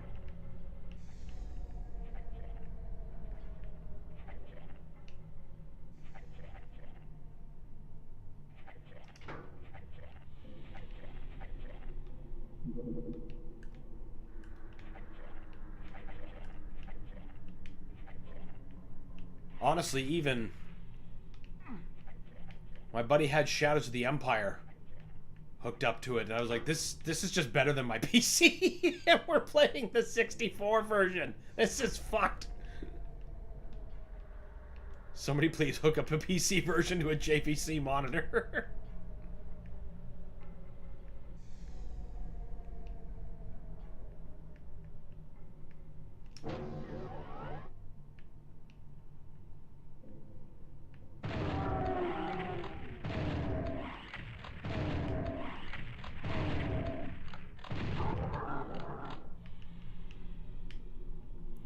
Which reminds me, while I'm on topic, I would love to play classic Star Wars games for the channel back when Star Wars was still good.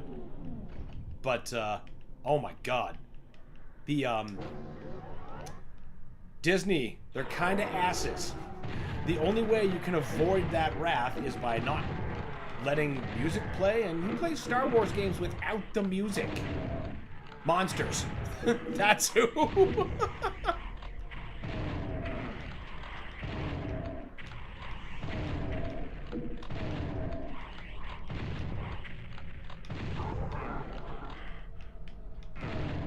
He was playing Rapid Reload for PS1, and man, oh yeah, that would do it. Rapid Reload, that and, God, I think what other PS1 games would really do it for me? Symphony of the Night, obviously. There's just something about the way that looks on any CRT. Even like a 13-inch Sanyo, it looks, that game is art.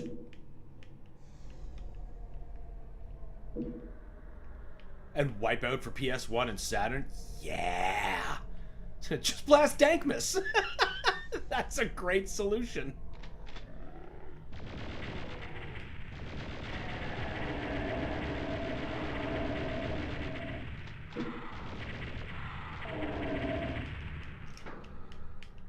I could definitely do the Death Star trench run while listening to Don't You Eat This Pie!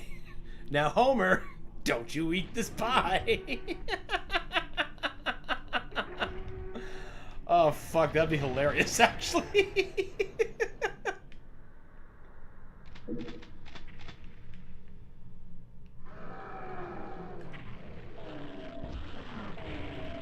Oh, I shouldn't have interrupted that. I want to help the Baron out. I helped him supremely. Perfectly, to his end.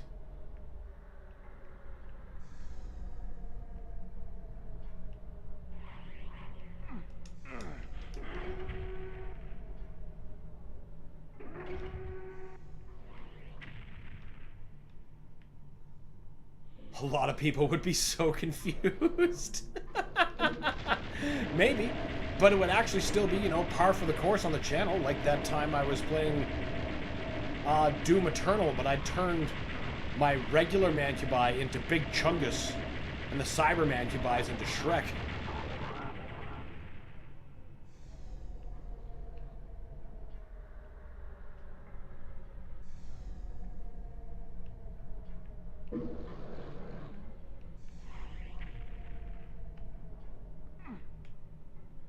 Rapid reload Japanese version only, unless you want to play at 50 FPS.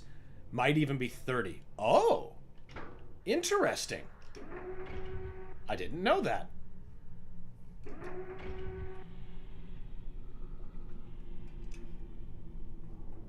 Sometimes there is reason to favor the Japanese version over the North American release.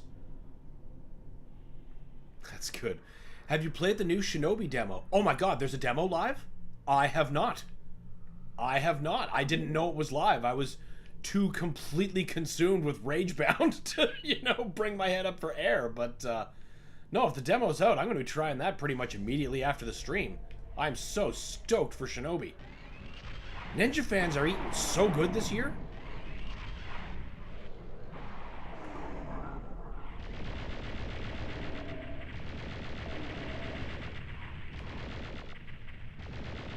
Fucking Big Chungus. He made the game complete. He helped, and it was wonderful. But yeah, casual people who were stopping into that stream were like, what? What? What is this? Why is there a Chungus there? Demo live on Steam, PS4, PS5. Well, that cinches it. I will be playing that after the stream, because I gotta have me that. I hate to say it, but the new Shinobi is better than Ragebound. That's a tall order, sir. That's a tall order. I don't know if I'm ready to concede that. But, you know, I gotta play it to figure that out. It dropped the same day that the full version of Ragebound was released. Well, that would be why I didn't know, because I have been all about Ragebound. All about it. But, interesting to know that it could possibly be better. I think it'll be one of those things that, I won't be sure which is better. But I gotta have both. I got to have both. Because even at their classic best, like, you know, classic Ninja Gaiden versus, you know, classic Shinobi. It's so close. I don't know. Did you get the X-Fusion hack? No, I was watching somebody play it on stream, though. They were trying to bomb jump in the Aqua sector, but they didn't have the gravity suit. So it was quite a trial for them. I hope that's not a mandatory path. They posted on Saturday, no strings attached. Oh, well, that would be why I was seeing the stream of it then. But no, in fact, I'm just gonna... Where is that? Ah, there's that note. I'm gonna circle it. Check again to download. I'll just add that to my list of hacks to play. Alright, now the Icon of Sin, as I had mentioned earlier, obviously not in the original PlayStation 1 release of Doom. What could they do? Let's find out!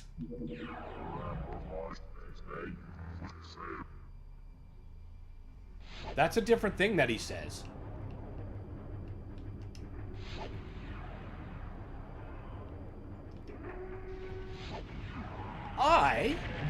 Nightmare Spectre fucking Revenants? Are you bullshitting me?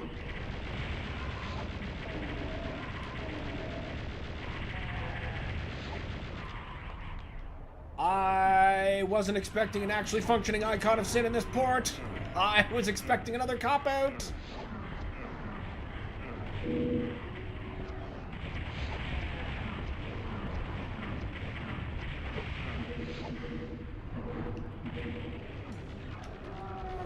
It plays more like Revenge of Shinobi, but with combos. Oh, that sounds tasty. Tasty. But I don't see why that has to compete with Ragebound for my love, because that sounds different. And why choose ninjas when you can just have more ninjas?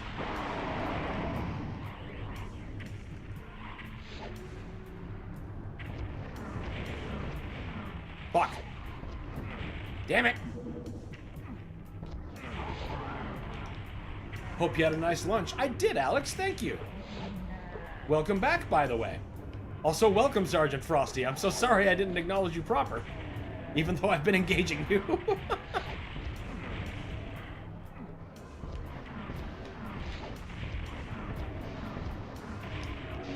I've been intrigued by your idea.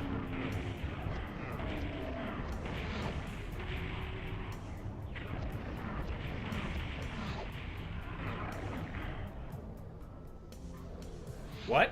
The fuck just happened? Splorch. I think the Streets of Rage 4 team worked on it. Oh my god. Streets of Rage 4 was incredible. Like one of the best beat 'em ups I've ever played. If there's any people I feel I could trust to just wow the shit out of me with Shinobi, it would be that team.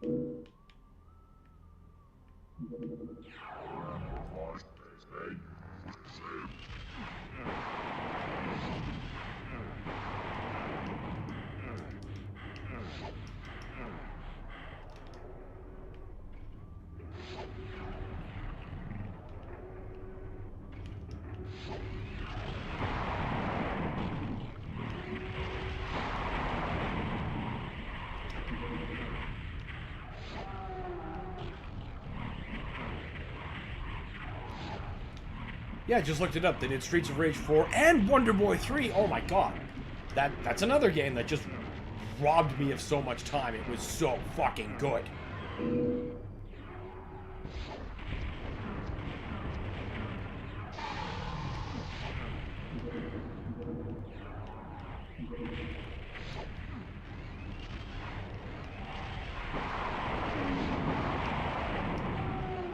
I checked out that remake on a whim, and it just ran away with me.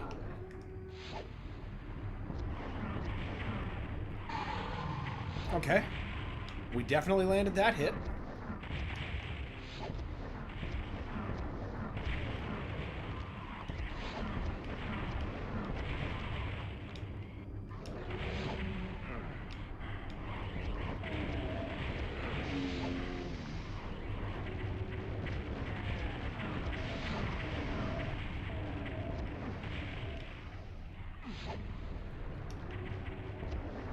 They keep serving up ninja games of this quality. I'm going to start asking questions like, how about Shadow Dancer? Can we get that back? God damn it. All right, everybody, time to calm down.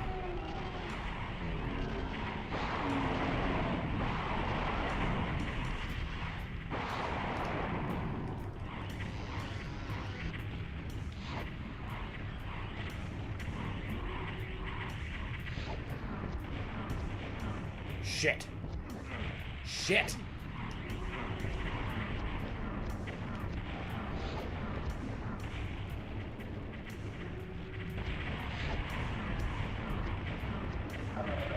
There you go, you son of a bitch.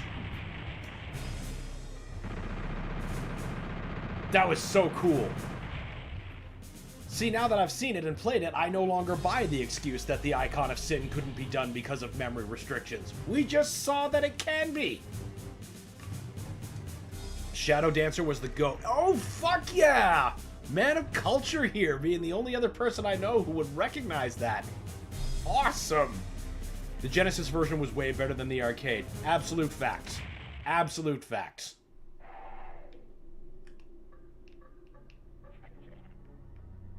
Nicely done. Thank you, Carnivorous. And now we are starting No Rest for the Living, which has obviously never been ported to PS1 since that was, well, until recently exclusive to the Xbox 360 release of Doom 2.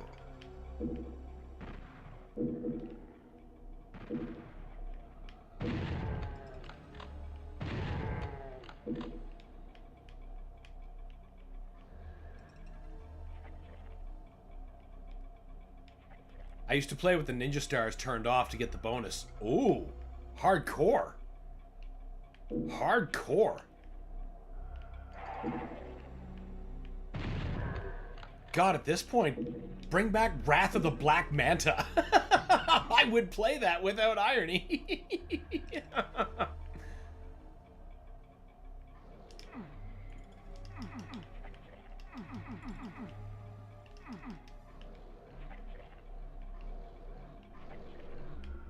Of course, the proper best answer is all these excellent indie ninja games that are also out there right now.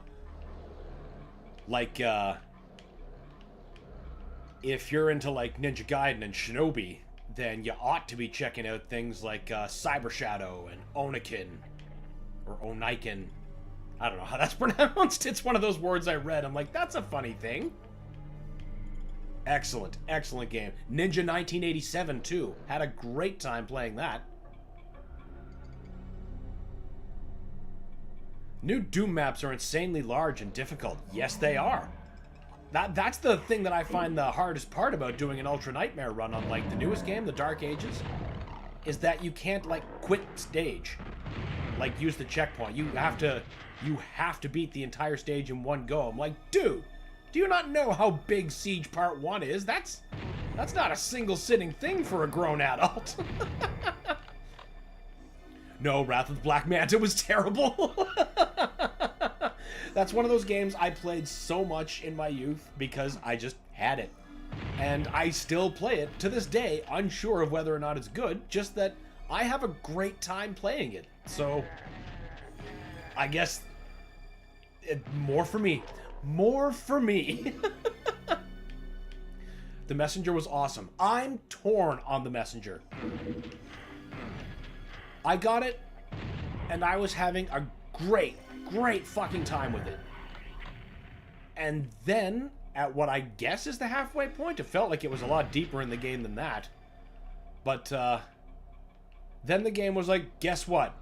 Now I'm not Ninja Gaiden, I'm Metroid. I'm like, this is exactly not the game I was playing, or wanted to play. Like, there we go.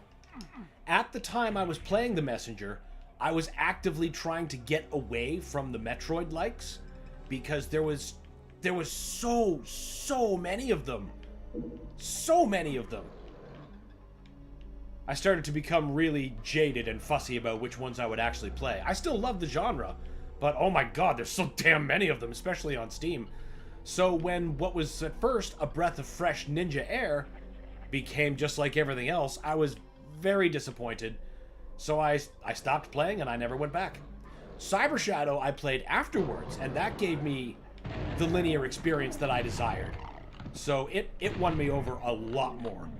I didn't try Katana Zero though. Oh, you're missing out. You're missing the hell out.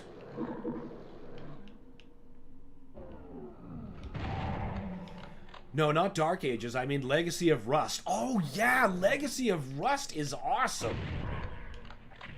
Yeah, halfway through turns into 16-bit. Oh, no, not quite. There are those portals that have you jumping between 8 and 16-bit throughout. And those are great. I love that.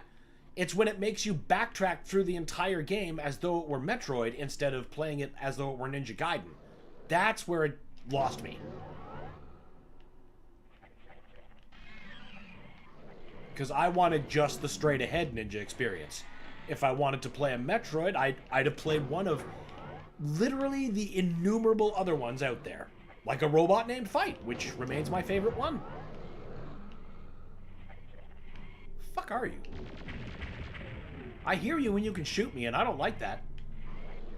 Bloodstained Curse of the Moon was a great Castlevania throwback. Absolutely.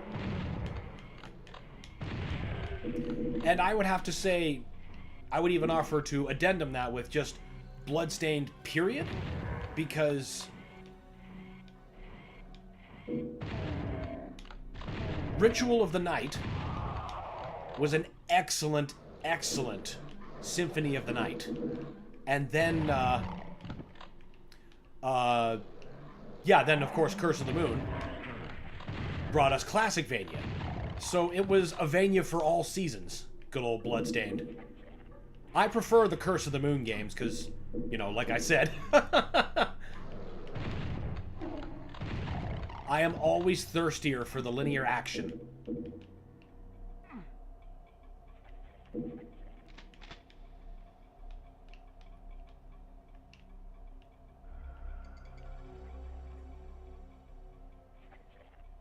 Ritual of the Night was pretty good. Yeah, it was. It had a good soundtrack, too. I preferred the Curse of the Moon games, but, you know, point is, we still got some quality shit out of it.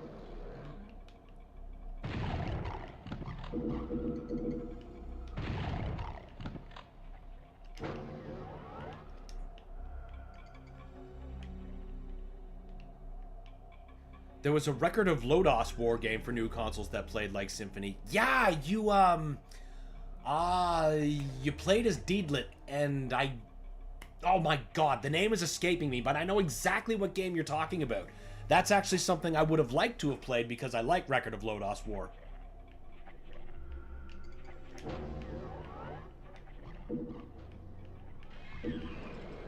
And since, you know, the game isn't going to pull a fast one on me, tricking me, I know what I'm getting into from the jump. Unlike the Messenger.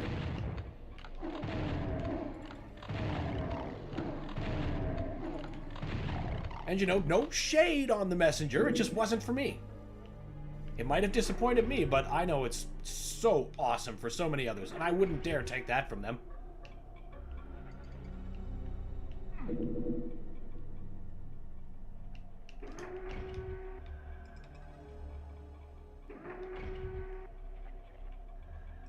Oh yeah, you just tangentially reminded me that one of my friends had actually recommended me that Record of Lodos War game.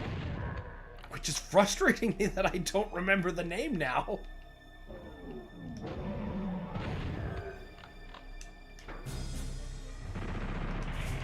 The Pain Labs.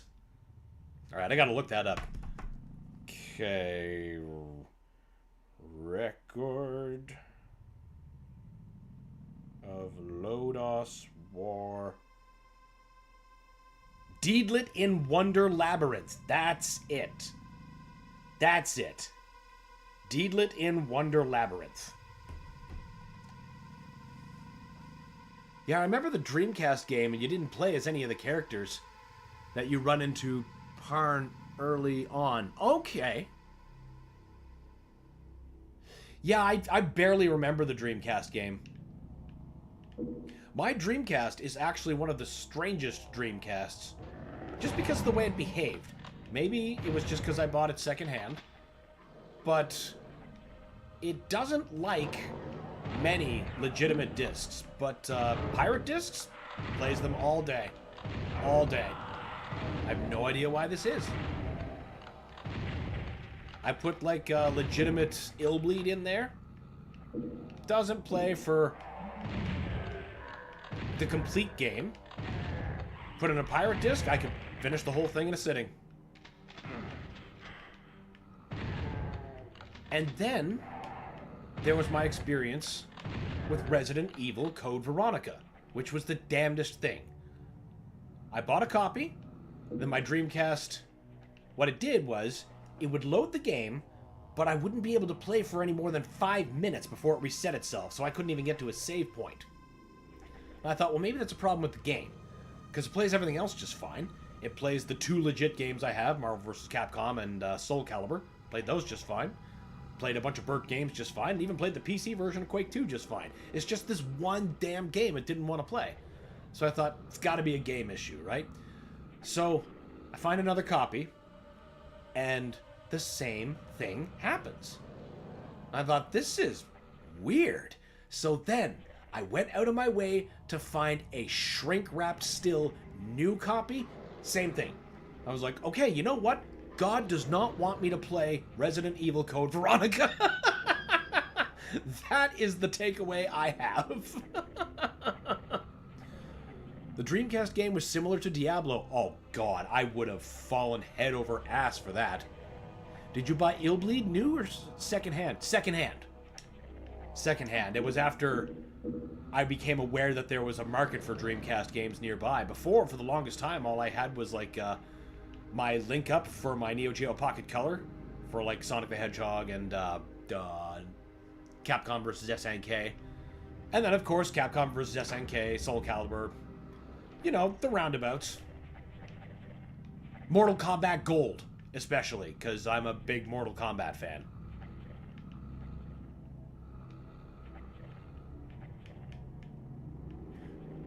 Try burning a boot disc for Illbleed. Boot disc? Like, do I understand you right in that we'd have the disc in, boot it, and then disc swap to my legit copy?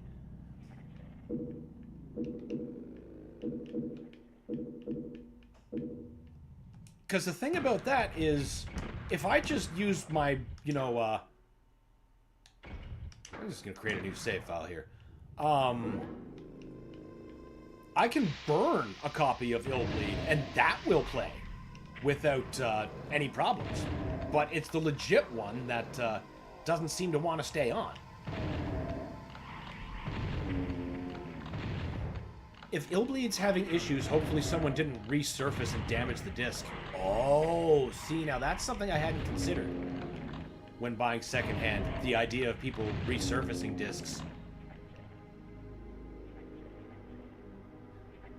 There's boot discs to do a disc swap. You burn a Utopia boot disc. Oh! I actually didn't know about any of that. I assumed I was just kind of up a creek. That's why the Dreamcast never sees very much play. It does get played, just not enough.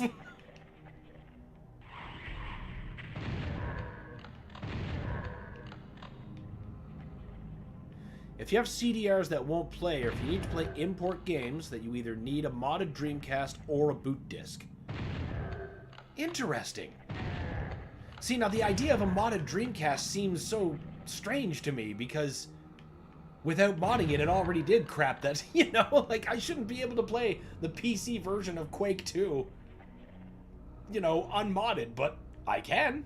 I mean, I have to take care in how I burn it. It's a very specially prepared version of Quake 2, but it is the PC version of Quake 2, just running on a Dreamcast. You can always try using a boot disc and then swap to Illbleed and see if that works. That's, you know, that's something I haven't even considered. I mean, obviously, I'm just learning it right now that boot discs are even a possibility. But yeah, that's something. Write that down too. Boot disc Dreamcast. And Utopia. That way I'm not guessing later on what that app may or may not be called. The Utopia file is a file that... The Utopia is a file that's very small. Like 1 megabyte. It's been around for decades. It'll show a 3D cartoon reindeer on boot up. Okay. So if we see the reindeer, good things have happened. Words to live by.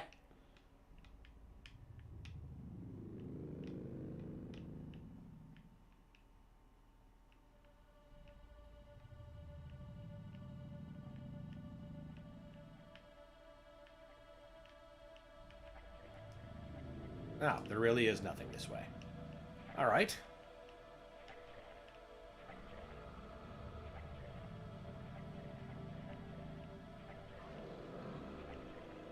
There's the red door. God, I lost track of how many times I walked past it.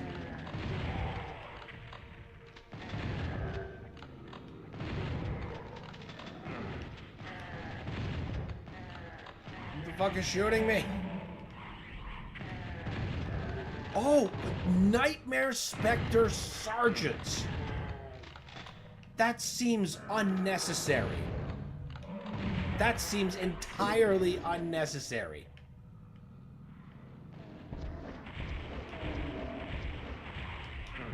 Eh.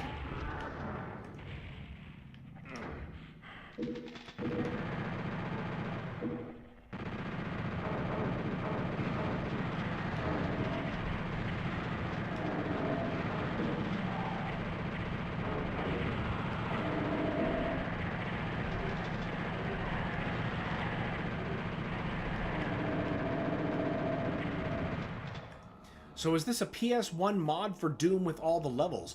It is a mod for Doom, but it doesn't include, like, originally released levels. This particular mod includes only levels that were made by the, you know, the fans, the dev team, if you will. That's how the segment starts. And then you get the levels that were cut from the port of Doom 1, but rebuilt with the PS1's limits in mind. And then you move on to John Romero's Sigil, and then the cut levels from the original release of Doom 2, and then we do No Rest for the Living, and then there's the missing levels from the Master Levels, TNT, and Plutonia. But nothing from the original releases, official releases of PlayStation Doom or Final Doom. My favorite Doom mod is the Doom 64 conversion mod with the upscaler. It can even be used with the Legacy of Rust pack. Oh, okay, so it's one that changes the base texture to be like that. That would be really tasty. See, the one that I've been using in the meanwhile for a similar purpose was just called the Doom 64 Fire.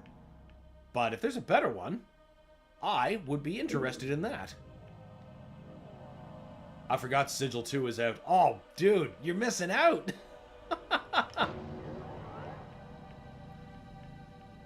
I love Sigil so much. I mean, come on, more Doom from John Romero? How does a guy say no to that? That is a person who has no pulse.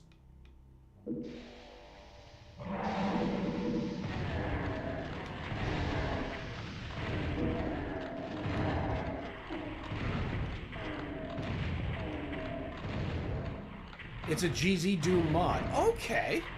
See, the last Doom 64 mods that I know of, or at least, that I've used, all use, well, apart from the one that I'm using in the Doom 64 of Fire, which is another GZ Doom mod, they usually try to run through, like, Doomsday or J-Doom or, front ends that I honestly don't really care to use.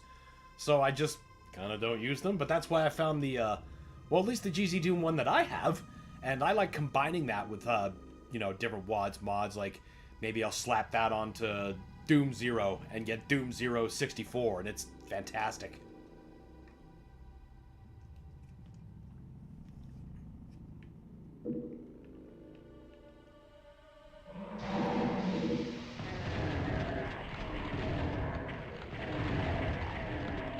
Sigil 2 was one of those things that, like the first Sigil, I double bought it.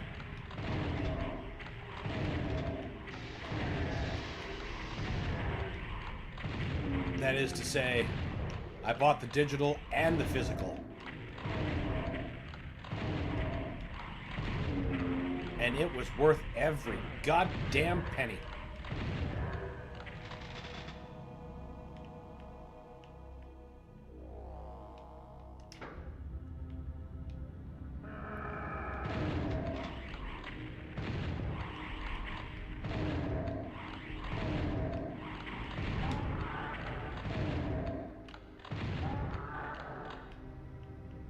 There was this mod that had crazy dynamic lighting effects, but I don't think it needed RTX? Really? Because that's like the opposite of what I know. If something like that exists, I'd love to know about it. I think the Brutal Doom Black had it. Okay, I can't... Man, you know what? I can't remember the last time I checked out the current state of Brutal Doom. Might have been like 5-6 years ago?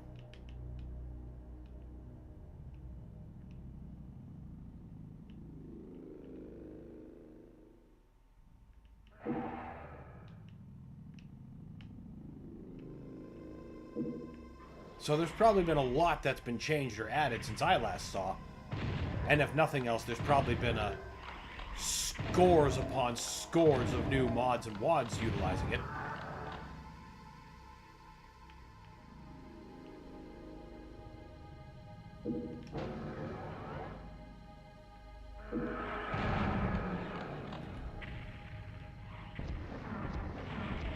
Suck rocket, Pain Elemental.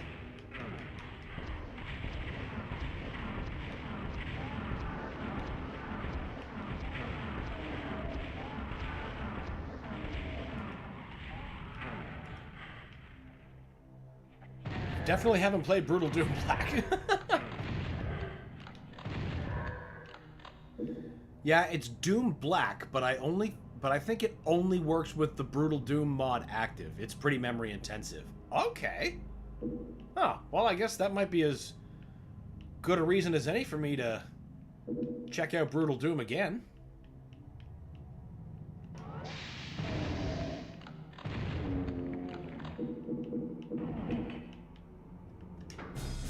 I think the last major graphical mod of Doom that I played or had the chance to was playing classic Doom in VR, but with voxel weapons and demons, and it was so fucking cool. So fucking cool. I can't even run Brutal Doom Black. It's a memory hog. Oh, so if I try to get this running, I should definitely maybe not consider the Steam Deck as the primary port of call. Go straight to my Dark Ages tower.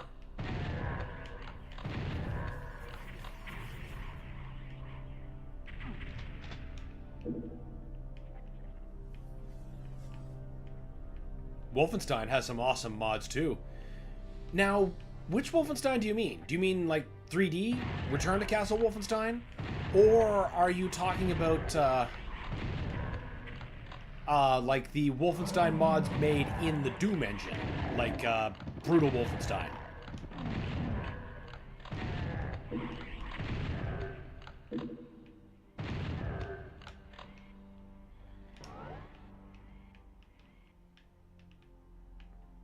Yeah, I have GZ Doom Voxel on Quest 2. Quake 2 on Side Quest is amazing. Yeah. Yeah, once you've got voxels on in the 3D zone, it's like, oh my god. I've become Captain N. My lifelong dream has been fulfilled. Wolfenstein 3D, yeah, it has LZ Wolf and Easy Wolf. Okay, I knew about Easy Wolf. Is LZ Wolf just another offshoot about that? I use Easy Wolf for Wolfenstein and Blake Stone, and it works fantastic. Not the Doom 2 Wolf 3D conversions. Okay, good to know, because most of the time when people are mentioning Wolfenstein mods, they're always meaning the Doom mods that are Wolfenstein themselves.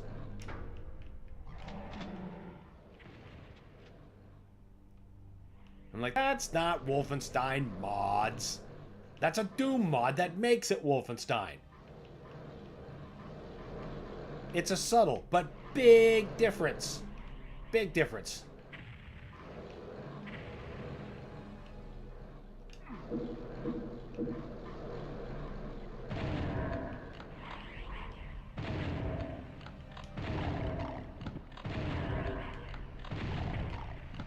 I had thought that Easy Wolf would work for Corridor 7, but I couldn't make one see the other, but it runs fine enough just through DOSBox, so, you know, whatever.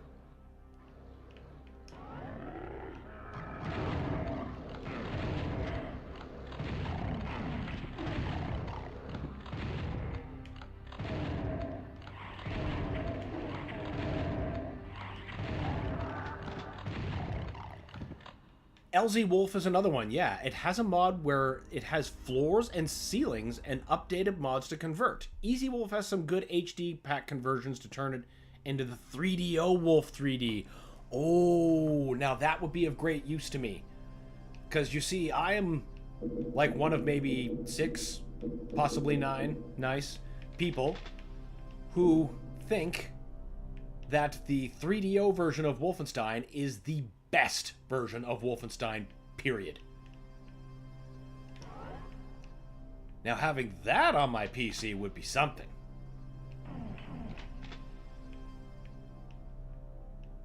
The thing that puts it head and shoulders above is that it's got the entire PC campaign and the Wolfenstein, or not the Wolfenstein, and the Super Nintendo campaign as well.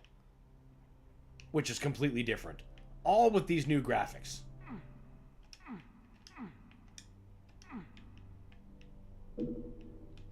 It's honestly incredible. You want to see how much, you know, giving people not enough time to do something affects something? The same person who was largely responsible for that Wolfenstein port was also responsible for the Doom port. The difference is, the Wolfenstein port, they gave her what she needed. In Doom, they told her the project was done when it wasn't even started and said, here's 10 weeks, go. Poor girl. It's a wonder the game even compiles.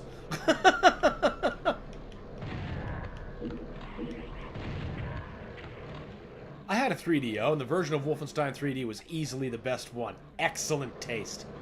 The Jaguar one was even decent, but not as good. I was always curious to check out the Jaguar version, but even emulated, that doesn't seem to run correctly for me. I'll have to get an actual Jaguar, I guess, to slake that curiosity, which is no big deal. Kind of always wanted to have one, to check out Alien vs. Predator. Yeah, you can get that mod with the SNES campaign and the PC version with the floors and ceilings in LZ Wolf. Okay, well there we go. LZ Wolf 3DO mod. New thing to check out. Holy shit.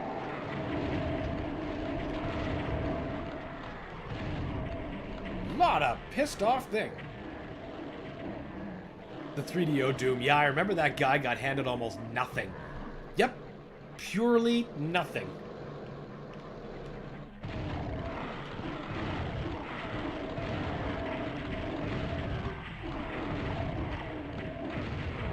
That guy was under the person who had acquired the money to get that port, rather, because this is not the dev. I have to say, it is not the dev. The person who hired this dev to do that was under the impression that things like adding weapons was as simple as just adding pictures and hitting go. Like, unreal. AVP was junk. Was it? God, back in the day, I have such vivid memories of how good it looked and how much I really wanted to play it. I mean, now it's probably pretty quaint. And I know the way my emulator runs it is completely fucking wrong.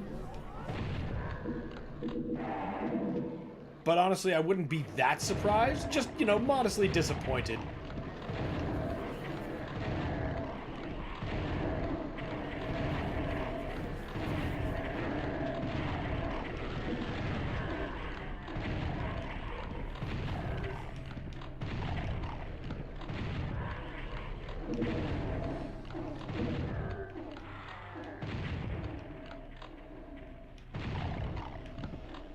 The guy that ran the company took the money and ran. He was recently awaiting trial for allegations of stuff involving children. Oh, no.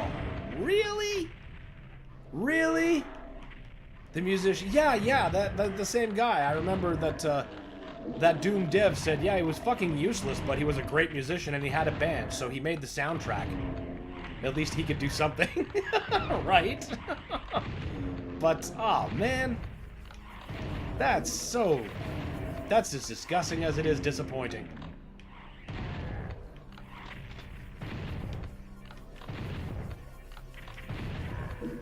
Though I gotta hand it to the guy, he did do the soundtrack for Doom 3DO, which was awesome, and he recorded it in his garage in like a week. Yeah, it embodied the spirit of the port.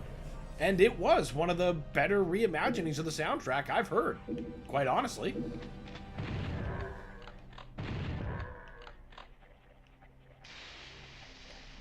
What is it with these people and not being able to keep their hands off the kids? I don't get it.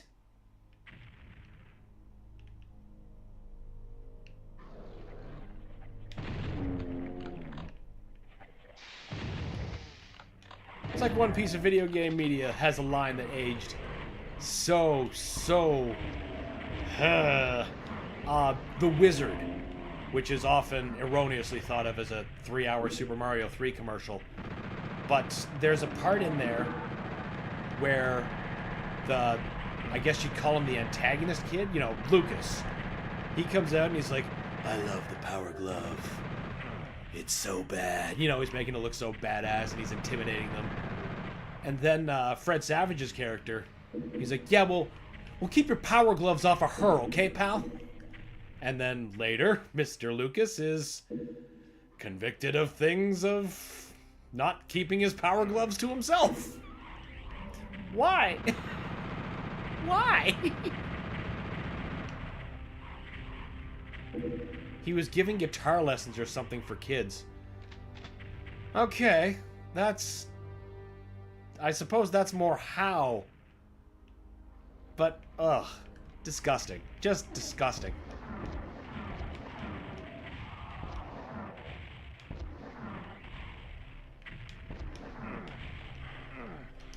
Oh no.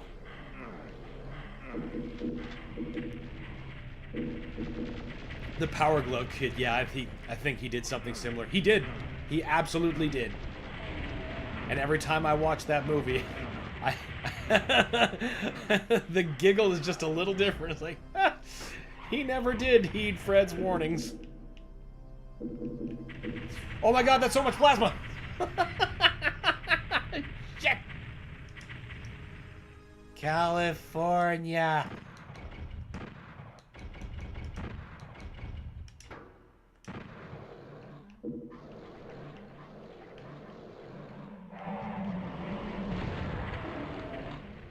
Okay, yeah, we gotta get them from another side. We can't just jump out like that. 0? What do you mean we're out of BFG shots? What do you mean I wasted them all in the Icon of Sin fight?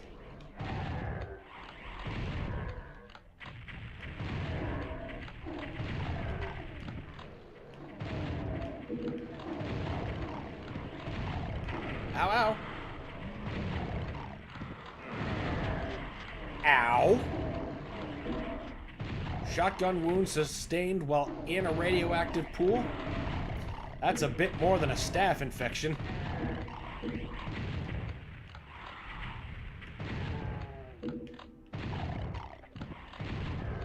I miss retro FPS stuff. Well, the best thing about modern FPS now is that Boomer's back, baby. We've never been more back. And now it feels like there's so much more to play than there ever has been, instead of like surviving off the occasional Far Cry while watching military shooter after Fortnite just dominate the place. But man, so many games. Proteus has been a nice throwback. Proteus is amazing. That's one of those top tier examples I recommend to people.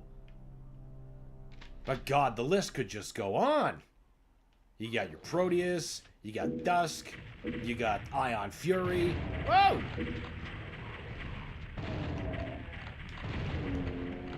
Pretty much anything New Blood puts out is basically gold.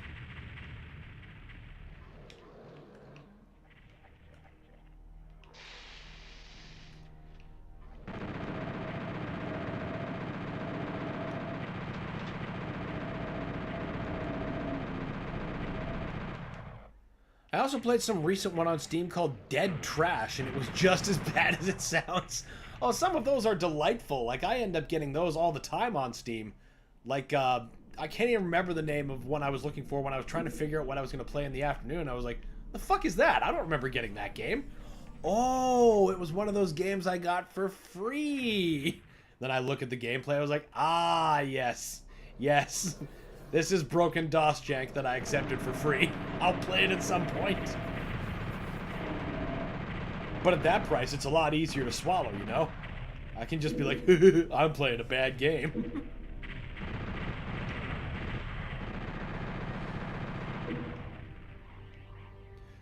Oh yeah, Dusk is awesome. Ion Fury I never finished, but yeah, it's just like Duke 3D. New Blood is my favorite studio. Absolutely. Same. I mean, I can't choose id Software here. It's got to be New Blood. Their output is so consistently games I just fucking love to play. And then I love every time New Blood finds a way to work in Big John. It's my favorite part of every New Blood game, finding out where Big John is and how he's being used. A Medieval on Quest is awesome. Oh, a Medieval is awesome no matter how you play it. On Quest, it'd be great. Yeah, Big John.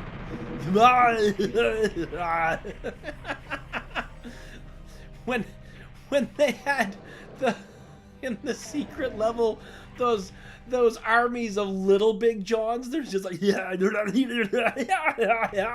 just God, I couldn't handle it. It was so good. I love that he was just a straight up boss in Dusk.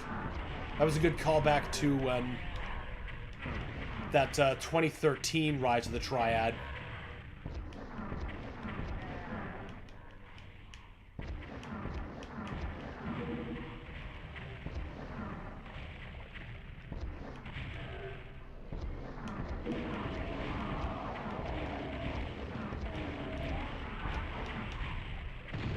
I never finished Fallen Aces, but I loved how it played. Well, you're a couple steps ahead of me, because I've never played Fallen Aces.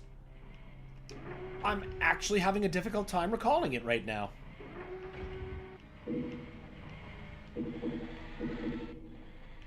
Ooh, that's a lot of bullshit. Let's just have a quick look-see.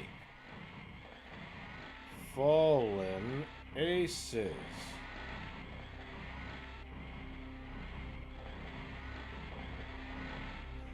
Oh, that! Yeah! Yeah, I just straight up never got around to that. I have no reason for not playing that at all.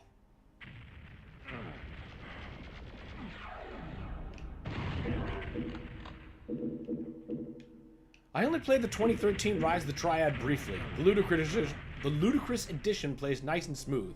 I love Night Dive. Oh, so do I. They're just doing God's work.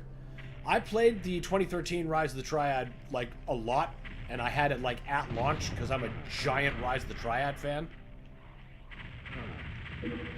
I remember,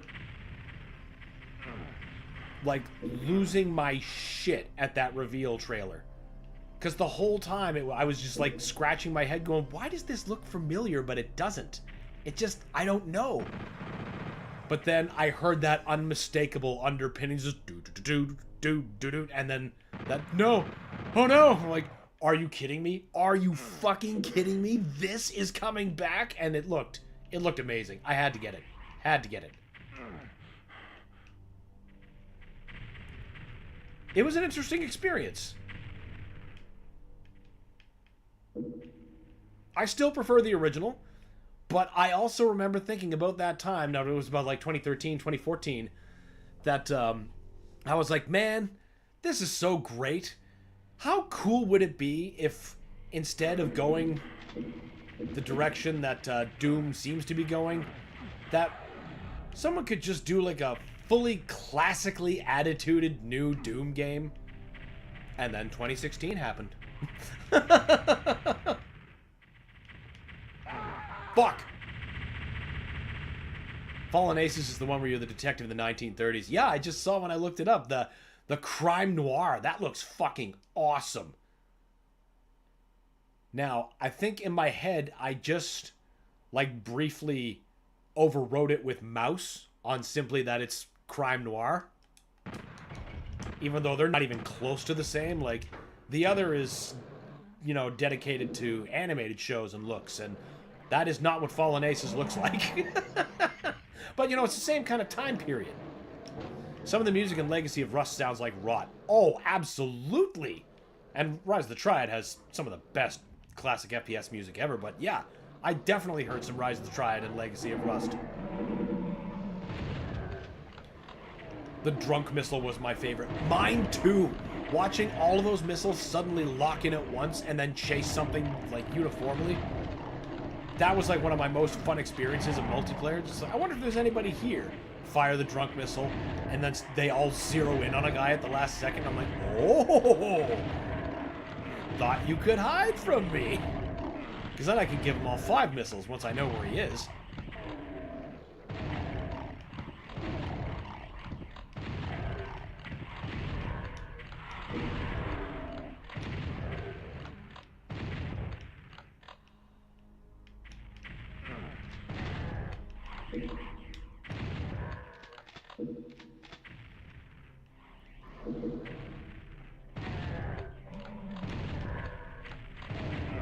Get out of the radioactive pool. Oh, right. Oh, we gotta get around that side to take out that Arachnotron threat, I think. Good opportunity to save while they're all down. Doom 2016 soundtrack was so good, and it came with a free game. Mostly true. Mostly true. And when I say mostly true, I say I bought a soundtrack version of it that did not come with the game. I understand that's the minority, though.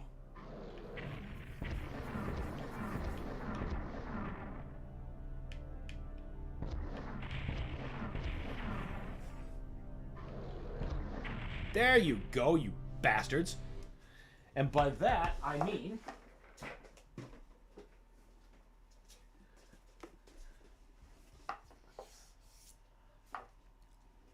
the boxed limited vinyl box set. This did not come with the game.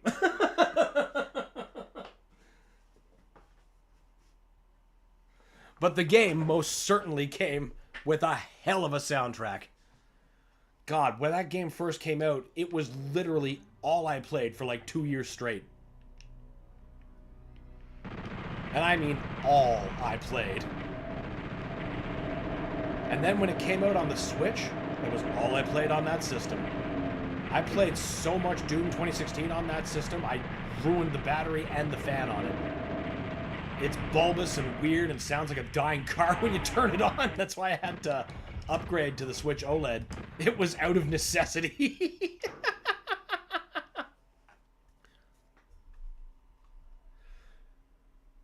My buddy has the soundtrack on vinyl. We listen to it when we board game. Yes! And peak is if you're also playing the Doom board game, or one of them anyway.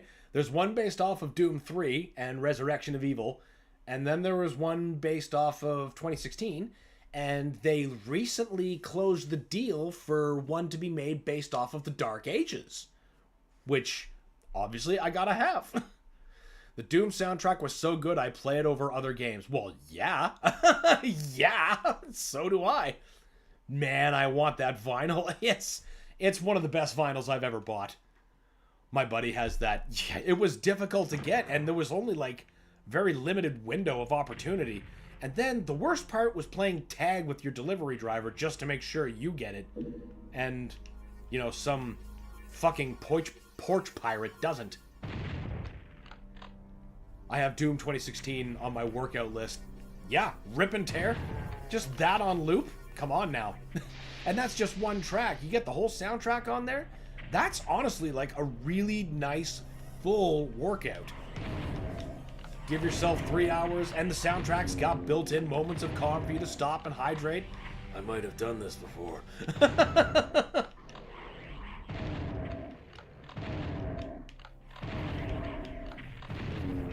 Ow, ow, ow. Right. Not listening to my own advice. I had to go back over this way, but that was foolish. Foolish! I have the Doom 3 board game, which later got converted to Doom 2016 in the reprint. Okay, I wasn't sure if that was like just a straight up, like, well, cosmetic change and then reprint, or if it was like a new game with new systems, because I didn't get the 2016 reprint. I couldn't find anywhere here that carried it. But I still have the Doom 3 original and the expansion pack, of course.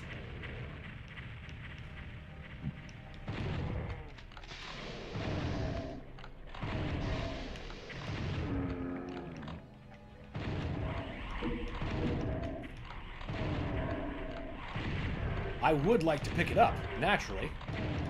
I'm going to make sure the same thing doesn't happen to the Dark Ages board game when it comes out. It's the same game. Okay. Well, I have to imagine at least the missions are different. But I could see the rules being totally the same. Cool Stuff had it. Okay. Things I'll have to have a look-see for. We had board game shop in our area that probably would have carried it, but by the time I went to think down and check, they were closed. Like, forever. So there was no going back and checking next week. The Doom 3 expansion pack I never played. Sold mine when it got really pricey. I know it had the Soul Cube, though. And it had a whole bunch of new enemies and bosses, like the Cacodemon, the Vagaries, etc.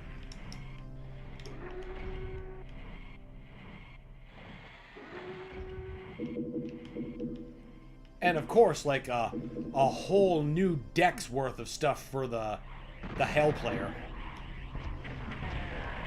New power-up cards that are just sinister.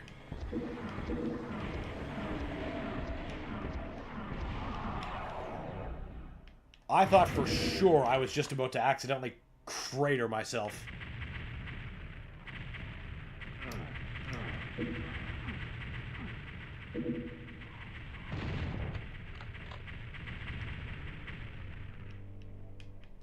The Doom board game was just Descent board game, also reskin.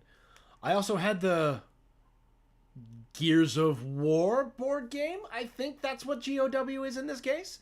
I didn't know Doom was a reskin. That's interesting. I never knew Descent had a board game. That's also interesting to me. They also released a Wolfenstein New Order board game. Oh, Jesus.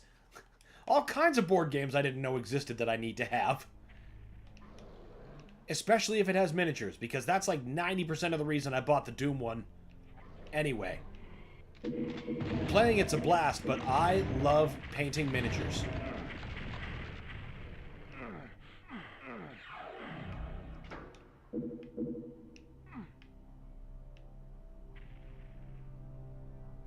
And painting Doom miniatures? Come on now. That sounds like every board game shop around me. They pop up seasonally and die off. Yeah, it's a thing here too.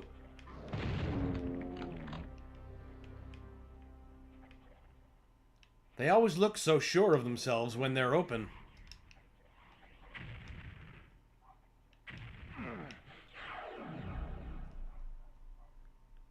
I didn't like how grenades worked on that Doom board game. Yeah, they're a little confusing, I find. Sometimes a little bit too random, you know, like the way they scatter. Kinda really didn't use them that much as a result.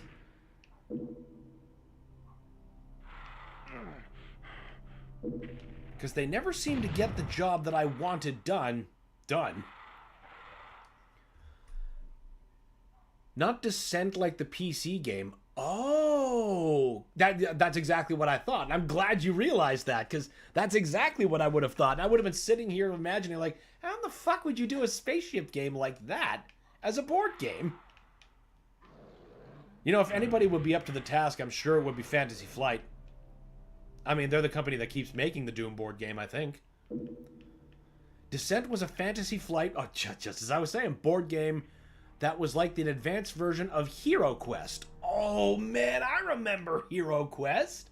I remember the funniest part about that is I describe it as Canadian Hero Quest, because it was very obviously the Canadian equivalent meant to compete with it, called Dark World.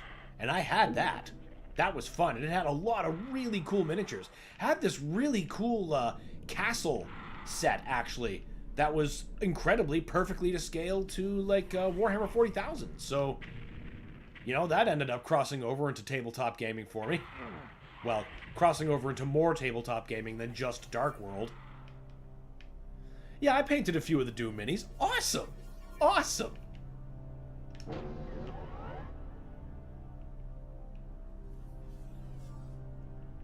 I remember just about flipping my biscuit when they were releasing the original, like, the pewter miniatures.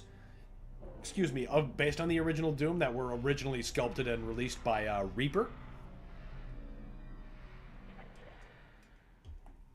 Those pewter models are much closer to what I'm used to painting in Warhammer 40,000.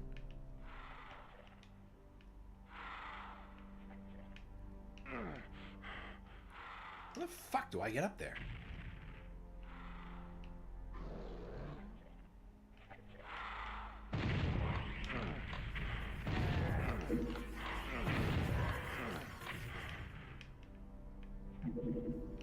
None of this is helping me get a yellow key, which is what we need to move.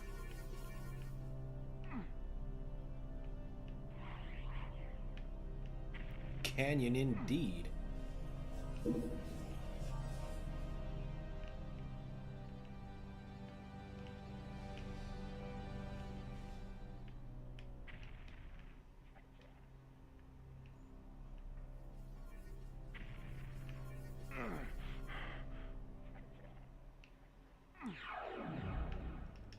if we've hit that... Oh, what if there's another place with another switch? Let's see. We know there's this pit. We've hit that. Now, let's try the second pit, which is more rightmost.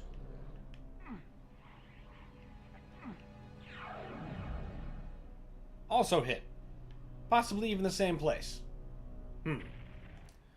Yeah, the old pewter ones I remember painting. You used to water down acrylic paint to primer them with thinner. Oh, really? Thinner? You'd use thinner with acrylic? Or you just mean like you're thinning out the paint so it doesn't go on so thick? Because, oh boy, I remember a bunch of first-time models were a real lesson in keeping your coats thin. Those poor Space Marines would never breathe right.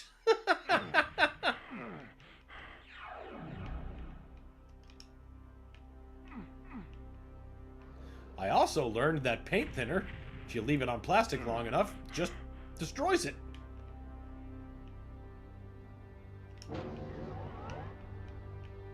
Of course, I have used thinner to strip a pewter model or two. You know, after you've done a few more jobs, you're like, you know what? I think I can paint it even better than that. So we're gonna strip you and then try again.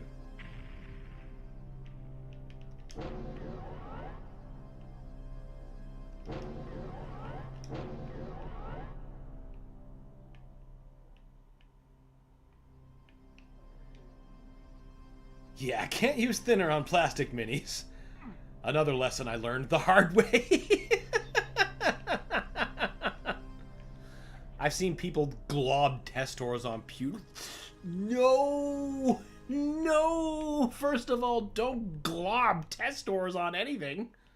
No! Secondly, no! Oh my god!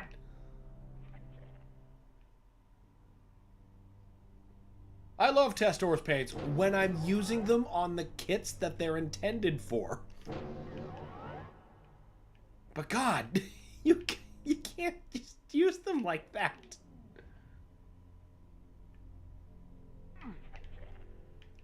Of course, the best part is, you know, the average size of your testors. They get halfway done one model, they're like, oh man, you must go through paint really quick, I bet. Because I know the Games Workshop ones aren't that much bigger, but they hold a bit more acrylic than, would you get on the fucking ledge? I know you can make it up there.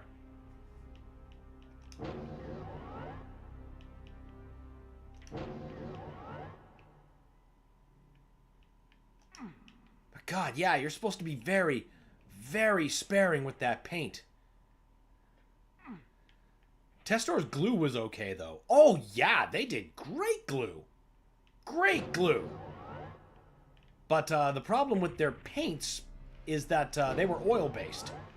So they were a little bit more difficult to work with when it came to, you know, typical miniature Warhammer needs. Those paints were better suited for, like, accents. On, like, vehicles. Games Workshop primer is nice, but it's too expensive. Fact. Just fact. Fucking damn near everything. Not damn near. Let's face it. Everything they do is overpriced. Listen, you get on that damn ledge or I'm going to get in there and break your knees.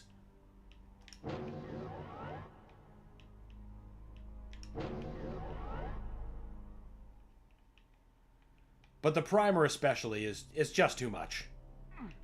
You know what? I don't think it wants me up there.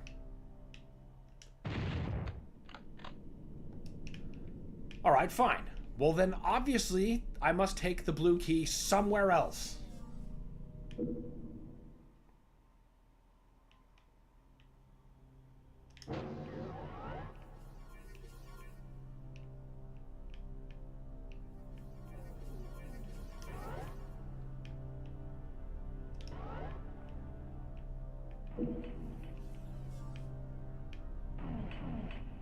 That was the entrance. Oh. We're just back at the start. Well, that's not right.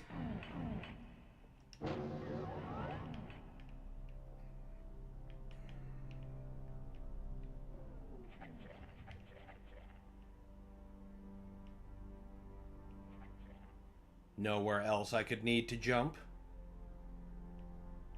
No.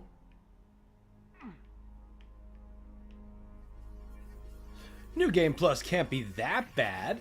Let's try it with Give Me God of War, a normal enemy. Let's try it with Give Me God of War. A normal enemy snapped me like a fiddle. Well, welcome to New Game Plus. Everyone has new capabilities, bosses will have new attacks. This is the ass throttling you've waited for. I can't believe that's been able to be open the whole time.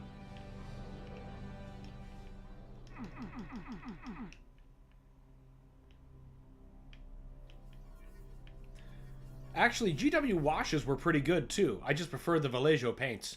That's fair.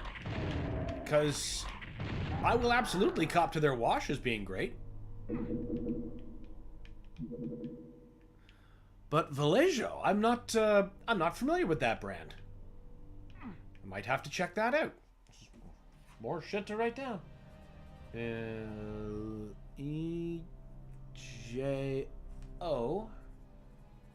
Paints. Minis.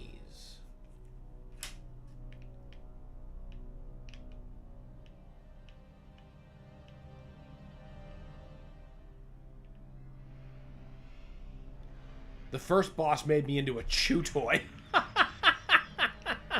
Did he have a whole new range of attacks to make you regret ever asking for a bigger challenge?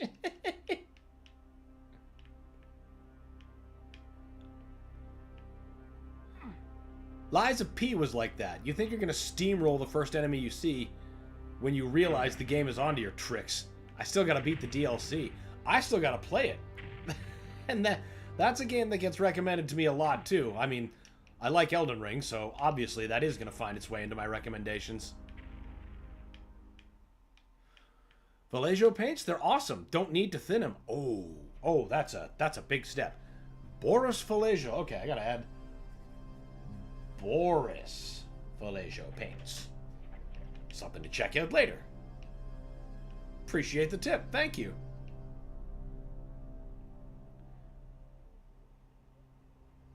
I don't understand. These switches are hit. The bridge isn't upping. Okay, that's not a teleporter. That's just something else. I just got done playing Splatterhouse 2 on a keyboard. That is a challenge. I bet it would be. That reminds me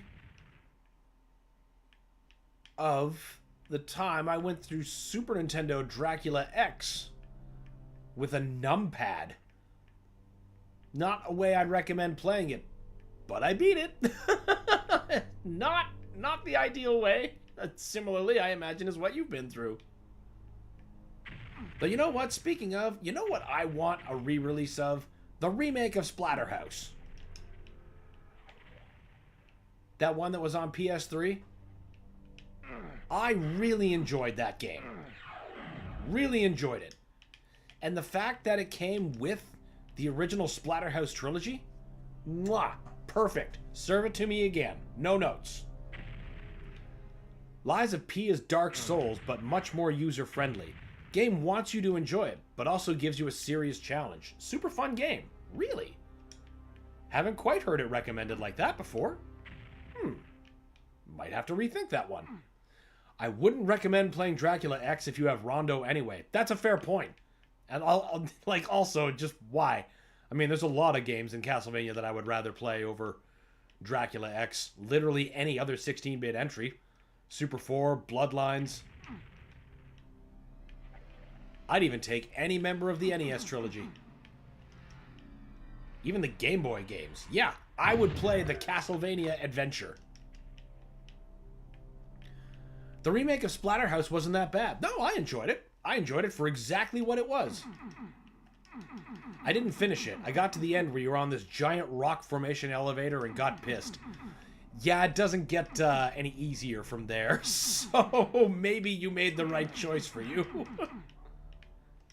It becomes just fucking bonkers once you get to that last section and you're trying to close the gate from Dr. What's-His-Uts.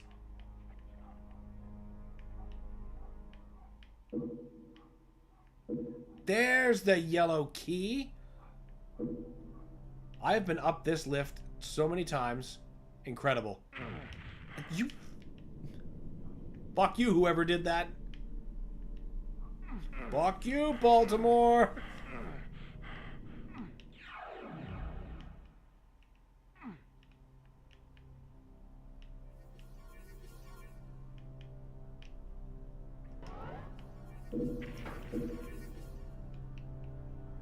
If you play at Castlevania Adventure, get the ROM fix for it. It's for Game Boy Color re-release and it fixes the slowdown issue. Also, you don't lose power-ups when you get hit. That by itself is a game changer. An absolute game changer. Like most levels, I don't find that that's so bad. But in Dracula's Castle, it's grueling once you get there.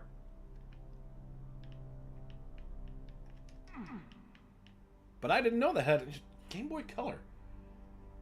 GBC CV ADV.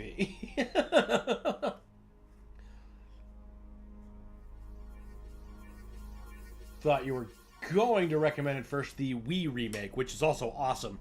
The Castlevania Adventure Rebirth. Konami, where the fuck is that? Why has that not been put on a collection? Or some kind of digital market?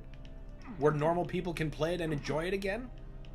Hell, slap it in the Dominus collection right beside the Haunted Castle remake. It's no less silly than putting Super Nintendo Dracula X in with the Castlevania Advance collection. Like, come on! Big Bill Hells! Good! Somebody caught that! Home of challenge pissing! Well, fuck your wife!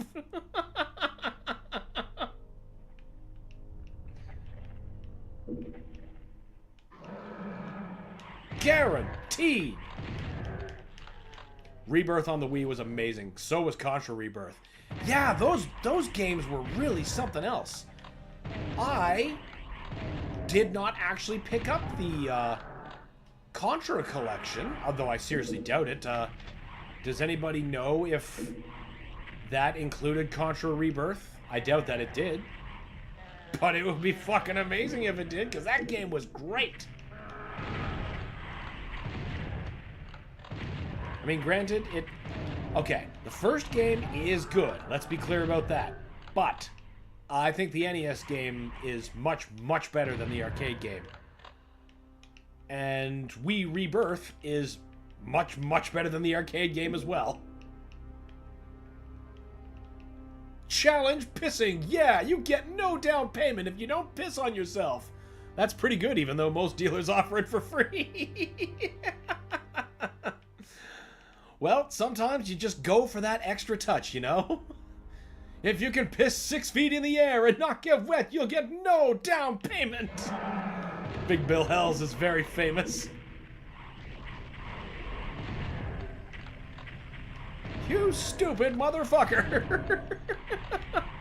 Fuck. Oh god, just get out. Get out of the damn level. I don't care what health you have. Rebirth is not on the collection. Didn't think so. But the Contra collection is still worth getting. Oh yeah. Oh yeah, the Castlevania collections told me that it is very worth getting to have. They're very, very comprehensive. The only problem I had with one of the Castlevania collections was the first one, the Anniversary Collection. And the issue I have with that is there's no way to get like a 4:3 image that fills your screen the way that I have going right now with this PS1 game. It's always a letterbox even at top and bottom unless you use the scanline filters, but I don't like the way their scanline filter looks. I want to be able to just have it full screen, but without scanlines. But, you know, the other collections got with it, but that first one didn't. Real shame on that. Real shame that there hadn't been like an update to fix that either. You'd better not bounce a check on us or you're a dead motherfucker. Guaranteed.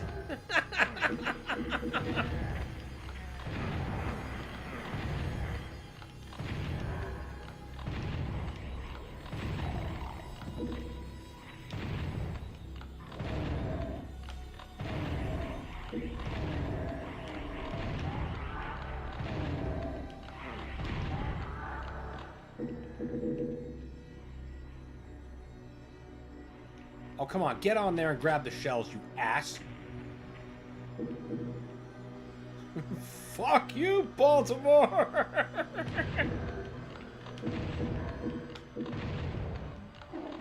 Whoa, now. I just rewatched it. Holy shit, that's funny. It's... Oh, at this point, I guess I can only really describe it as like sedimentary internet, but my god, it's still so good.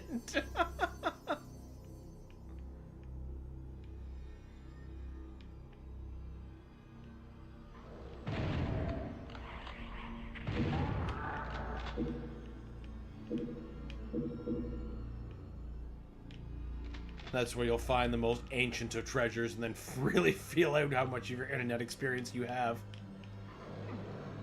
Like people who can't identify badger mushroom.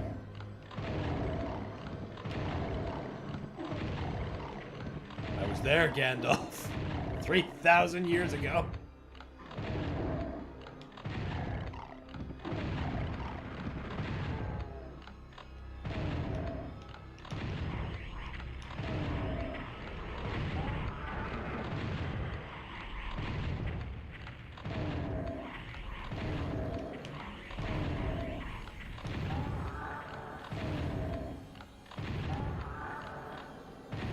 Best part is, I know it's a shitpost, but like, without irony, if Big Bill Hells was real, I'd go. I would 100% go. Like, you know what? If I'm getting a used car, this is the fucking place I'm gonna get it. The only dealer that tells you to fuck off!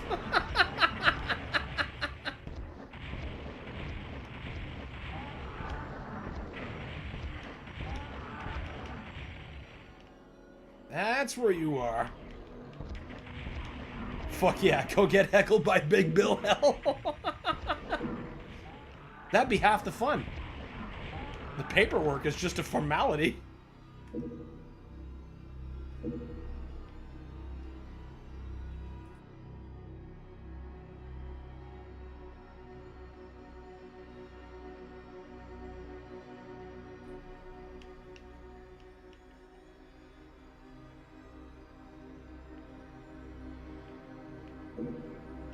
For a brief second, I thought I was still in the previous stage.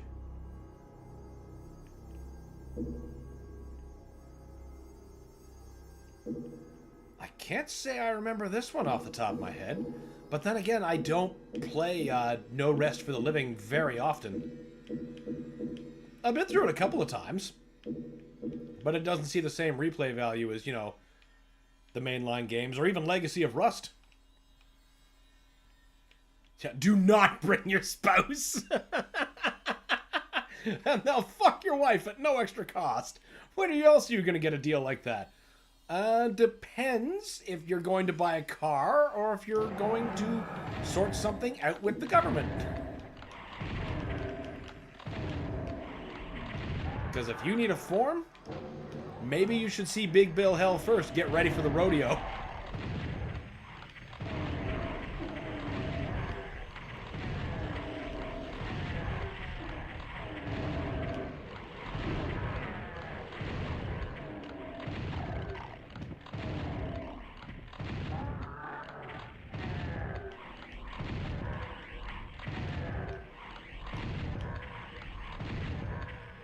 Whew, all right. Oh yeah, I've just been ignoring these dicks.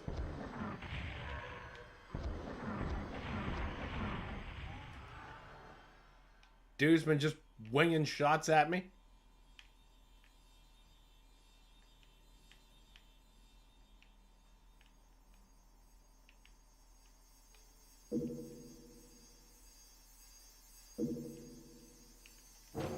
Whoa! Whoa! Oh, okay. I thought the gray part was going to be the door and not the green part. That was probably really stupid.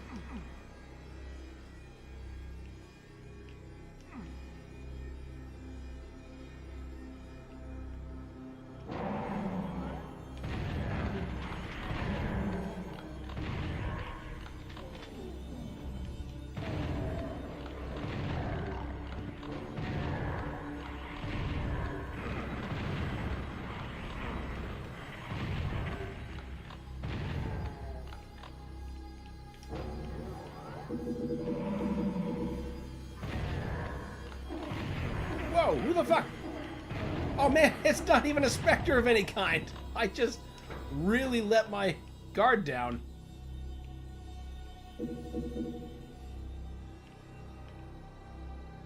Oh, we need at least the blue key.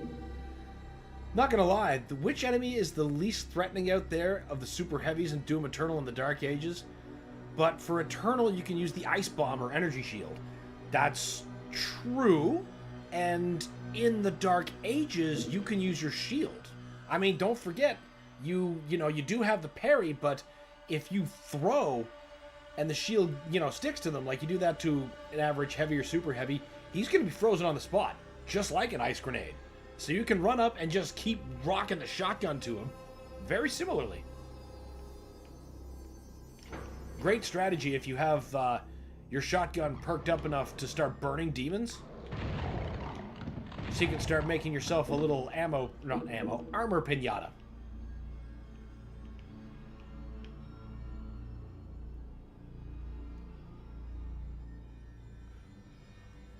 Can't, my bad. Okay, let me give that another shot then.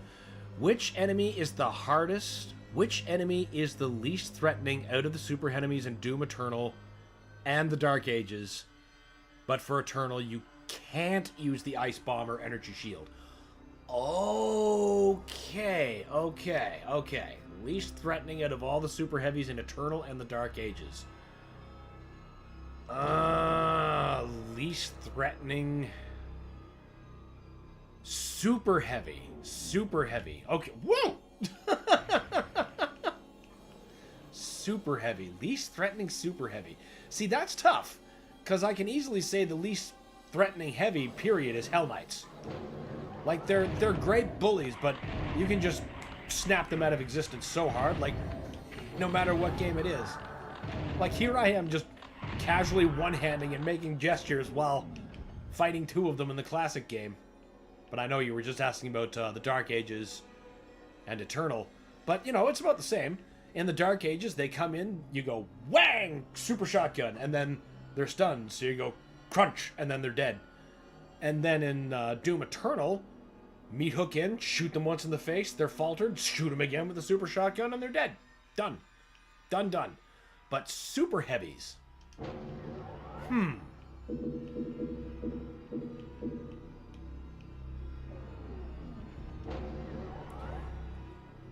I think that's probably gonna have to go to Eternal's Tyrant, who I will still call a cyber demon generally, but for the purposes of this answer, I have to be technically correct. Because the Tyrant just can't track or take punishment as well as the cyber demon in the Dark Ages. So he's by contrast, a much more erasable or even ignorable enemy. Because his lock-on missiles, like, even one dash is enough to get you out of most of the splash zone, no matter how many that he's shooting. 2 dashes will clear you completely.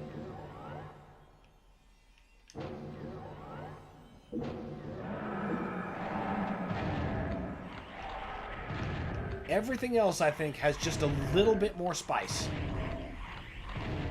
Whereas the Tyrant has the sole novelty of living up to Doom 2 Cyber Demon.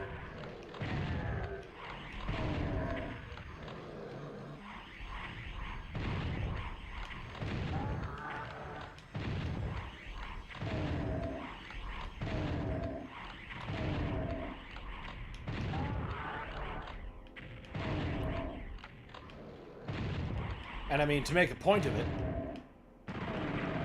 though they're both super heavies, say a Tyrant and an Archvile drop in. Who are you shooting first? It's not the Tyrant. Because he's not as threatening. Can't type right as the God of Thunder zaps me into powder. No, that's what he does. The Tyrant was never a huge threat, honestly. He just adds so much to the chaos of the battlefield.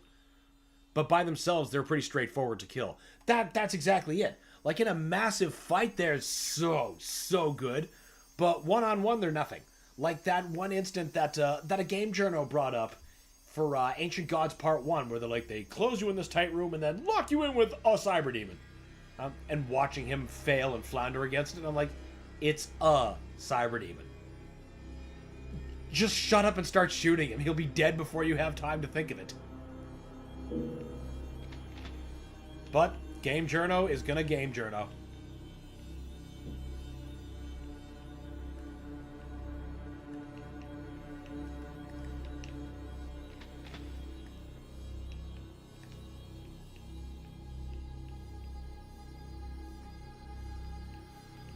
And I think the least menacing super heavy in the Dark Ages is probably the Cyber Demon, but he is much more menacing. He's much better able to track you at any distance to get you into his ideal distance, which is right up in his grill, where things get real interesting.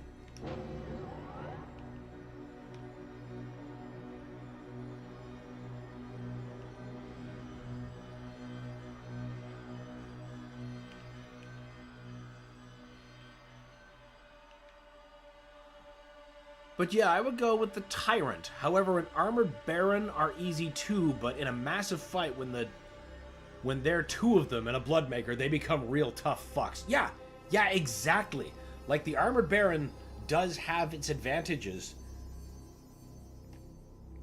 there. Excuse me, don't know why I ended up butchering that sentence that way, but yeah, they've got their advantages over the Tyrant, particularly if they were encountered in pairs, which, more often than not, they are. Outside of that way where you're introduced to them in that first fight in the World Spear.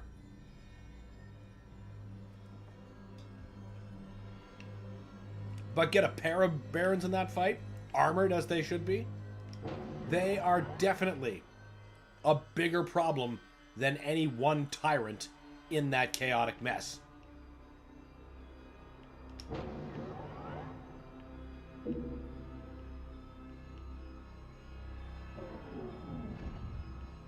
I suppose what it would cause me to do is start seeking out the Tyrants to eliminate them first so I could focus on the Barons, because they're tougher.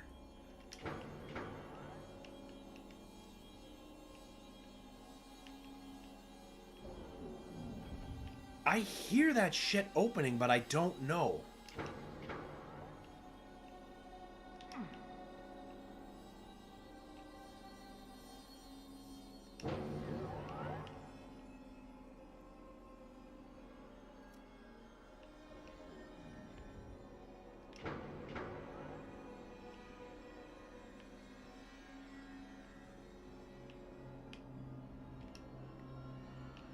Wonder what that is.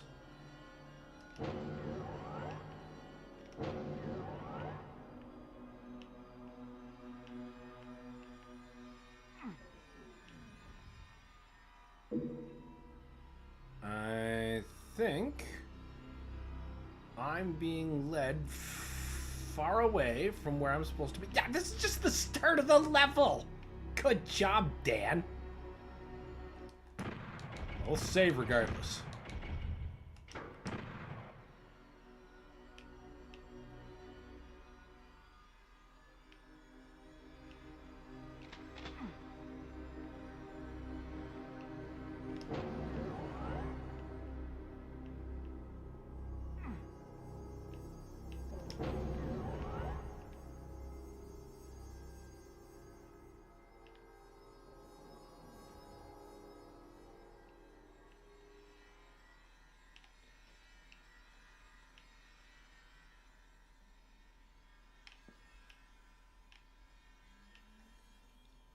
I have no real clue. Wait. Can I get off of... No, those parts aren't joined up. Well, there goes that idea. The next idea is figuring out... Oh!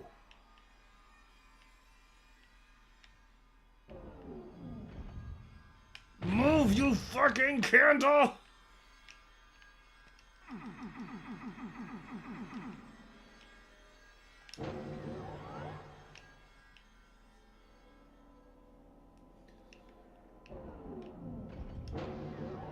Oh? I know. Is this possibly a way? It's a skull key! Perfect! That's twice now we've done that in this session.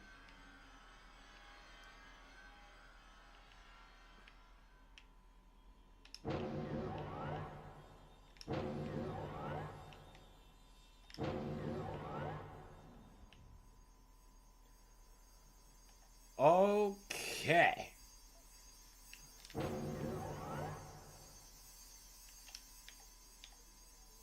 Oh, jeez, didn't realize. Okay, well, what we're gonna do then is we're gonna save now that we know exactly where we are. And, unfortunately, we have reached the end of the time that we have available to stream today. I want to thank you all for taking some time to spend some time with me, sitting down, watching me run around through mazes, throw my ninja-like senses against walls that collapse, and hoping they don't squish me. It's a learning experience that I like it when everyone's a part of. Y'all are why I enjoy doing this so much. Anyway, feel free to join us tomorrow, where we are going to be continuing Ninja Gaiden Ragebound. And who knows, maybe we'll do some more of this, or maybe I'll pick out some other illustrious title from the depths of my backlog. But we'll just have to figure that out. Good stream. Thank you, Carnivorous Giraffe. I'm glad you enjoyed yourself. I sure enjoyed myself. All right, everybody, we're going to see you later, or tomorrow. You can see my brain's already starting to melt. But yes, join us tomorrow for more Ninja Gaiden and God knows what else. Have a nice rest of your day, everyone. Thank you, Alex. And you too as well. Everybody do. Everyone have fun, and I will see everybody tomorrow. Until then, see you later, guys.